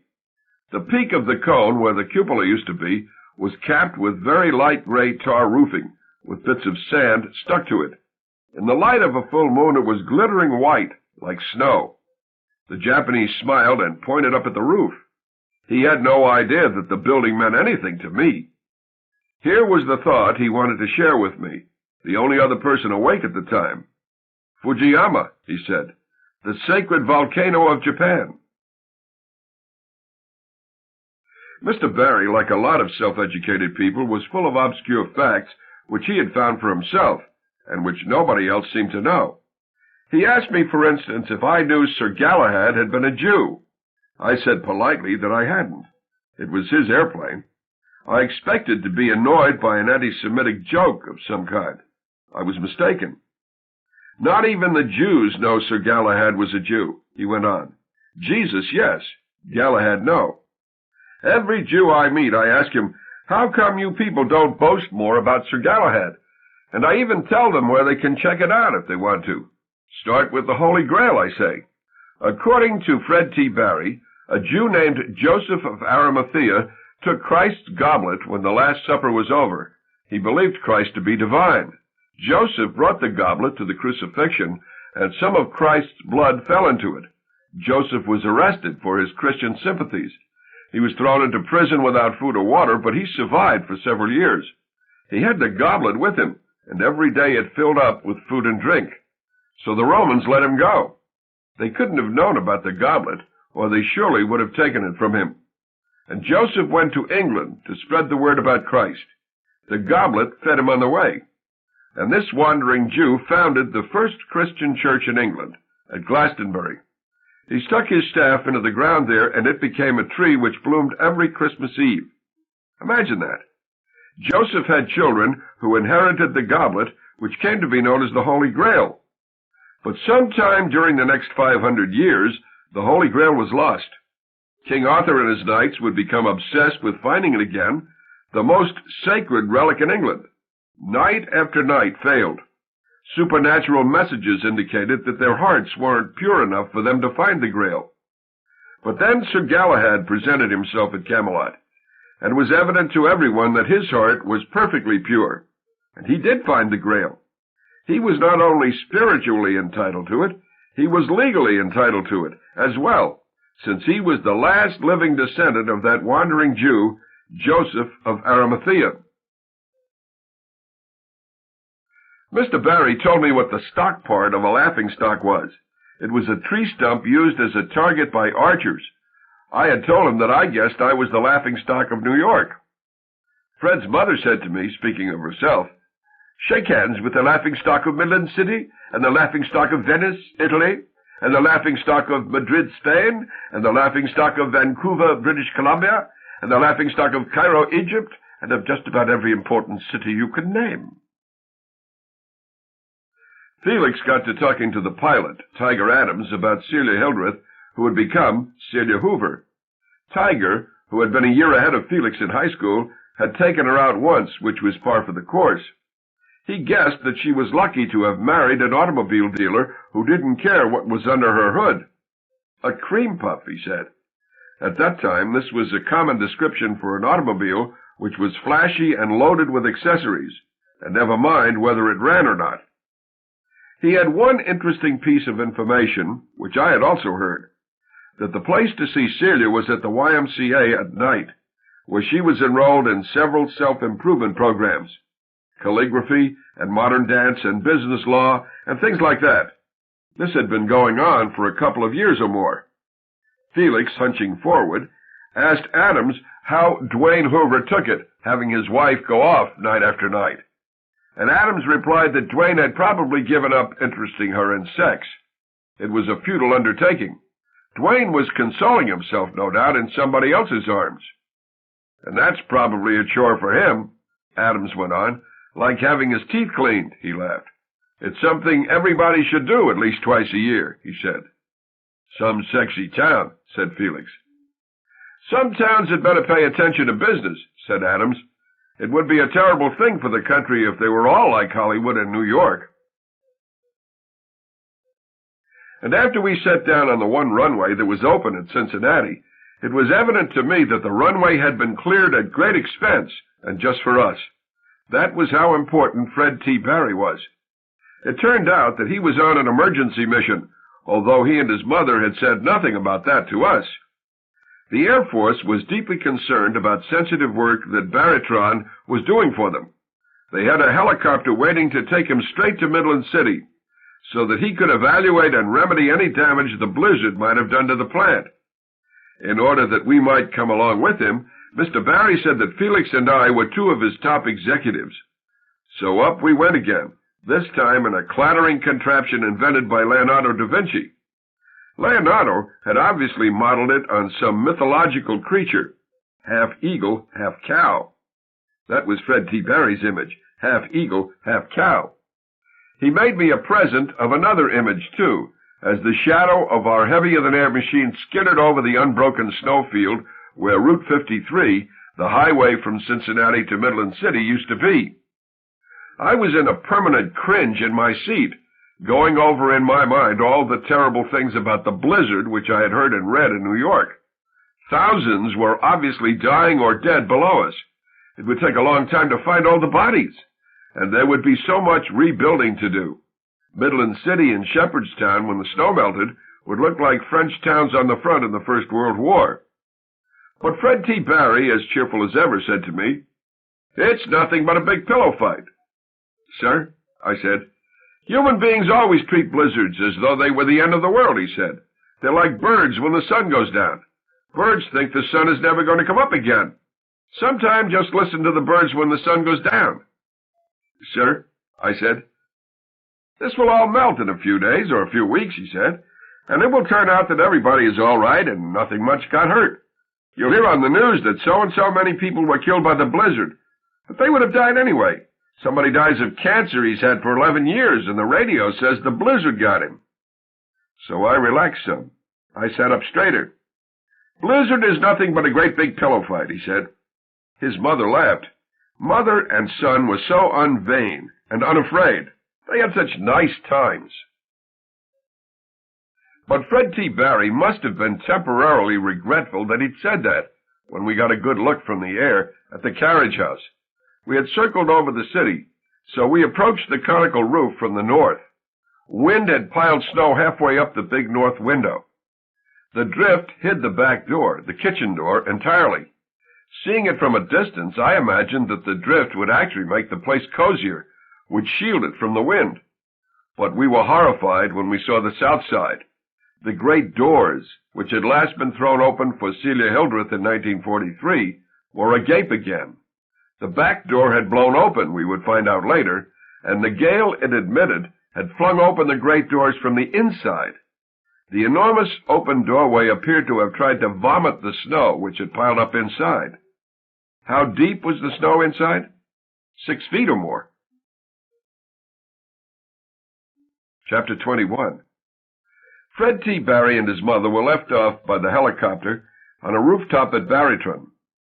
Mr. Barry maintained the hoax that Felix and I were his employees, and he instructed the pilot sternly that he was to take us wherever we wanted to go and to stand by until we were through with him. We had all been such great pals and gone through so much together, and the mood was that we should really see a lot more of each other, and that most people in Midland City weren't as amusing and worldly as we were, and so on. But I would not see or hear from Mr. Barry for 10 more years, and I would never lay eyes on his mother again. Out of sight, out of mind. That's how it was with the Barrys. So Felix and I used that Air Force helicopter like a taxicab. We went back to the carriage house. There were no footprints there. We had jackets and hats and gloves, but no boots. We were wearing ordinary street shoes, and these filled with snow as we wallowed and tumbled and writhed our way inside. Maybe Mother and Father were under all that snow. If so, they were dead. We got to the staircase, whose bottom half was buried. Knowing our parents, we supposed that they had gone to bed when the blizzard hit. They wouldn't have got out of bed, we surmised, even after all hell cut loose downstairs. So Felix and I entered their bedroom. The bed was empty. Not only that, but it was stripped of its blankets and sheets. So maybe Mother and Father had wrapped themselves in bedding and gone downstairs after all. I went up one more flight to what used to be the gun room, while Felix checked the other rooms on the loft. We were expecting to find bodies as hard and stiff as andirons. It was so cold inside. These words popped into my head. Dead storage. I heard Felix call from the balcony, "Anybody home?" And then as I came down from the gun room, he looked up at me and he said haggardly, "Nice to be home again." We found Mother and Father at the county hospital. Father was dying of double pneumonia coupled with kidney failure. Mother had frostbitten fingers and feet. Father was very sick before the blizzard ever hit, and had been about to go to the hospital anyway.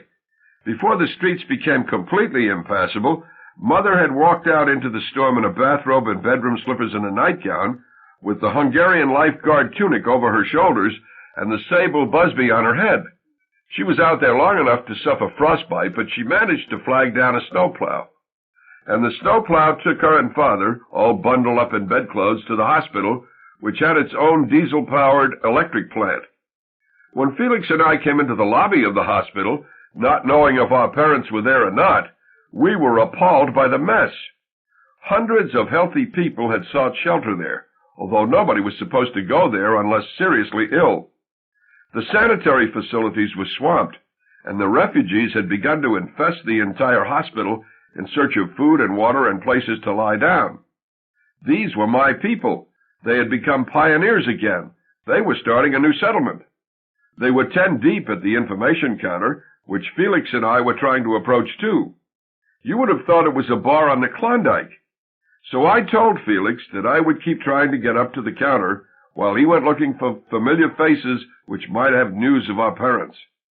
I had a feeling, while I inched forward in the crowd, that invisible insects were buzzing around my head.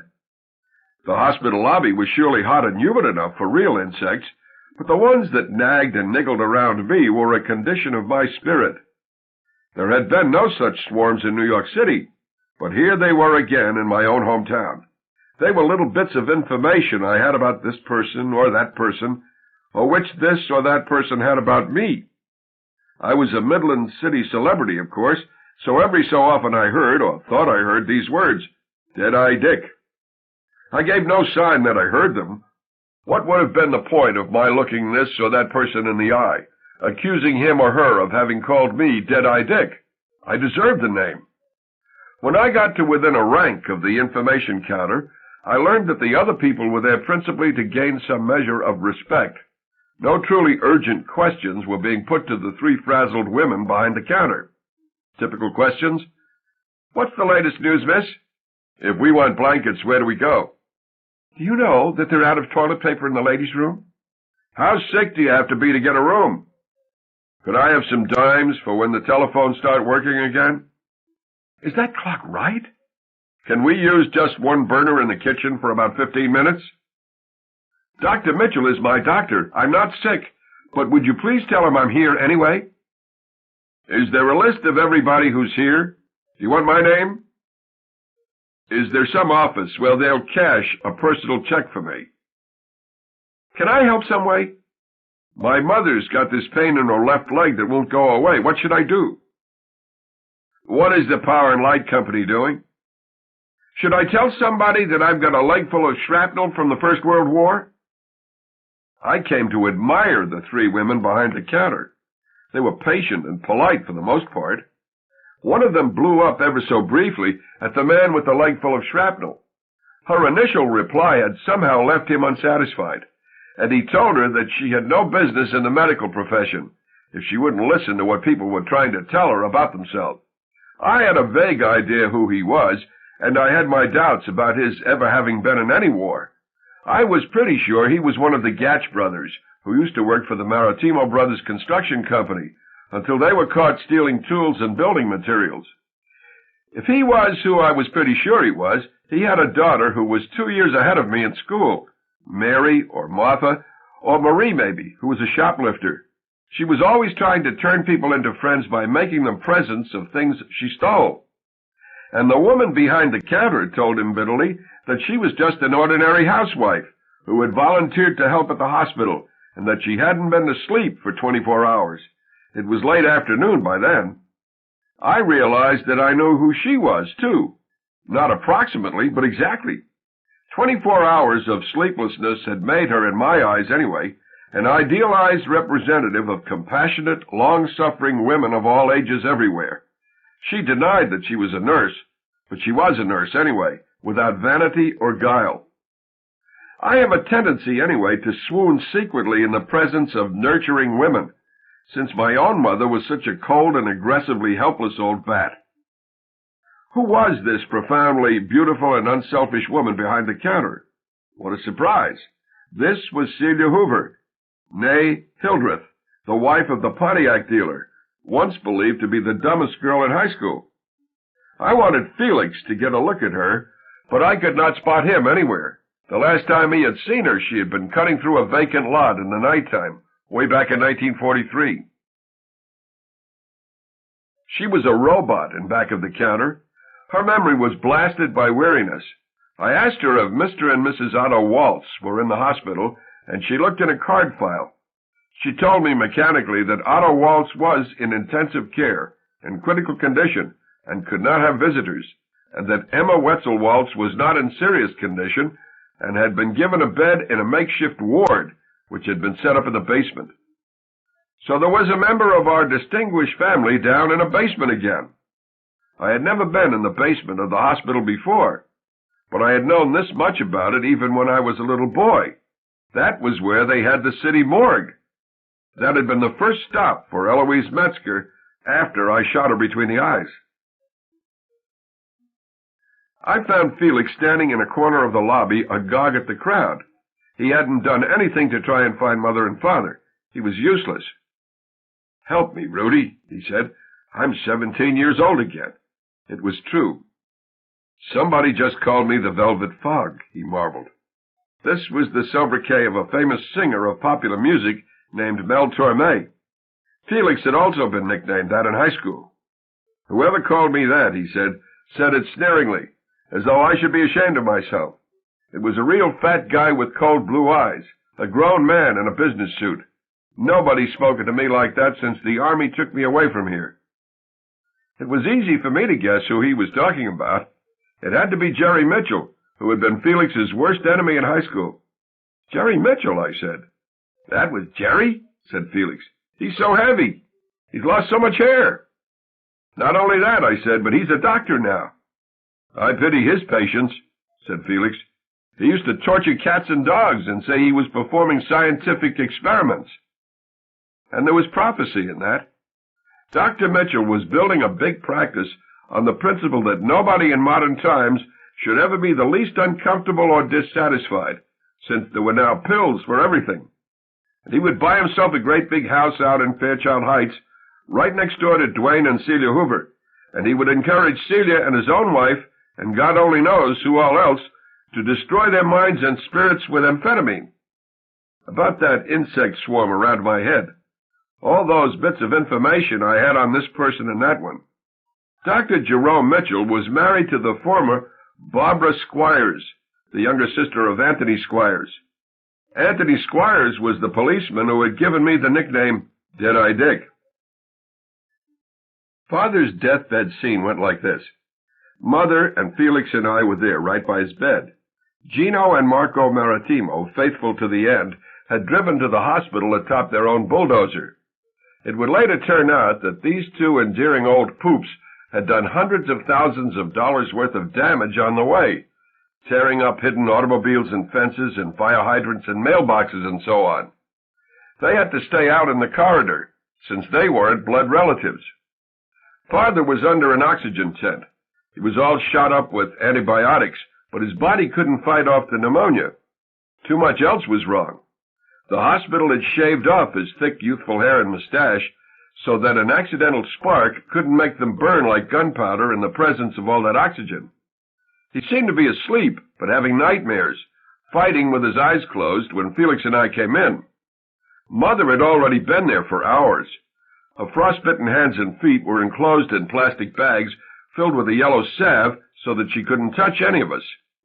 This turned out to be an experimental treatment for frostbite invented right there in Midland City that very morning by a Dr. Miles Pendleton. We assumed that all frostbite victims had their damaged parts encased in plastic and salve. Mother, in fact, was probably the only person in history to be treated that way. She was a human guinea pig, and we didn't even know it. No harm done, luckily. Father's peephole closed forever at sunset on the day after the opening and closing of my play. He was 68. The only word Felix and I heard from him was his very last one, which was this: Mama. It was Mother who told us about his earlier deathbed assertions, that he had at least been good with children, that he'd always tried to behave honorably, and that he hoped he had at least brought some appreciation of beauty to Midland City, even if he himself hadn't been an artist. He mentioned guns, according to Mother, but he didn't editorialize about them. All he said was guns. The wrecked guns, including the fatal Springfield, had been donated to a scrap drive during the war, along with the weather vane. They might have killed a lot more people when they were melted up and made into shells or bombs or hand grenades or whatever. Waste not, want not. As far as I know, he had only one big secret which he might have told on his deathbed. Who killed August Gunter, and what became of Gunter's head? But he didn't tell it. Who would have cared? Would there have been any social benefit in prosecuting old Francis X. Morrissey, who had become chief of police and was about to retire, for accidentally blowing Gunter's head off with a 10-gauge shotgun 44 years ago? Let sleeping dogs lie. When Felix and I got to Father, he was a baby again. He thought his mother was somewhere around. He died believing that he had once owned one of the 10 greatest paintings in the world. This wasn't the Minorite Church of Vienna by Adolf Hitler. Father had nothing to say about Hitler as he died. He had learned his lesson about Hitler. One of the 10 greatest paintings in the world, as far as he was concerned, was Crucifixion in Rome by John Reddig, which he had bought for a song in Holland during his student days. It now hangs in the Cincinnati Art Museum. Crucifixion in Rome, in fact, was one of the few successes in the art marketplace, or in any sort of marketplace, which Father experienced in his 80 years. When he and Mother had to put up all their treasures for sale in order to pay off the Metzgers, they had imagined that their paintings alone were worth hundreds of thousands of dollars. They advertised in an art magazine, I remember, that an important art collection was to be liquidated, and that serious collectors and museum curators could see it by appointment in our house. About 5 people did come all the way to Midland City for a look, I remember, and found the collection ludicrous. One man, I remember, wanted 100 pictures for a motel he was furnishing in Biloxi, Mississippi. The rest really seemed to know and care about art. But the only painting anybody wanted was Crucifixion in Rome. The Cincinnati Art Museum bought it for not much money, and the museum wanted it not because its greatness was so evident, I'm sure, but because it had been painted by a native of Cincinnati. It was a tiny thing, about the size of a shirt cardboard, about the size of Father's work in progress, the nude in his Vienna studio. John Reddig, in fact, died in the year I was born, which was 1932. Unlike me, he got out of his hometown and stayed out. He took off for the Near East and then Europe, and he finally settled in Volendam, Holland. That became his home, and that was where Father discovered him before the First World War. Volendam was John Reddig's Kathmandu. When Father met him, this man from Cincinnati was wearing wooden shoes. Crucifixion in Rome is signed John Reddig, and it is dated 1888, so it was painted 4 years before Father was born. Father must have bought it in 1913 or so. Felix thinks there is a possibility that Hitler was with Father on that skylarking trip to Holland. Maybe so. Crucifixion in Rome is indeed set in Rome, which I have never seen. I know enough, though, to recognize that it is chock-a-block with architectural anachronisms. The Colosseum, for example, is in perfect repair, but there is also the spire of a Christian church, and some architectural details and monuments which appear to be more recent even than the Renaissance, maybe even 19th century. There are 68 tiny but distinct human figures taking part in some sort of celebration amid all this architecture and sculpture. Felix and I counted them one time when we were young. Hundreds more are implied by impressionistic smears and dots. Banners fly. Walls are festooned with ropes of leaves. What fun! Only if you look closely at the painting will you realize that 2 of the 68 figures are not having such a good time. They are in the lower left-hand corner and are harmonious with the rest of the composition, but they have, in fact, just been hung from crosses. The picture is a comment, I suppose, but certainly a bland one, on man's festive inhumanity to men, even into what to John Reddig were modern times. It has the same general theme, I guess, of Picasso's Guernica, which I have seen. I went to see Guernica at the Museum of Modern Art in New York City during a lull in the rehearsals of Kathmandu. Some picture. Chapter 22. I went for a walk through hospital corridors all alone after Father died. A few people may or may not have murmured Deadeye Dick behind my back. It was a busy place. I came upon strange beauty unexpectedly in a 4th-floor cul-de-sac. It was in a dazzlingly sunny patient's lounge. The unexpected beauty was in the form of Celia Hoover, née Hildreth, again. She had fallen asleep on a couch, and her 11-year-old son was watching over her. She had evidently brought him with her to the hospital rather than leave him alone at home in the blizzard. He was seated stiffly on the edge of the couch. Even in sleep, she was keeping him captive. She was holding his hand. I had the feeling that if he had tried to get up, she would have awakened enough to make him sit back down again. That seemed all right with him. Yes, well, and 10 years later, in 1970, that same boy would be a notorious homosexual, living away from home in the old Fairchild Hotel. His father, Dwayne Hoover, had disowned him. His mother had become a recluse. He eked out a living as a piano player at night in the tally-ho room of the new Holiday Inn. I was again what I had been before the fiasco of my play in New York, the all-night man at Schramm's drugstore. Father was buried in Calvary Cemetery, not all that far from Eloise Metzger. We buried him in a painter's smock, and with his left thumb hooked through a pallet. Why not? The city had taken the old carriage house for 15 years of back taxes. The first floor now sheltered the carcasses of trucks and buses, which were being cannibalized for parts. The upper floors were dead storage for documents relating to transactions by the city before the First World War. Mother and I inhabited a little 2-bedroom shitbox out in the Maritimo Brothers development known as Avondale. Mother and I moved into it about 3 months after Father died. It was virtually a gift from Gino and Marco Maritimo. We didn't even have a down payment. Mother and I were both dead broke, and Felix hadn't started to make really big money yet, and he was about to pay alimony to 2 ex-wives instead of 1. Old Gino and Marco told us to move in anyway and not to worry. The price they were asking, it turned out, was so far below the actual value of the house that we had no trouble getting a mortgage.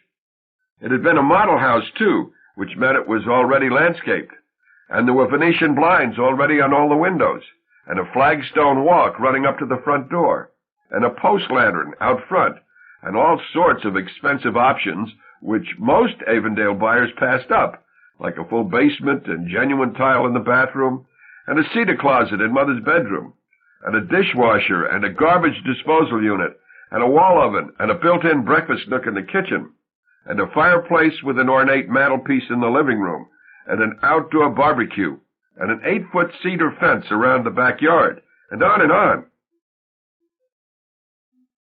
So in 1970, at the age of 38, I was still cooking for my mother and making her bed every day and doing her laundry and so on.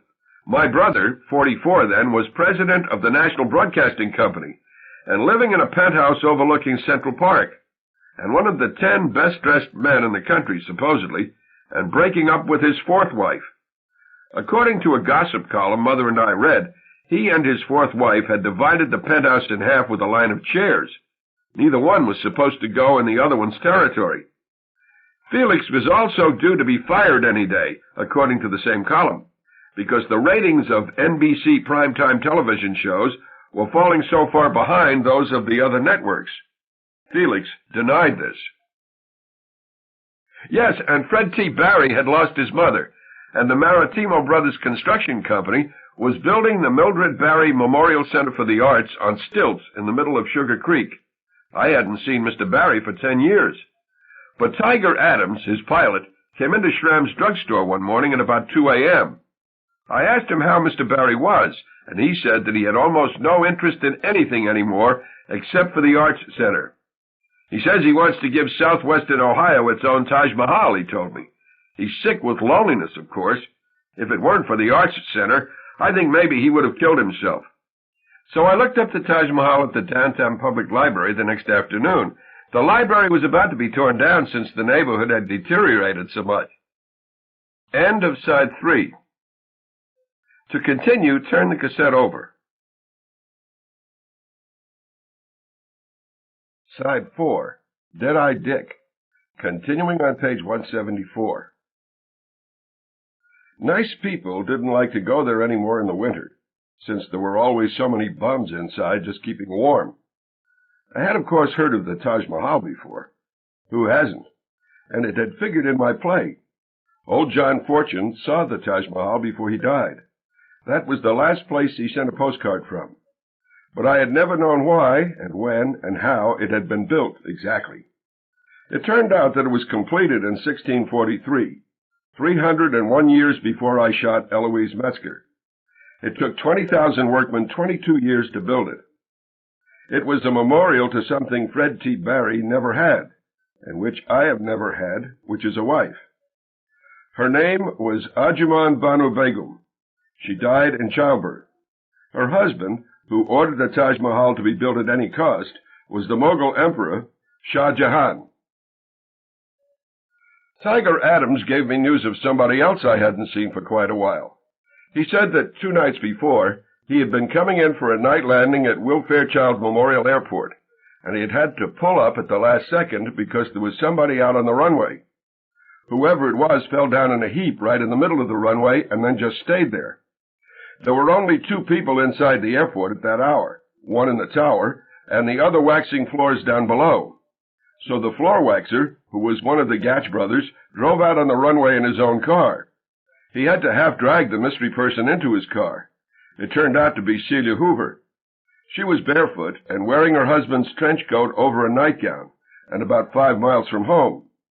She had evidently gone for a long walk, even though she was barefoot, and she had got on the runway in the dark, thinking it was a road. And then the landing lights had come on all of a sudden, and the Baratron Learjet had put a part in her hair. Nobody notified the police or anybody. Gatch just took her home. Gatch later told Tiger then there hadn't been anybody at her house to wonder where she had been, to be relieved that she was all right and so on. She just went inside all alone and presumably went to bed all alone. After she went inside, one light upstairs went on for about 3 minutes and then went off again. It looked like a bathroom light. According to Tiger, Gatch said this to the blacked-out house, "Sleep tight, honey bunch." That isn't quite right. There had been a dog to welcome her home, but she hadn't paid any attention to the dog. She had put no value, as far as Gatch could see, on the dog's delight. She didn't pet it, or thank it, or anything, or tell it to come on upstairs with her. The dog was Dwayne Hoover's Labrador retriever, Sparky. But Dwayne was hardly ever home anymore. Sparky would have been glad to see just about anybody. Sparky was glad to see Gatch. So while I try not to become too concerned about anybody, while my feeling ever since I shot Eloise Metzger has been that I don't really belong on this particular planet, I had loved Celia at least a little bit. She had been in my play, after all, and had taken the play very seriously, which made her a sort of child or sister of mine. To have been a perfectly uninvolved person, a perfect neuter, I should never have written a play. To have been a perfect neuter, I shouldn't have bought a new Mercedes either. That's correct. 10 years after Father died, I had saved so much money, working night after night, and living so modestly out in Avondale, that I bought a white four-door Mercedes 280, and still had plenty of money left over. It felt like a very funny accident. There Deadeye Dick was, all of a sudden, driving this big white dreamboat around town, evidently talking to himself a mile a minute. What I was really doing, of course, was chasing the blues with scat singing. Fiddly-wada-boo-boo, I'd sing in my Mercedes, and rang-a-dang-wee, and so on. Foodly-at, foodly-at. The most troubling news Tiger Adams had about Celia was this. During the 7 years since she had been in my play, she had become as ugly as the Wicked Witch of the West in The Wizard of Oz. Those were Tiger's exact words to me. My God, Rudy, you wouldn't believe it. That poor woman has become as ugly as the Wicked Witch of the West in The Wizard of Oz. A week later, she paid me a call at the drugstore, at about midnight, the witching hour. Chapter 23. I had just come to work. I was standing at the back door, gazing at my new Mercedes, and listening to the seeming muted roar of waves breaking on a beach not far away. The seeming surf was in fact the sound of gigantic trucks with 18 wheels, moving at high speed on the interstate. The night was balmy. All I needed was a ukulele. I was so content. My back was to the stockroom with its cures for every ailment known to man. A little bell dinged in the stockroom, telling me that someone had just entered the front of the store. It could be a killer, of course. There was always a chance that it was a killer, or at least a robber. In the 10 years since Father had died, I had been robbed in the store 6 times. What a hero I was. So I went to wait on the customer, or whatever it was. I left the back door unlocked. If it was a robber, I would try to get out the back door and hide among the weeds and garbage cans. He or she would have to help himself or herself. I would not be there to obey his or her orders to cooperate. The customer, or whatever it was inspecting dark glasses on a carousel. Who needed dark glasses at midnight? It was small for a human being, but it was certainly big enough to carry a sawed-off shotgun under its voluminous trench coat, the hem of which scarcely cleared the floor. "Can I help you?" I said cheerily. Perhaps it had a headache or hemorrhoids. It faced me, and it showed me the rattled, snaggle-toothed ruins of the face of Celia Hoover, once the most beautiful girl in town. Again, my memory writes a playlet. The curtain rises on the interior of a seedy drugstore in the poorest part of a small Middle Western city, shortly after midnight. Rudy Waltz, a fat, nuded pharmacist, is shocked to recognize a demented speed freak, a hag, as Celia Hoover, once the most beautiful girl in town. Rudy. "Mrs. Hoover." Celia. "My hero." Rudy. "Not me." Celia. Yes, you, my hero of theatrical literature." Rudy, pained. "Oh, please." Celia. "That play of yours, it changed my life." Rudy. "You were certainly good in it." Celia. "All those wonderful words that came out of me, those were your words. I could never have thought up words that beautiful to say in a million years. I almost lived and died without ever saying anything worth listening to." Rudy. "You made my words sound a lot better than they really were." Celia. "I was on that stage, and there were all these people out there, all bug-eyed, hearing all those wonderful words coming out of dumb old Celia Hoover. They couldn't believe it." Rudy. "It was a magic time in my life, too." Celia, imitating the audience. "Arthur! Arthur!" Rudy. "We were the toast of the town at curtain call. Now then, what can I get you here?" Celia. "A new play?" Rudy. "I've written my first and last play, Celia." Celia. "Wrong. I have come to inspire you with this new face of mine. Look at my new face. Make up the words that should come out of a face like this. Write a crazy old lady play." Rudy, looking out at the street. "Where did you park your car?" Celia. "I always wanted a face like this. I wish I could have been born with a face like this. It would have saved a lot of trouble. Everybody could have said, 'Just leave that crazy old lady alone.'" Rudy. "Is your husband home?" Celia. You're my husband. That's what I came to tell you. Rudy. Celia, you are not well. What's your doctor's name? Celia. You are my doctor. You are the only person in this town who ever made me glad to be alive. With the medicine of your magic words. Give me more words. Rudy. You've lost your shoes.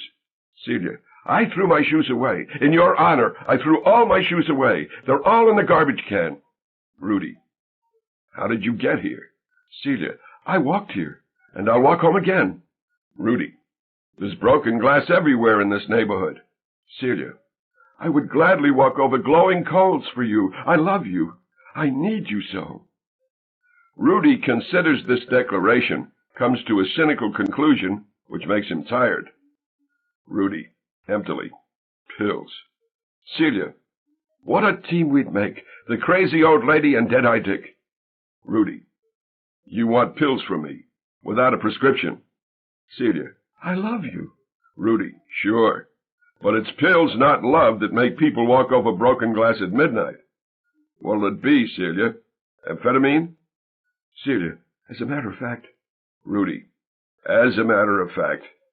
Celia. As though it were a perfectly routine order, certain to be filled. Penwald biphetamine, please. Rudy. Black beauties.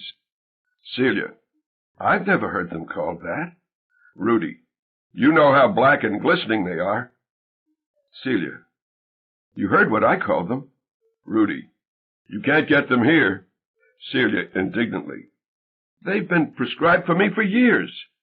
Rudy. I'll bet they have. But you've never been here before, with or without a prescription. Celia. I came here to ask you to write another play. Rudy. You came here because you've been shut off every place else. And I wouldn't give you any more of that poison if you had a prescription signed by God Almighty.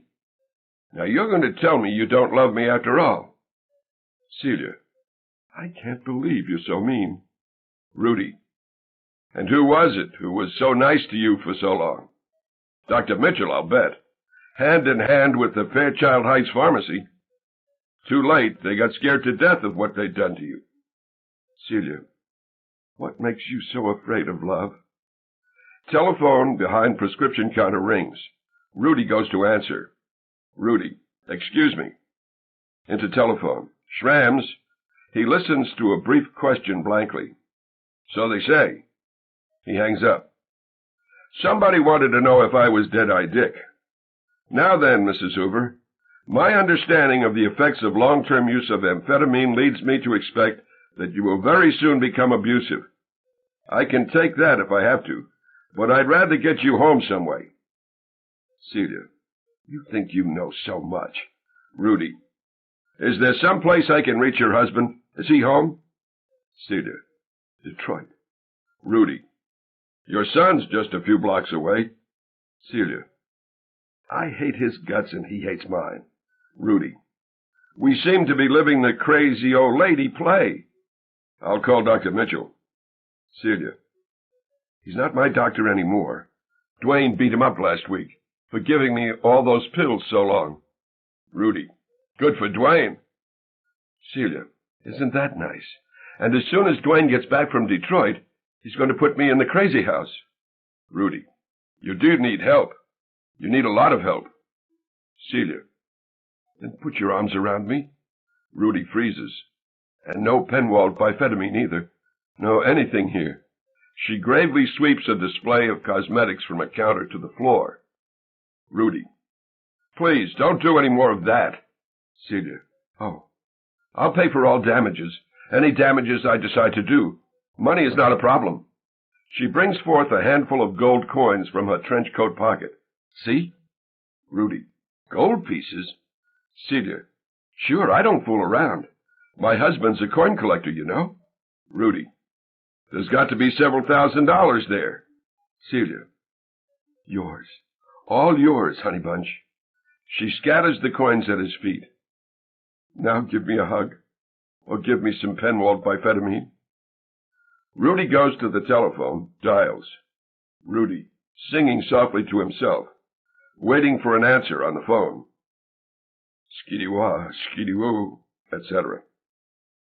Celia. Who are you calling? Rudy. The police. Celia. You big tub of lard. She topples a carousel of dark glasses. You fat Nazi bastard. Rudy into telephone. This is Rudy Waltz, over at Schramm's. Who's this? Oh, Bob, I didn't recognize your voice. I need a little help here. Celia. You need a lot of help here. She sets about wrecking everything she can get her hands on. Killer. Mama's boy. Rudy into telephone. Not a criminal matter. It's a mental case. Curtain. But she got out of there before the police could come. When they arrived, they could see all the damage she had done. But she herself was roaming shoeless out in the night again. That is the second story I've told about Celia, which ends with her fleeing barefoot. History repeats itself. The police went looking for her, to protect her. She could get robbed or raped. She could be attacked by dogs. She could be hit by a car. Meanwhile, I set about cleaning up the mess she had made. The store wasn't mine, so I was in no position to forgive and forget. Celia's husband was going to have to find out what she had done, and then he would be asked to cough up $1,000 or more. Celia had gone after the most expensive perfumes. Celia had gone after the watches, too, but they were still okay. It is virtually impossible to harm a Timex watch. For some reason, the less you pay for a watch, the surer you can be that it will never stop. My conscience was active as I worked. Should I have hugged her or given her amphetamine? My feeling was that chemicals had wrecked her brains, and that she wasn't Celia Hoover anymore. She was a monster. If I did write a play for her new face, I thought, she wouldn't be able to learn her lines. Somebody else would have to play her, in a fright wig, and with several teeth blacked out. What wonderful things could a writer put into the mouth of a crazy old lady like her anyway? My mind got this far with the problem anyway. She could certainly shake up an audience if she let it think she was about 100 years old for a while, and then told her true age. Celia was only 44 when she took the drugstore apart. I tinkered, too, with the idea of having the voice of God coming from the back of the theater. Whoever played God would have to have a voice like my brother's. The actress playing Celia could ask why God had ever put her on earth, and then the voice from the back of the theater could rumble, "To reproduce. Nothing else really interests me. All the rest is frippery." She had reproduced, of course, which was certainly more than I had done, and I got it into my head to stop cleaning up for a minute and call up her son Bunny. He would probably be in his room at the Fairchild Hotel, fresh home from work at the new Holiday Inn. He was wide awake. Somebody had told me that Bunny was heavily into cocaine. That could merely be a rumor. I told him who I was, and I said his mother had just been in the store, and that in my opinion she really needed help. "I just thought you should know," I said. Out of the corner of my eye, I saw that a mouse was listening to me. It was going to have to guess what was going on, since it could hear only my half of the conversation. So this disinherited young homosexual at the other end of the line laughed and laughed. Bunny wouldn't make any specific comments on his mother's poor health. His laughter was a terrible thing to hear. He sure hated her. But then he settled down some, and he told me that maybe I should spend more time worrying about my own relatives.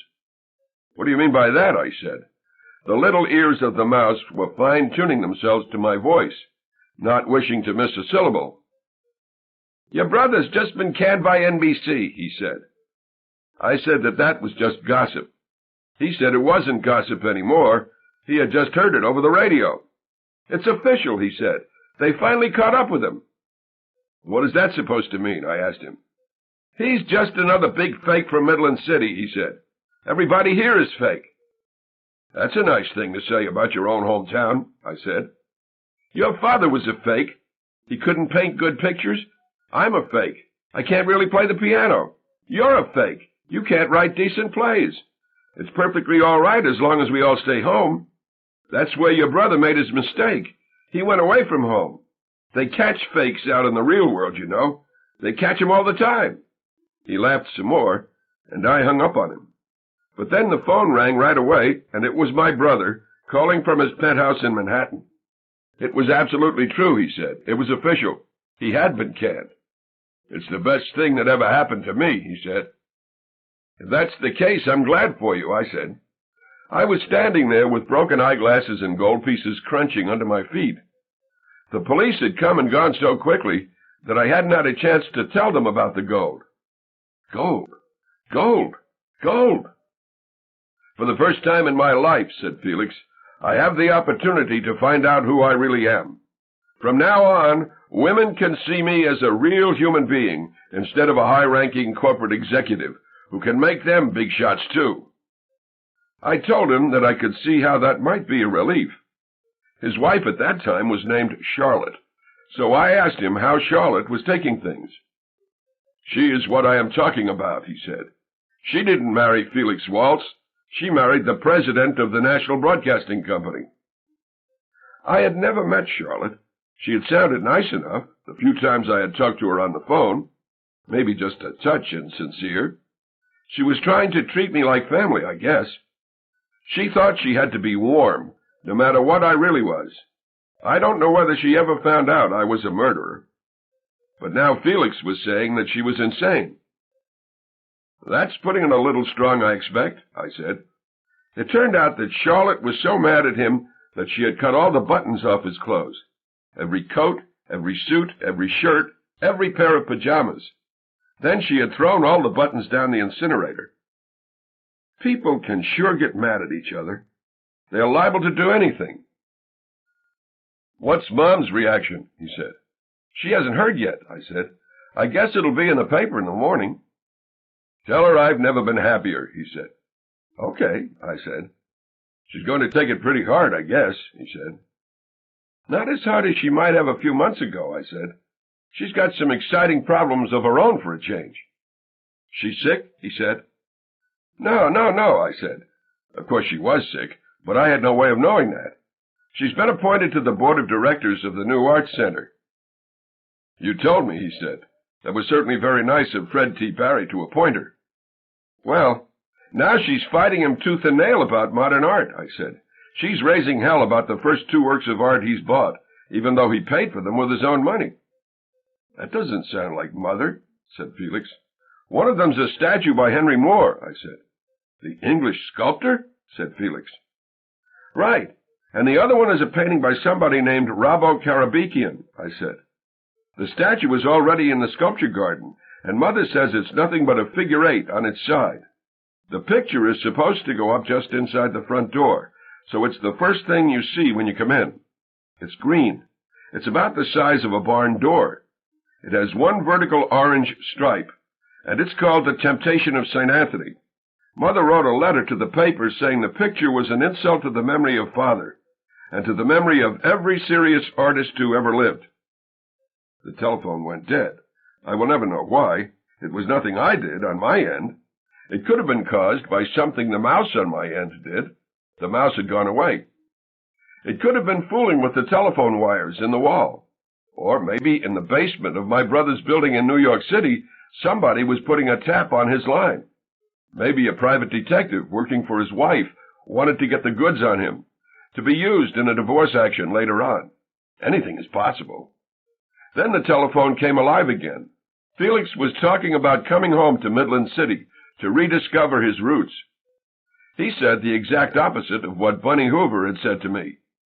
He said that everybody in New York City was phony, and that it was the people of Midland City who were real. He named a lot of friends from high school. He was going to drink beer with them and go hunting with them. He mentioned some girls, too. It wasn't quite clear what he could do with them since they were all married and had children or had left town. But he didn't mention Celia Hoover, and I didn't remind him of her, didn't tell him that she had become a crazy old bat, and that she had just taken the drugstore apart. It's interesting that he didn't mention Celia for this reason. He would later declare, under the influence of drugs a doctor had prescribed for him, that she was the only woman he had ever loved, and that he should have married her. Celia was dead by then. Chapter 24. I would be glad to attempt a detailed analysis of Celia Hoover's character if I thought her character had much of anything to do with her suicide by Drano. As a pharmacist, though, I see no reason not to give full credit to amphetamine. Here is the warning which the law requires as a companion now for each shipment of amphetamine as it leaves the factory. Amphetamine has been extensively abused. Tolerance, extreme psychological dependence, and severe social disability have occurred. There are reports of patients who have increased dosages to many times that recommended. Abrupt cessation following prolonged high dosage results in extreme fatigue and mental depression. Changes are also noted in the sleep EEG. Manifestations of chronic intoxication with amphetamine include severe dermatoses, marked insomnia, irritability, hyperactivity, and personality changes. The most severe manifestation of chronic intoxication is psychosis, often indistinguishable from schizophrenia. Want some? The late 20th century will go down in history, I'm sure, as an era of pharmaceutical buffoonery. My own brother came home from New York City, bombed on Darvon and Ritalin and methaqualone and Valium, and God only knows what all. He had prescriptions for every bit of it. He said he was home to discover his roots, but after I heard about all the pills he was taking, I thought he would be lucky to find his own behind with both hands. I thought it was a miracle that he had even found the right exit off the interstate. As it was, he had an accident on his way home, in a brand-new white Rolls-Royce convertible. The car itself was drug-inspired madness. The day after he was fired and his fourth wife walked out on him, he bought a $70,000 motor car. He loaded it up like a truck with his buttonless wardrobe and took off for Midland City. And when he first got home, his conversation, if you could call it that, was repetitious, obsessed. There were only two things he wanted to do. One was to find his roots, and the other was to find some woman who would sew all his buttons back on. The only buttons he had were on the clothes on his back. He had been particularly vulnerable to an attack on his buttons, too, since his suits and coats were made in London with buttons instead of zippers on their flies, and with buttons at the wrists, which actually buttoned and unbuttoned. He put on one of his buttonless coats for Mother and me, and those floppy cuffs made him look like a pirate in Peter Pan. There was a big dent in the left front fender of that brand-new Rolls-Royce, and a crease and a sort of chalky blue stripe that ran back from the dent and across the left-hand door. Felix had sideswiped something blue, and he was as curious about what it might have been as we were. It remains a mystery to the present day, although Felix, I am happy to say, is now drug-free, except for alcohol and caffeine, which he uses in moderation. He remembers proposing marriage to a girl he picked up at a toll booth on the Ohio Turnpike. She bailed out in downtown Mansfield, he said the other night.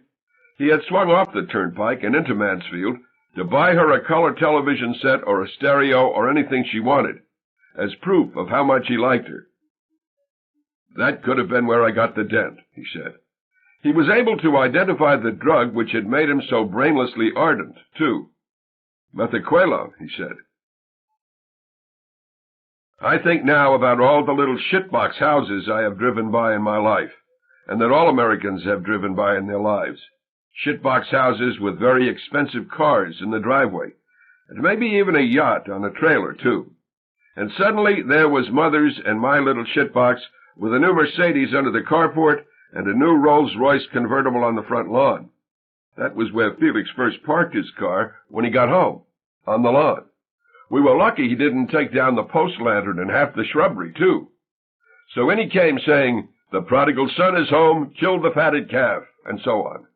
Mother and I had known he was coming, but we hadn't known exactly when. We were all dressed up and about to go out, and were going to leave the side door unlocked for him. I was wearing my best suit, which was as tight as the skin of a knockwurst. I'd put on a lot of weight recently. It was the fault of my own good cooking. I had been trying out a lot of new recipes with considerable success. And Mother, who hadn't put on an ounce in 50 years, was wearing the black dress Felix had bought her for Father's funeral. "Where do you two think you're going?" said Felix. So Mother told him. "We're going to Celia Hoover's funeral," she said.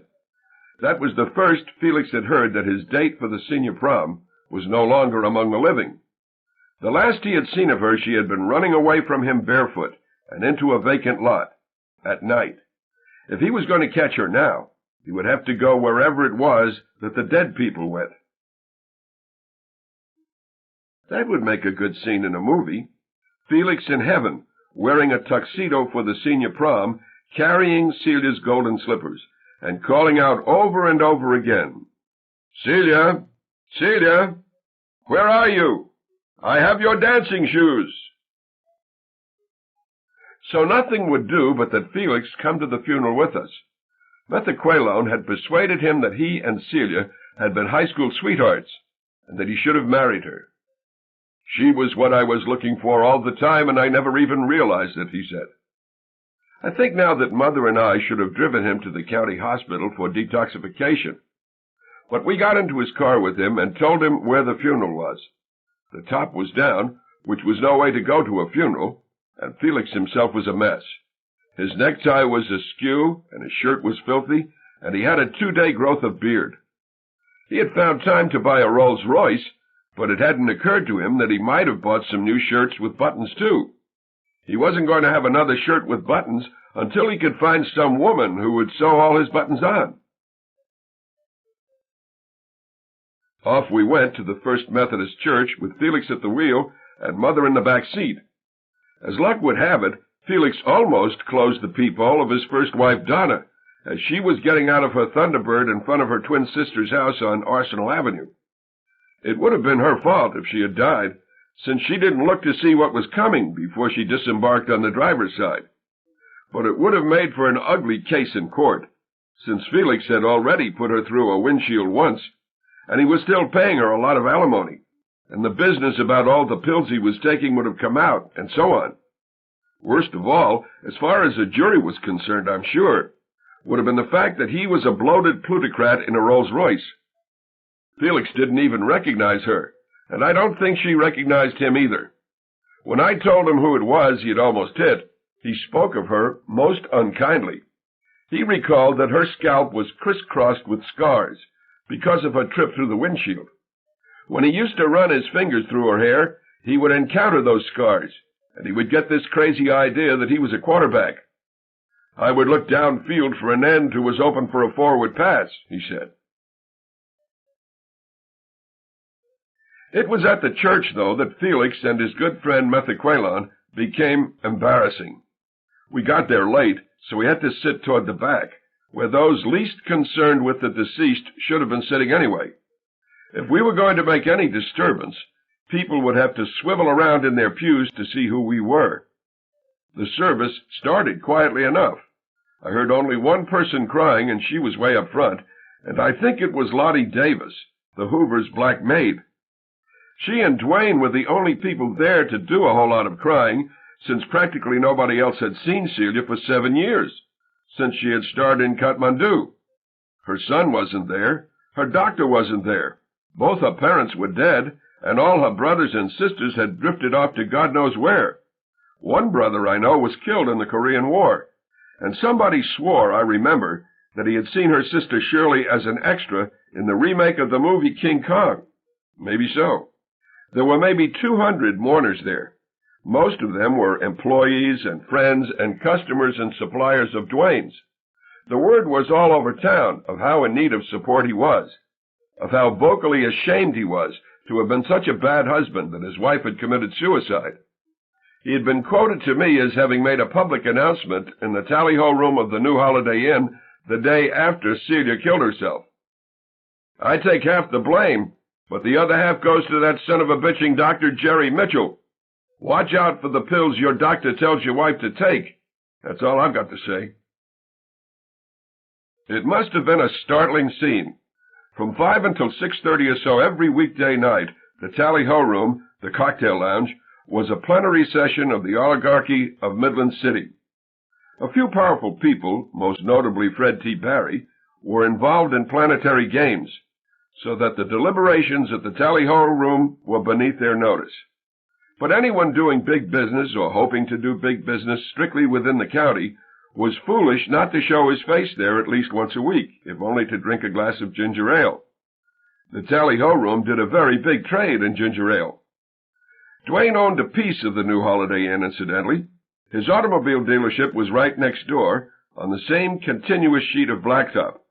And the tally-ho room was where his disinherited son, Bunny, played the piano. The story was that Bunny applied for the job there, and the manager of the inn asked Dwayne how he felt about it.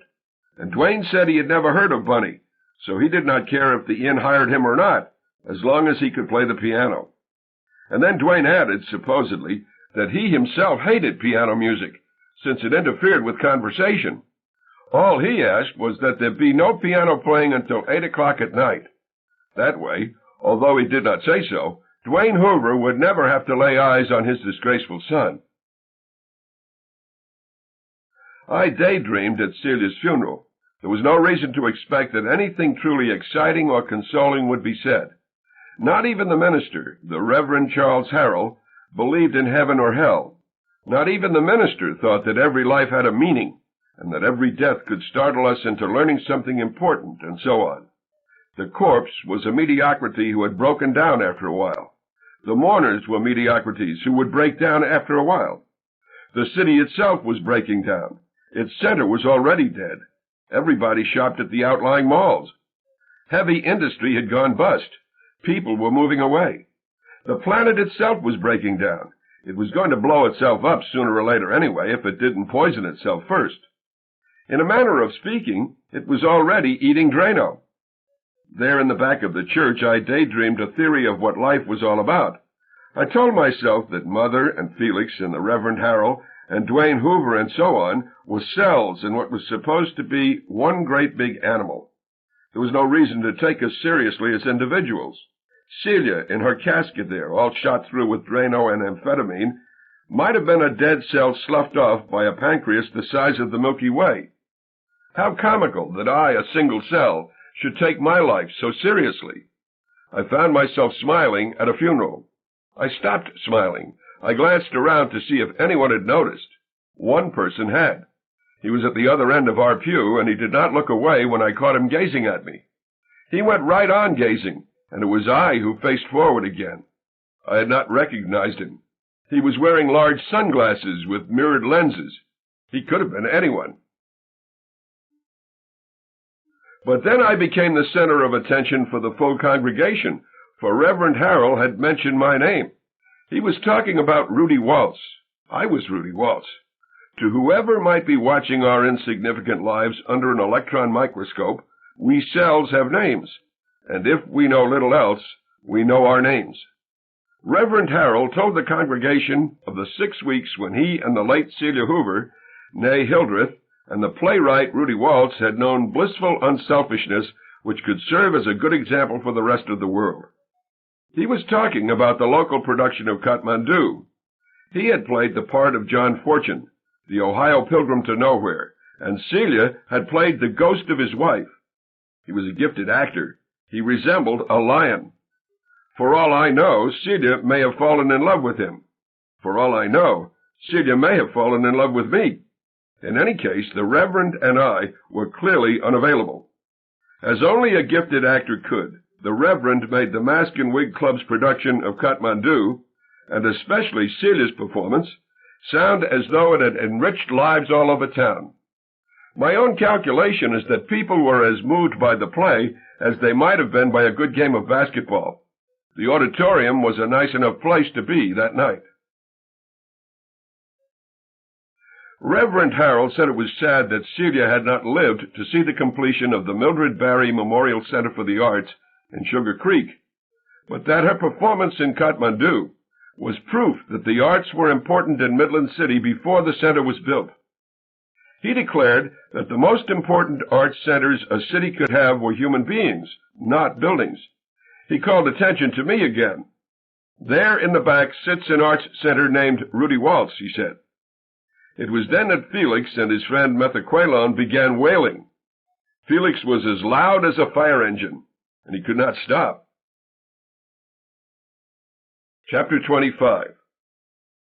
There was just a prayer and some music after that, thank God, and then the recessional, with the pallbearers wheeling the casket out to the hearse. Otherwise, Felix's sobbing could have wrecked the funeral. Mother and I gave up on going to the burial. We had no thought but to get Felix out of the church and into the county hospital. It was all we could do not to get out ahead of the casket. We'd come late, so we were parked fairly far out on the parking lot, and there were a number of neighborhood children paying their respects to the Rolls-Royce. They had never seen one before, I'm sure, but they knew what it was. They were so reverent that they might have been attending an open casket funeral right there in the parking lot. Celia Hoover's casket, by the way, was closed. That must have been because of the Drano. We got Felix into the back seat without any trouble. He sat there with the top down, sobbing away. I think we could have set him up a tree, and he would have been up among the branches and birds' nests, sobbing away. But he wouldn't give us the keys. The keys were too materialistic a concern for him to consider at such a time. So I had to go through his pockets, while Mother told me to hurry up, hurry up. I happened to glance in the direction of the church, and I saw that Dwayne Hoover, maybe having told everybody to stay behind, that he had some private business with Felix to conduct, was coming in our direction.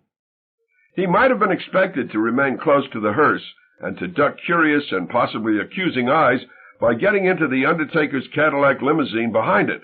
But no, he was going to trudge 50 yards out into the parking lot instead, and we were the only people out there, since we had fled the church so quickly. So it was like a scene in a cowboy movie, with the townspeople all huddled together, and with a half-broken, tragic, great big man going to meet destiny all alone. The hearse could wait. He had business to settle first. If this confrontation scene were done as a playlet, the set could be very simple. A curb along the back of the stage might indicate the edge of a parking lot. A Rolls-Royce with its top down, which is the expensive part, could be parked next to that, aimed left. Flats behind the curb could be painted with trees and shrubbery. A tasteful wooden sign might make the location more specific, saying, First Methodist Church, visitors parking, all persons welcome. Felix would be sobbing in the back seat of the Rolls-Royce. Mother, whose name was Emma, and I, whose name is Rudy, would be between the convertible and the audience. Emma would have the heebie-jeebies, wanting to get out of there, and Rudy would be frisking Felix for the keys. Felix, who cares about the keys? Emma, hurry up. Oh, please, hurry up. Rudy, how many pockets can they put in a London suit? God damn it, Felix. Felix, you're making me sorry I came home. Emma, I could die. Felix, I loved her so much. Rudy, did you ever? Rudy happens to look in the direction of the church off right, and is appalled to see Dwayne approaching. Rudy, oh my God. Felix, pray for her. That's what I'm going to do. Rudy, Felix, get out of the car. Emma, let him stay there. Get him to hunker down. Rudy, Mother, look behind you. Here comes Dwayne. Emma looks, hates what she sees. Emma, oh, you'd think he'd stay with the body. Rudy, Felix, get out of the car, because I think somebody just might want to beat the shit out of you. Felix, I just got home. Rudy, I'm not kidding. Here comes Dwayne. He beat the shit out of Dr. Mitchell a week ago. This could be your turn. Felix, I've got to fight him? Rudy, get out of the car and run. Felix gets out of the car, muttering and complaining. His tears have abated some. The danger is so unreal to him that he doesn't even look to see where the danger may be coming from. He is distracted by the dent and scratch on the side of the car as Dwayne enters right and stops. Felix, oh, look at that. What a shame. Dwayne, it really is a beautiful machine like that. Felix straightens up and turns to look at him. Felix, hello, you're the husband. Dwayne, where do you fit in? Felix, what? Dwayne, I'm the husband, and I never felt worse in my life. But I couldn't cry the way you cried. I never heard anybody cry like you did, male or female. Where do you fit in? Felix, we were sweethearts in high school. As Dwayne thinks this over, Felix takes a bottle of pills from a pocket and starts to open it. Emma, no more pills? Rudy, my brother isn't well. Emma, he's insane, and I used to be so proud of him. Dwayne, I'd be sorry to believe he was crazy. I'm hoping he was crying because he was sane. Emma, he can't fight. He never could. Rudy, we're on our way to the hospital. Felix, Just a damn minute here. I was crying because I'm sane. I'm the sanest person in this whole shitstorm. What the hell's going on? Emma, go ahead and get your brains beat out. Felix, you must be the worst mother a person ever had. Emma, I never disgraced myself and my family in public, I'll tell you that. Felix, you never sewed on a button either. You never hugged or kissed me. Emma, who could blame me? Felix, you never did anything a mother's supposed to do. Duane, just tell me more about why you cried. Felix, we were raised by servants. Do you know that? This lady here ought to get switches and coal every Mother's Day. My brother and I know so much about black people and so little about white people, we should be in a minstrel show. Duane, he really is crazy, isn't he? Felix, Amos and Andy. Emma, I have never been so humiliated in my life, and as a younger woman I have traveled all over this world. Duane, at least you never had a wife commit suicide or a husband. Emma, I know you've been through so much, and then all this on top of it. Duane, I don't know what part of the world you could have visited where having the person you were married to commit suicide wasn't the most humiliating thing that could happen. Emma, you go back to your friends. And again, I'm so ashamed of my son, I wish he were dead. Go back to your friends. Duane, those people back there? You know something? I think maybe I would have come walking out here alone, even if you hadn't been out here. If you hadn't given me a logical place to stop, I might have kept walking until I was in Kathmandu. I'm the only person in town who hasn't been to Kathmandu. My dentist's been to Kathmandu. Emma, you go to Herbstacks too? Duane, sure. Celia too, or used to. Emma, I wonder why we never met there. Felix, because he uses Gleam toothpaste with Floristan. Emma, I can't be responsible for what he says. I can't imagine how he got control of an entire major television network. Duane, Celia never told me that you and she were sweethearts.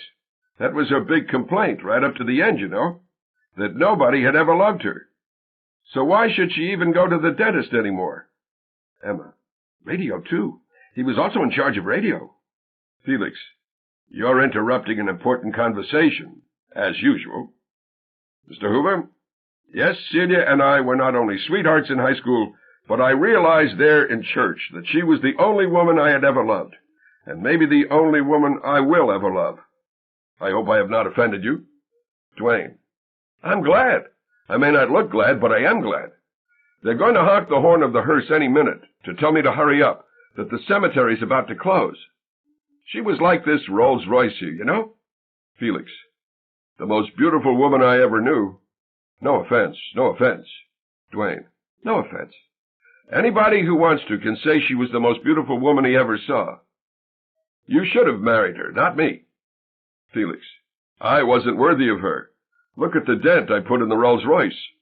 Duane, you scraped up against something blue. Felix, listen, she lasted a lot longer with you than she would have lasted with me. I'm one of the worst husbands there ever was. Duane, not as bad as me. I just ran away from her. She was so unhappy, and I didn't know what to do about it.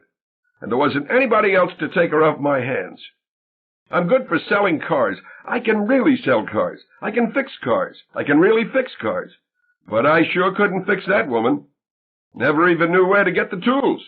I put her up on blocks and forgot her. I only wish you'd come along in time to rescue the both of us. But you did me a big favor today. At least I don't have to think my poor wife went all the way through life without finding out what love was. Felix, where am I? What have I said? What have I done? Duane, you come along to the cemetery. I don't care if you're crazy or not. You'll make this automobile dealer feel a little bit better if you'll just cry some more, while we put my poor wife in the ground. Curtain. Chapter 26. We all see our lives as stories, it seems to me, and I am convinced that psychologists and sociologists and historians and so on would find it useful to acknowledge that. If a person survives an ordinary span of 60 years or more, there is every chance that his or her life as a shapely story has ended, and all that remains to be experienced is epilogue. Life is not over, but the story is. Some people, of course, find inhabiting an epilogue so uncongenial that they commit suicide. Ernest Hemingway comes to mind. Celia Hoover, née Hildreth, comes to mind. My own father's story ended, it seems to me, and it must have seemed to him, when he took all the blame for my having shot Eloise Metzger, and then the police threw him down the iron staircase. He could not be an artist, and he could not be a soldier, but he could at least be heroically honorable and truthful, should an opportunity to be so present itself. That was the story of his life which he carried in his head. The opportunity presented itself. He was heroically honorable and truthful. He was thrown down the staircase like so much garbage. It was then that these words should have appeared somewhere. The end. But they didn't. But his life as a story was over anyway. The remaining years were epilogue, a sort of junk shop of events, which were nothing more than random curiosities, boxes and bins of whatchamacallits. This could be true of nations, too. Nations might think of themselves as stories, and the stories end, but life goes on. Maybe my own country's life as a story ended after the Second World War, when it was the richest and most powerful nation on earth, when it was going to ensure peace and justice everywhere, since it alone had the atom bomb. The end. Felix likes this theory a lot. He says that his own life as a story ended when he was made president of the National Broadcasting Company and was celebrated as one of the 10 best-dressed men in the country. The end. He says, though, that his epilogue, rather than his story, has been the best part of his life. This must often be the case. Bernard Ketchum told us about one of Plato's dialogues, in which an old man is asked how it felt not to be excited by sex anymore. The old man replies that it was like being allowed to dismount from a wild horse. Felix says that that was certainly how he felt when he was canned by NBC. It may be a bad thing that so many people try to make good stories out of their lives. A story, after all, is as artificial as a mechanical bucking bronco in a drinking establishment. And it may be even worse for nations to try to be characters in stories. Perhaps these words should be carved over doorways of the United Nations and all sorts of parliaments, big and small. Leave your story outside. I got off the wild horse of my own life story at Celia Hoover's funeral, I think, when Reverend Harold forgave me in public for having shot Eloise Metzger so long ago. If it wasn't then, it was only a couple of years after that when Mother was finally killed by the radioactive mantelpiece. I had paid her back as best I could for ruining her life and Father's. She was no longer in need of personal services. The case was closed. We probably never would have found out that it was the mantelpiece that killed her if it weren't for an art historian from Ohio University over at Athens. His name was Cliff McCarthy. He was a painter, too, and Cliff McCarthy never would have got involved in our lives if it hadn't been for all the publicity Mother received for objecting to the kind of art Fred T. Barry was buying for the Art Center. He read about her in People magazine. Then again, Mother almost certainly wouldn't have become so passionate about taking Fred T. Barry on in the first place if it hadn't been for little tumors in her brain, which had been caused by the radioactive mantelpiece. Wheels within wheels. People magazine described Mother as the widow of an Ohio painter. Cliff McCarthy had been working for years, financed by a Cleveland philanthropist, on a book which was to include every serious Ohio painter, but he had never heard of Father. So he visited our little shitbox, and he photographed Father's unfinished painting over the fireplace. That was all there was to photograph, so he took several exposures of that with a big camera on a tripod. He was being polite, I guess. But the camera used flat packs of 4x5 film, and he'd exposed some of it elsewhere, so he got several packs out of his camera bag. He accidentally left one behind on the mantelpiece. 1 week later, he swung off the interstate on his way to someplace else, and he picked up the pack. 3 days after that, he called me on the telephone to say that the film in the pack had all turned black, and that a friend of his who taught physics had offered the opinion that the film had been close to something which was highly radioactive. He gave me another piece of news on the telephone, too. He had been looking at a diary kept by the great Ohio painter Frank Duveneck at the end of his life. He died in 1919 at the age of 71. Duveneck spent his most productive years in Europe, but he returned to his native Cincinnati after his wife died in Florence, Italy. "Your father is in the diary," said McCarthy.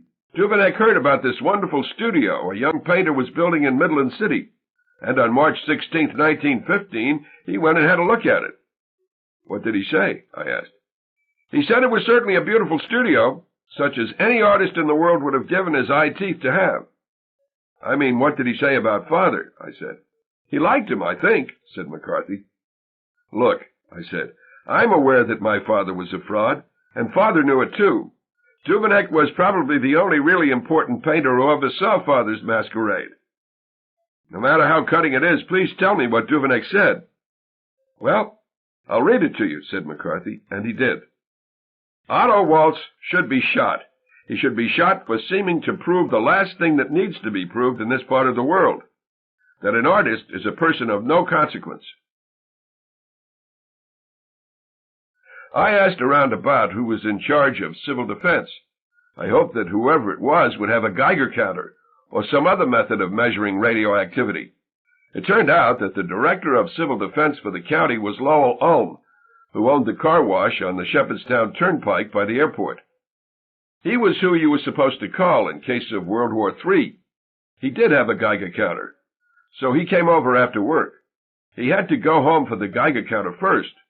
That innocent-looking mantelpiece, before which Mother had spent so many hours, either gazing into the flames or up at Father's unfinished painting, was a killer. Lowell Ulm said this: "Jesus Christ, this thing is hotter than a Hiroshima baby carriage." Mother and I were moved into the new Holiday Inn while workmen dressed like astronauts on the moon performed radical surgery on our little Avondale shitbox.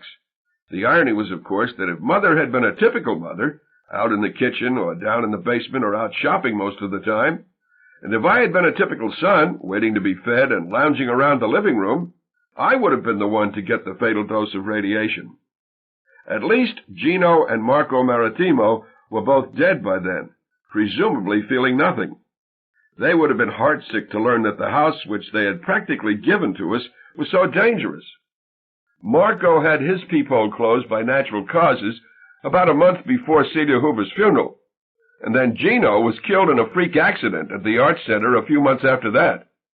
He was trying to get the center's drawbridge to work right, with the dedication ceremonies only a week away, and he was electrocuted. 2 people died during the construction of the Mildred Barry Memorial Center for the Arts. I have no idea how many people were killed during the construction of the Taj Mahal. Hundreds upon hundreds, probably.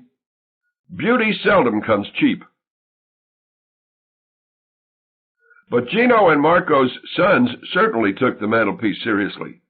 They were as embarrassed as their fathers would have been, and they told us a lot more than they should have, since Felix and I would eventually decide to sue their corporation and a lot of other people by and by.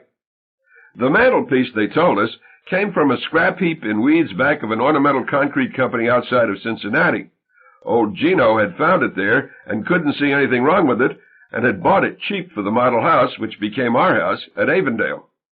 With a lot of luck and the help of a few honest people, we were able to trace the cement that went into the mantelpiece all the way back to Oak Ridge, Tennessee, where pure uranium-235 was produced for the bomb they dropped on Hiroshima in 1945. The government somehow allowed that cement to be sold off as war surplus, even though many people had known how hot it was. In this case, the government was about as careless as a half-wit boy up in a cupola with a loaded Springfield rifle on Mother's Day.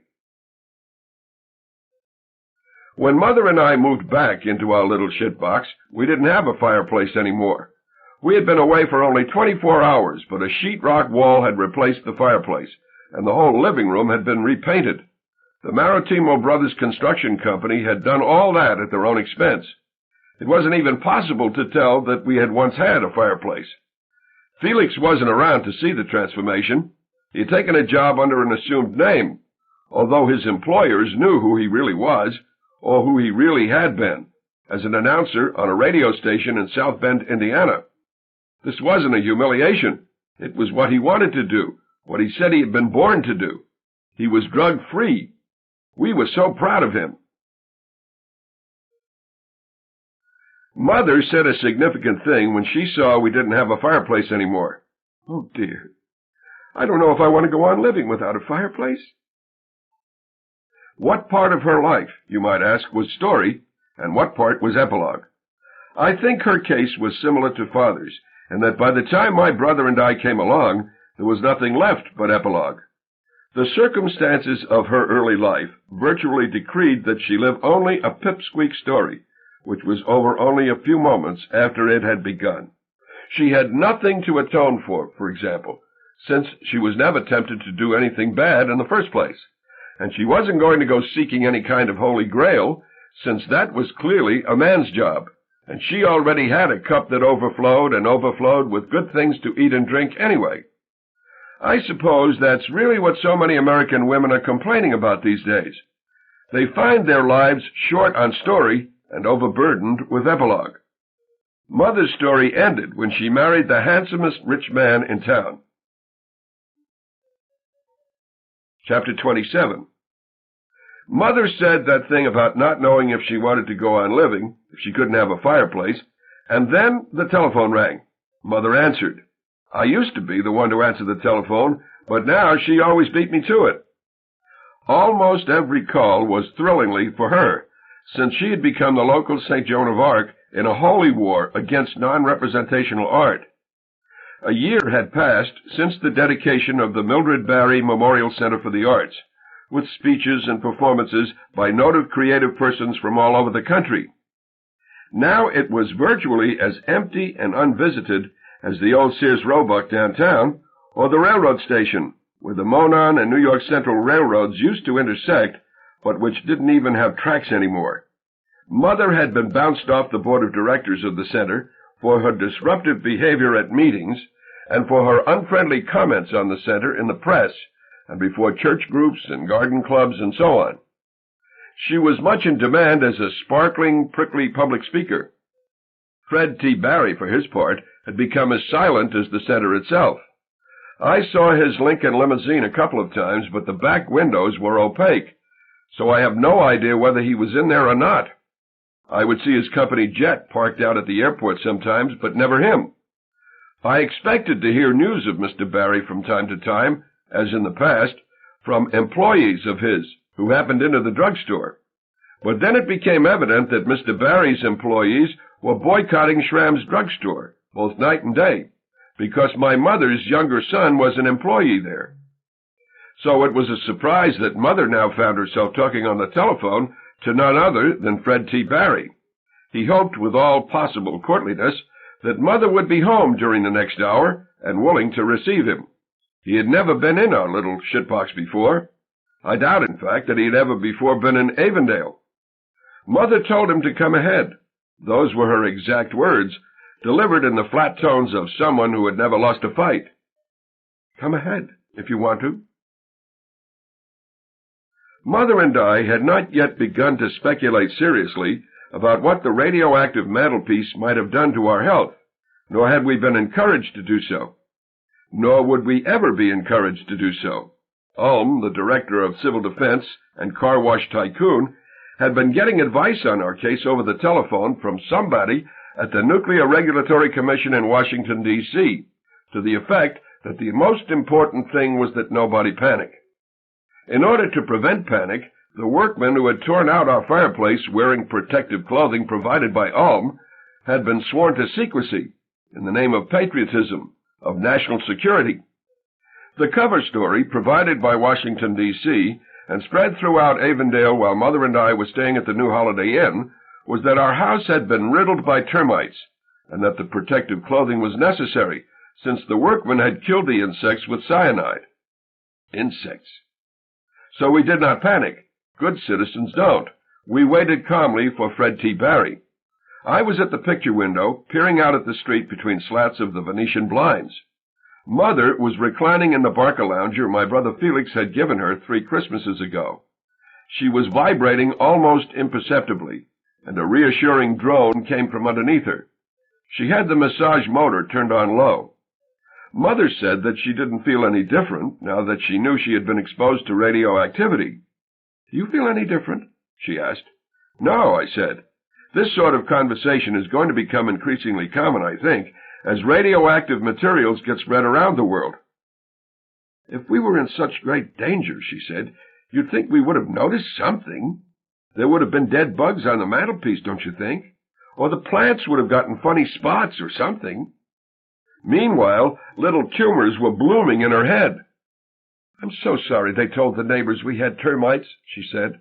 I wish they could have thought of something else. It's like telling everybody we had leprosy. It turned out that she had had a traumatic experience with termites in childhood, which she had never mentioned to me. She had suppressed the memory all those years, but now she told me, full of horror, of walking into the music room of her father's mansion, which she had believed to be so indestructible when she was a little girl, and seeing what looked like foam boiling out the floor and a baseboard near the grand piano, and out of the legs and the keyboard of the piano itself. There were billions and billions of bugs with shiny wings, acting for all the world like a liquid, she said. I ran and got Father. He couldn't believe his eyes either. Nobody had played the piano for years. If somebody had played it, maybe it would have driven the bugs out of there. Father gave the piano leg a little kick, and it crumpled like it was made out of cardboard. The piano fell down.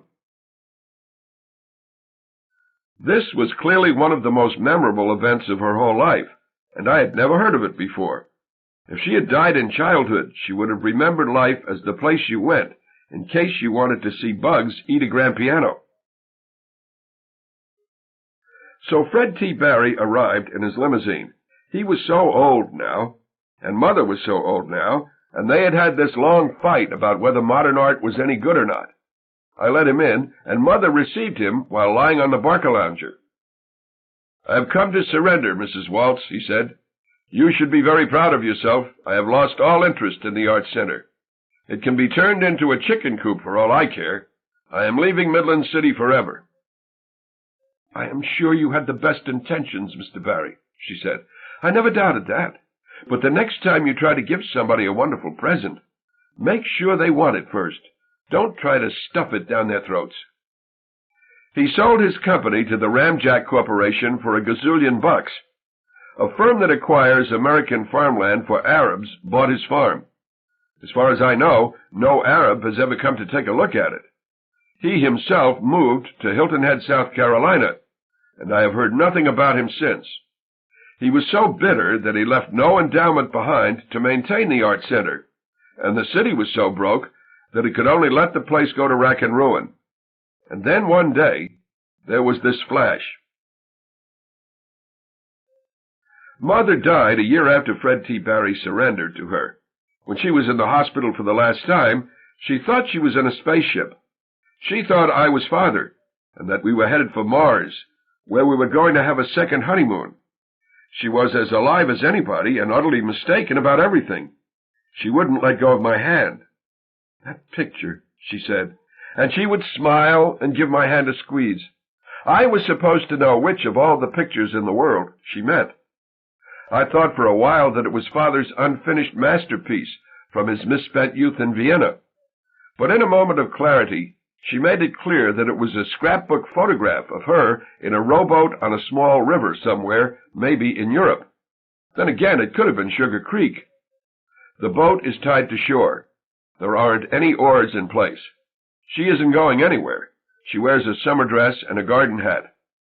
Somebody has persuaded her to pose in the boat, with water around her and dappled with shade. She's laughing. She has just been married, or is about to be married. She will never be happier. She will never be more beautiful. Who could have guessed that that young woman would take a rocket ship trip to Mars someday? She was 77 when she died, so that all sorts of things, including plain old life, could have closed her peephole. But the autopsy revealed that she had been healthy as a young horse, except for tumors in her head. Tumors of that sort, moreover, could only have been caused by radiation. So Felix and I hired Bernard Ketchum to sue everybody who had bought or sold in any form the radioactive cement from Oak Ridge. It took a while to win, and I meanwhile kept going to work 6 nights a week at Schramm's drugstore and keeping house in the little shitbox out in Avondale. There isn't all that much difference between keeping house for two and keeping house for one. My Mercedes continued to give me an indecent amount of pleasure. At one point there, through a misunderstanding, I was suspected of abducting and murdering a little girl. So the state police scientists impounded the Mercedes, and they went over it inch by inch with fingerprint powder and a vacuum cleaner and so on.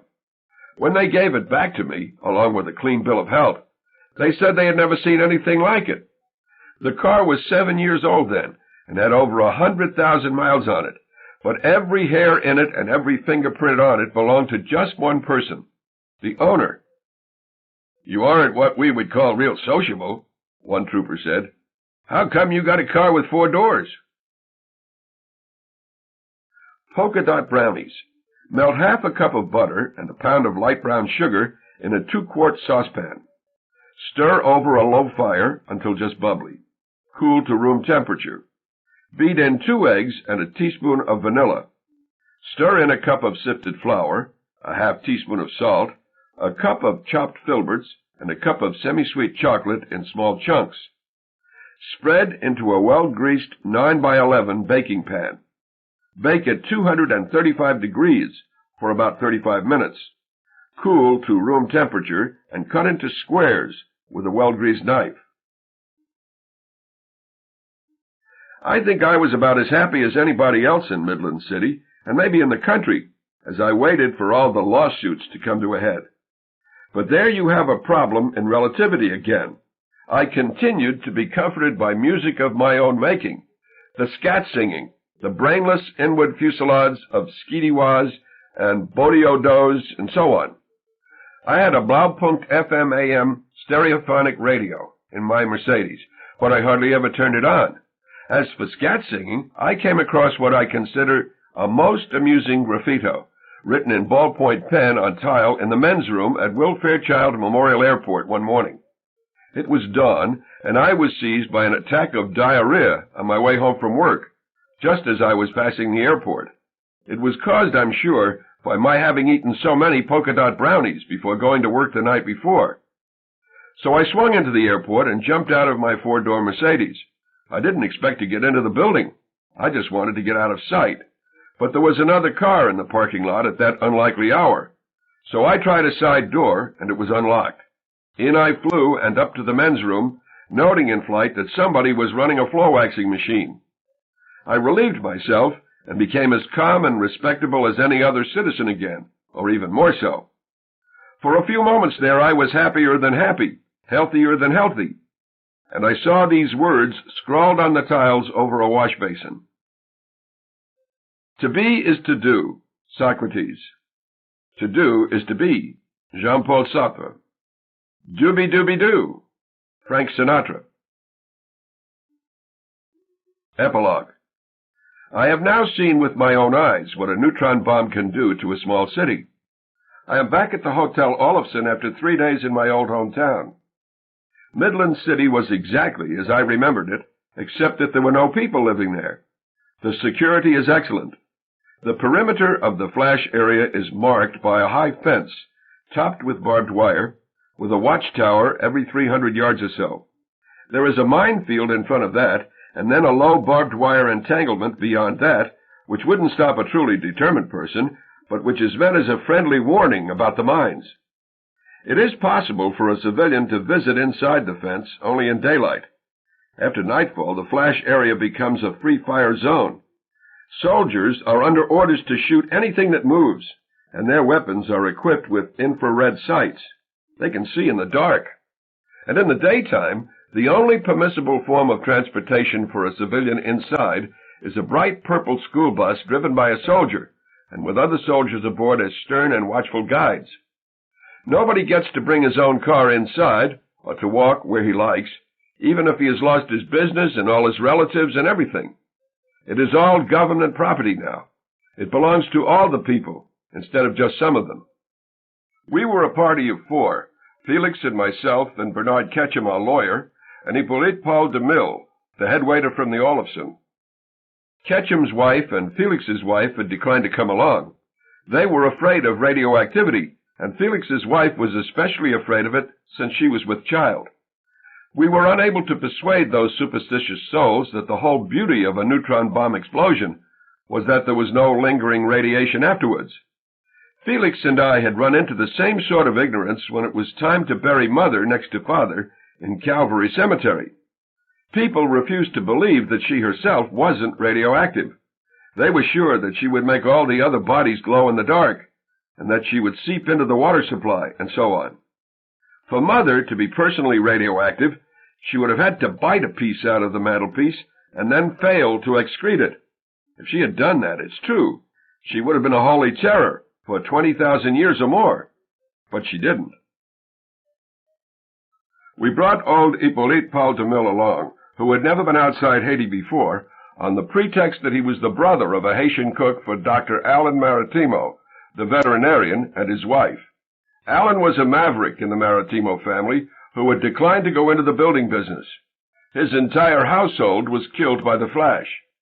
Ketchum had put together fake affidavits which entitled Hippolyte Paul to pass through the gate in a purple school bus with the rest of us. We went to this trouble for Hippolyte Paul because he was our most valuable employee. Without him and his goodwill, the Grand Hotel Olofsen would have been a worthless husk. It was worth our while to keep him happy. But Hippolyte Paul, in his excitement about the trip, had volunteered to make us a highly specific gift, which we intended to refuse politely at the proper time. He said that if there was any ghost we thought should haunt Midland City for the next few hundred years, he would raise it from its grave and turn it loose, to wander where it would. We tried very hard not to believe that he could do that, but he could. He could. Amazing. There was no odor. We expected a lot of odor, but there was none. Army engineers had buried all the dead under the block-square municipal parking lot across the street from police headquarters where the old courthouse had stood. They had then repaved the lot and put the dwarfed arboretum of parking meters back in place. The whole process had been filmed, we were told, from parking lot to mass grave, and then back to parking lot again. My brother, Felix, in that rumbling voice of his, speculated that a flying saucer might someday land on the mass grave, and conclude that the whole planet was asphalt, and that parking meters were the only living things. We were sitting in a school bus. We weren't allowed to get out at that point. Maybe it will look like the Garden of Eden to some bug-eyed monsters, Felix went on. They will love it. They will crack open the parking meters with the butts of their Zap pistols, and they will feast on all the slugs and beer can tops and coins. We caught sight of several movie crews, and they were given as the reason we weren't to touch anything, even though it might unquestionably have been our own property. It was as though we were in a national park full of endangered species. We weren't even to pick a little flower to sniff. It might be the very last such flower anywhere. When our school bus took us to Mother's and my little shitbox out in Avondale, for example, I wandered to the Meeker's house next door.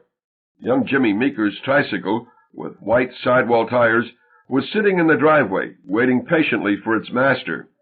I put my hand on the seat, meaning to roll it back and forth just a few inches, and to wonder what life in Midland City had been all about. And such a yell I heard. Captain Julian Pefko, who was in charge of our party, yelled at me, "Hands in your pockets!" That was one of the rules. Whenever men were outside the school bus, they were to keep their hands in their pockets. Women, if they had pockets, were to do the same. If they didn't have pockets, they were to keep their arms folded across their bosoms. Pefko reminded me that we were under martial law as long as we were inside the fence.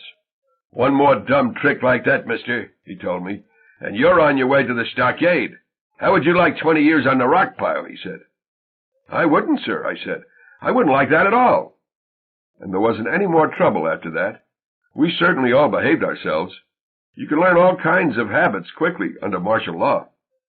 The reason everything had to be left exactly where it was, of course, was so that camera crews could document, without the least bit of fakery, the fundamental harmlessness of a neutron bomb. Skeptics would be put to flight, once and for all. The empty city did not give me the creeps, and Hippolyte Paul actually enjoyed it. He didn't miss the people, since he had no people to miss. Limited to the present tense, he kept exclaiming in Creole, "How rich they are! How rich they are!" But Felix finally found my serenity something to complain about. "Jesus Christ!" he exploded, as our second afternoon in the Flash area was ending. "Would you show just a trace of emotion, please?" So I told him, this isn't anything I haven't seen on practically every day of my adult life. The sun is setting instead of rising. But otherwise, this is what Midland City always looked like and felt like to me when I locked up Schramm's drugstore at dawn. Everybody has left town, but me. We were allowed into Midland City in order to photograph and make lists of all the items of personal property which were certainly ours, or which might be ours, or which we thought we might inherit, once all the legal technicalities were unscrambled. As I say, we weren't allowed to actually touch anything. The penalty for trying to smuggle anything out of the Flash area, no matter how worthless, was 20 years in prison for civilians. For soldiers, the penalty was death. As I say, the security was quite wonderful, and we heard many visitors who had certainly been more horribly bereaved than we were praise the military for its smart appearance and efficiency. It was almost as though Midland City were at last being run the way it should have been run all along. But as we were to discover on the morning of our third and final day, where the minefield outside the fence ended, highly treasonous opinion of the federal government began. The farmers on the fringe of the Flash area, in the past as politically inert as mastodons, had been turned into bughouse social commentators by the Flash. They had lost their shopping centers, of course. So Felix and I and Ketchum and Hippolyte Paul were having breakfast at the Quality Motor Court out by Sacred Miracle Cave, where we were staying, and where our purple school bus would pick us up, and two farmers in bib overalls, just like old John Fortune in Kathmandu, were passing out leaflets in the coffee shop. The Quality Motor Court was not then under martial law. I understand that all motels within 50 miles of Midland City have now been placed under martial law. These two said the same thing over and over again as they offered their leaflets. Read the truth and then write your congressman. About half the customers refused to even look at the leaflets, but we each took one. The organization which wanted us to write our congressman, it turned out, was Farmers of Southwestern Ohio for Nuclear Sanity. They said that it was all well and good that the federal government should be making idealistic plans for Midland City as a haven for refugees from less fortunate countries or whatever. But they also felt that there should be some public discussion, that the veil of silence should be lifted from the mystery of how all the previous inhabitants had wound up under the municipal parking lot. They confessed that they were fighting a losing battle and trying to make anybody outside of southwestern Ohio care what had happened to some place called Midland City. As far as the farmers knew, Midland City had never even been mentioned on a major network television show until after the Flash. They were wrong about that, incidentally. It was certainly network news during the blizzard of 1960, but I can't remember any other time. Power went off during the blizzard, so the farmers had no way of knowing that Midland City had finally made the TV. They missed it. But that didn't weaken the argument of their leaflet, to wit, that the United States of America was now ruled, evidently, by a small clique of power brokers who believed that most Americans were so boring and ungifted in small time that they could be slain by the tens of thousands without inspiring any long-term regrets on the part of anyone. They have now proved this with Midland City, said the leaflet. And who is to say that Terre Haute or Schenectady will not be next? That was certainly the most inflammatory of their beliefs, that Midland City had been neutron-bombed on purpose, and not from a truck, but from a missile site or a high-flying airplane. They had hired a mathematician from, they said, a great university, to make calculations independent of the governments as to where the Flash had originated. The mathematician could not be named, they said, for fear that retaliatory action would be taken against him. But it was his opinion, based largely on the pattern of livestock deaths on the outer perimeter of the Flash, that the center of the Flash was near exit 11 on the interstate, all right, but at least 60 feet above the pavement. That certainly suggested a package which had arrived by air. Either that, or a truck had been hauling a neutron bomb in an enormous pop-up toaster. Bernard Ketchum asked the farmer who had given us our leaflets to name the clique which had supposedly neutron-bombed Midland City. This was the answer he got. They don't want us to know their name, so they don't have a name. You can't fight back against something that don't have a name. The military-industrial complex, said Ketchum archly. The Rockefellers? The international conglomerates? The CIA? The Mafia? And the farmer said to him, "You like any of them names? Just help yourself. Maybe that's who it is. Maybe it ain't. How's a farmer supposed to find out? It's whoever it was shot President Kennedy and his brother, and Martin Luther King." So there we had it. The ever-growing ball of American paranoia, the ball of string 100 miles in diameter, with the unsolved assassination of John F. Kennedy at its core. "You mentioned the Rockefellers," said the farmer. "If you ask me, they don't know any more than I do about who's really running things, what's really going on." Ketchum asked him why these nameless, invisible forces would want to depopulate Midland City, and then maybe Terre Haute and Schenectady after that. "Slavery," was the farmer's prompt reply.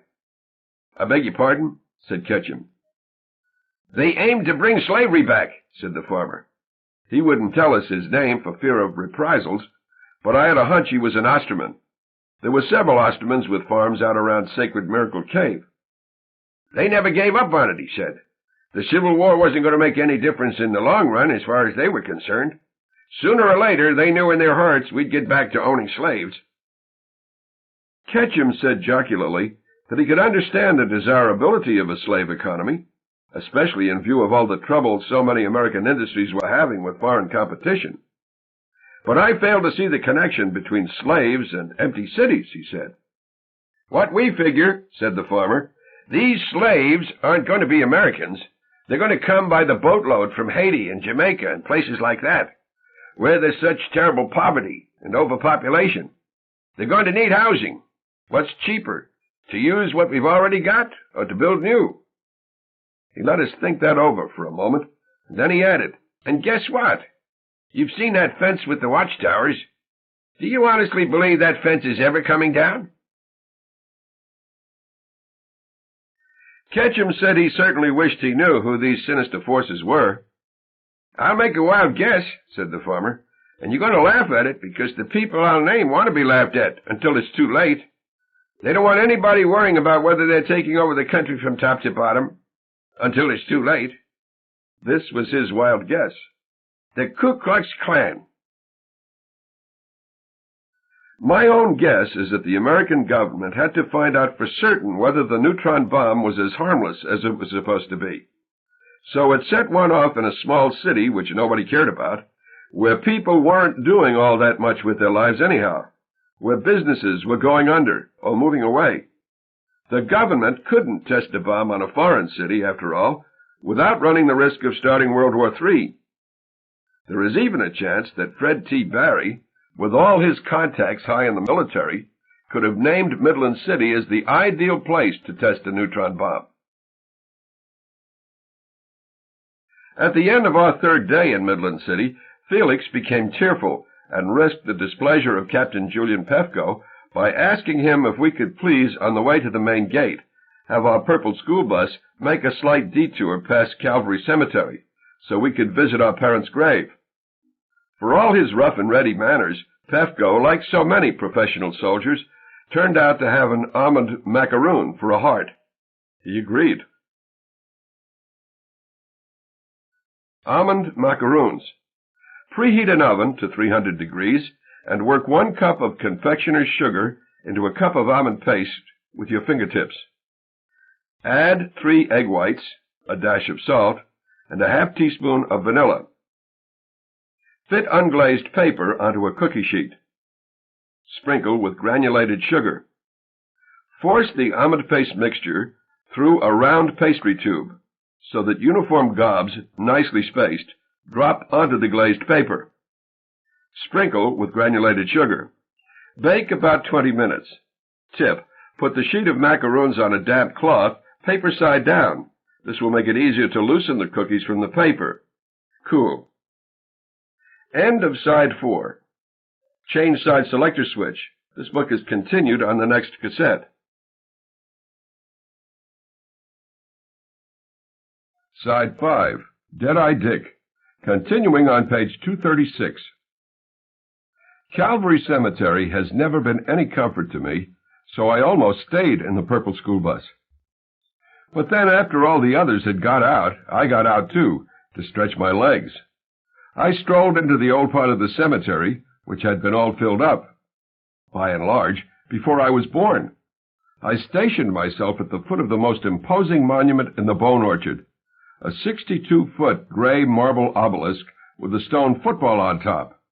It celebrated George Hickman Bannister, a 17-year-old whose peephole was closed while he was playing high school football on the morning of Thanksgiving in 1924. He was from a poor family, but thousands of people had seen him die. Our parents not among them, and many of them had chipped in to buy him the obelisk. Our parents had no interest in sports. Maybe 20 feet away from the obelisk was the most fanciful marker in the cemetery, a radial air-cooled airplane engine reproduced in pink marble and fitted with a bronze propeller. This was the headstone of Will Fairchild, the World War I ace in the Lafayette Escadrille, after whom the airport was named. He hadn't died in the war. He had crashed and burned, again with thousands watching, in 1922, while stunt flying at the Midland County Fair. He was the last of the Fairchilds, a pioneering family after which so much in the city was named. He had failed to reproduce before his peephole closed. Inscribed in the bronze propeller were his name and dates, and the euphemism flyers in the Lafayette Escadrille used for death in an airplane in wartime: "Gone West." West, to an American in Europe, of course, meant home. Here he was home. Somewhere near me, I knew, was the headless body of old August Gunther, who had taken father, when a youth, to the fanciest whorehouses in the Corn Belt. Shame on him. I raised my eyes to the horizon, and there, on the other side of shining Sugar Creek, was the white-capped slate roof of my childhood home. In the level rays of the setting sun, it did indeed resemble a postcard picture of Fujiyama, the sacred volcano of Japan. Felix and Ketchum were at a distance, visiting more contemporary graves. Felix would tell me later that he had managed to maintain his aplomb while visiting mother and father, but that he had gone all to pieces when, turning away from their markers, he discovered that he had been standing on Celia Hoover's grave. Eloise Metzger, the woman I had shot, was also over there somewhere. I had never paid her a call. I heard my brother go to pieces over Celia Hoover's grave, and I looked in his direction.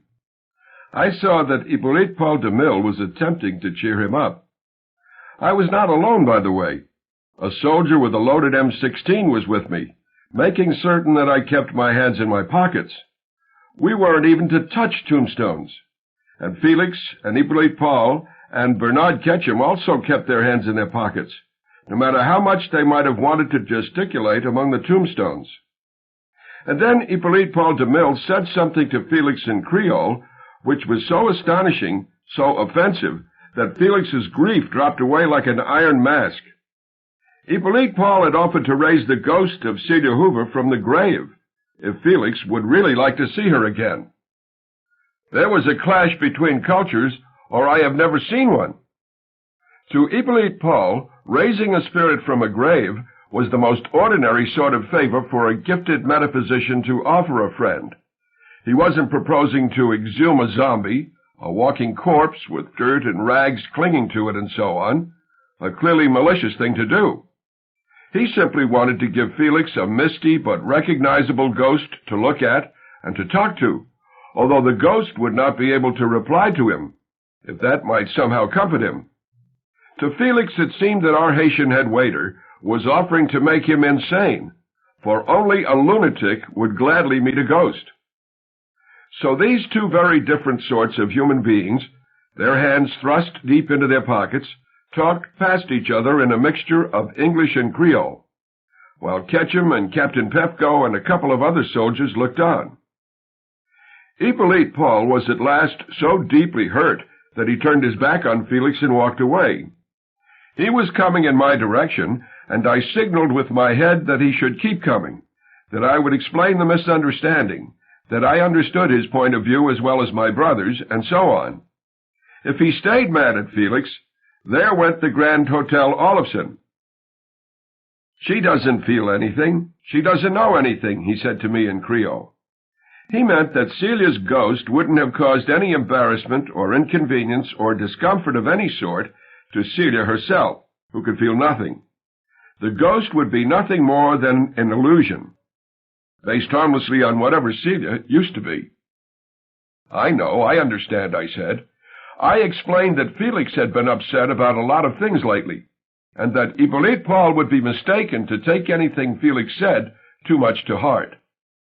Hippolyte Paul nodded uncertainly, but then he brightened.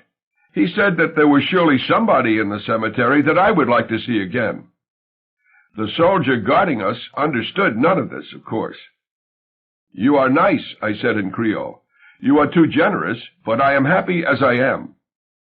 The old head waiter was determined to work his miracle, whether we wanted it or not.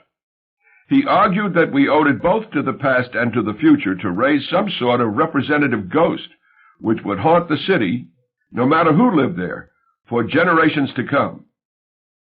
So for the sake of the hotel, I told him to go ahead and raise one, but from the part of the cemetery where we stood, where I didn't know anyone. So he raised the ghost of Will Fairchild. The old barnstormer was wearing goggles and a white silk scarf and a black leather helmet and all, but no parachute. I remembered what Father had told me about him one time. Will Fairchild would be alive today, if only he had worn a parachute. So there was Hippolyte Paul DeMille's gift to whoever was going to inhabit Midland City next. The restless ghost of Will Fairchild. And I, Rudy Waltz, the William Shakespeare of Midland City, the only serious dramatist ever to live and work there, will now make my own gift to the future, which is a legend. I have invented an explanation of why Will Fairchild's ghost is likely to be seen roaming almost anywhere in town. In the empty Arts Center, in the lobby of the bank, out among the little shitboxes of Avondale, out among the luxurious homes of Fairchild Heights, in the vacant lot where the public library stood for so many years. Will Fairchild is looking for his parachute. You want to know something? We are still in the Dark Ages. The Dark Ages. They haven't ended yet. End of Deadeye Dick by Kurt Vonnegut. Narrated by Hal Tenney in the studios of the American Printing House for the Blind, Louisville, Kentucky, for the Library of Congress, March 1983. For special distribution as authorized by Act of Congress under Public Law 89-522, with the permission of the copyright holder and the publisher, Delacorte Press, Seymour Lawrence. If you experienced any difficulty with this recording, please tie a piece of string around one of the container straps or latches before returning it. Place the defective recording in the container braille side down for identification.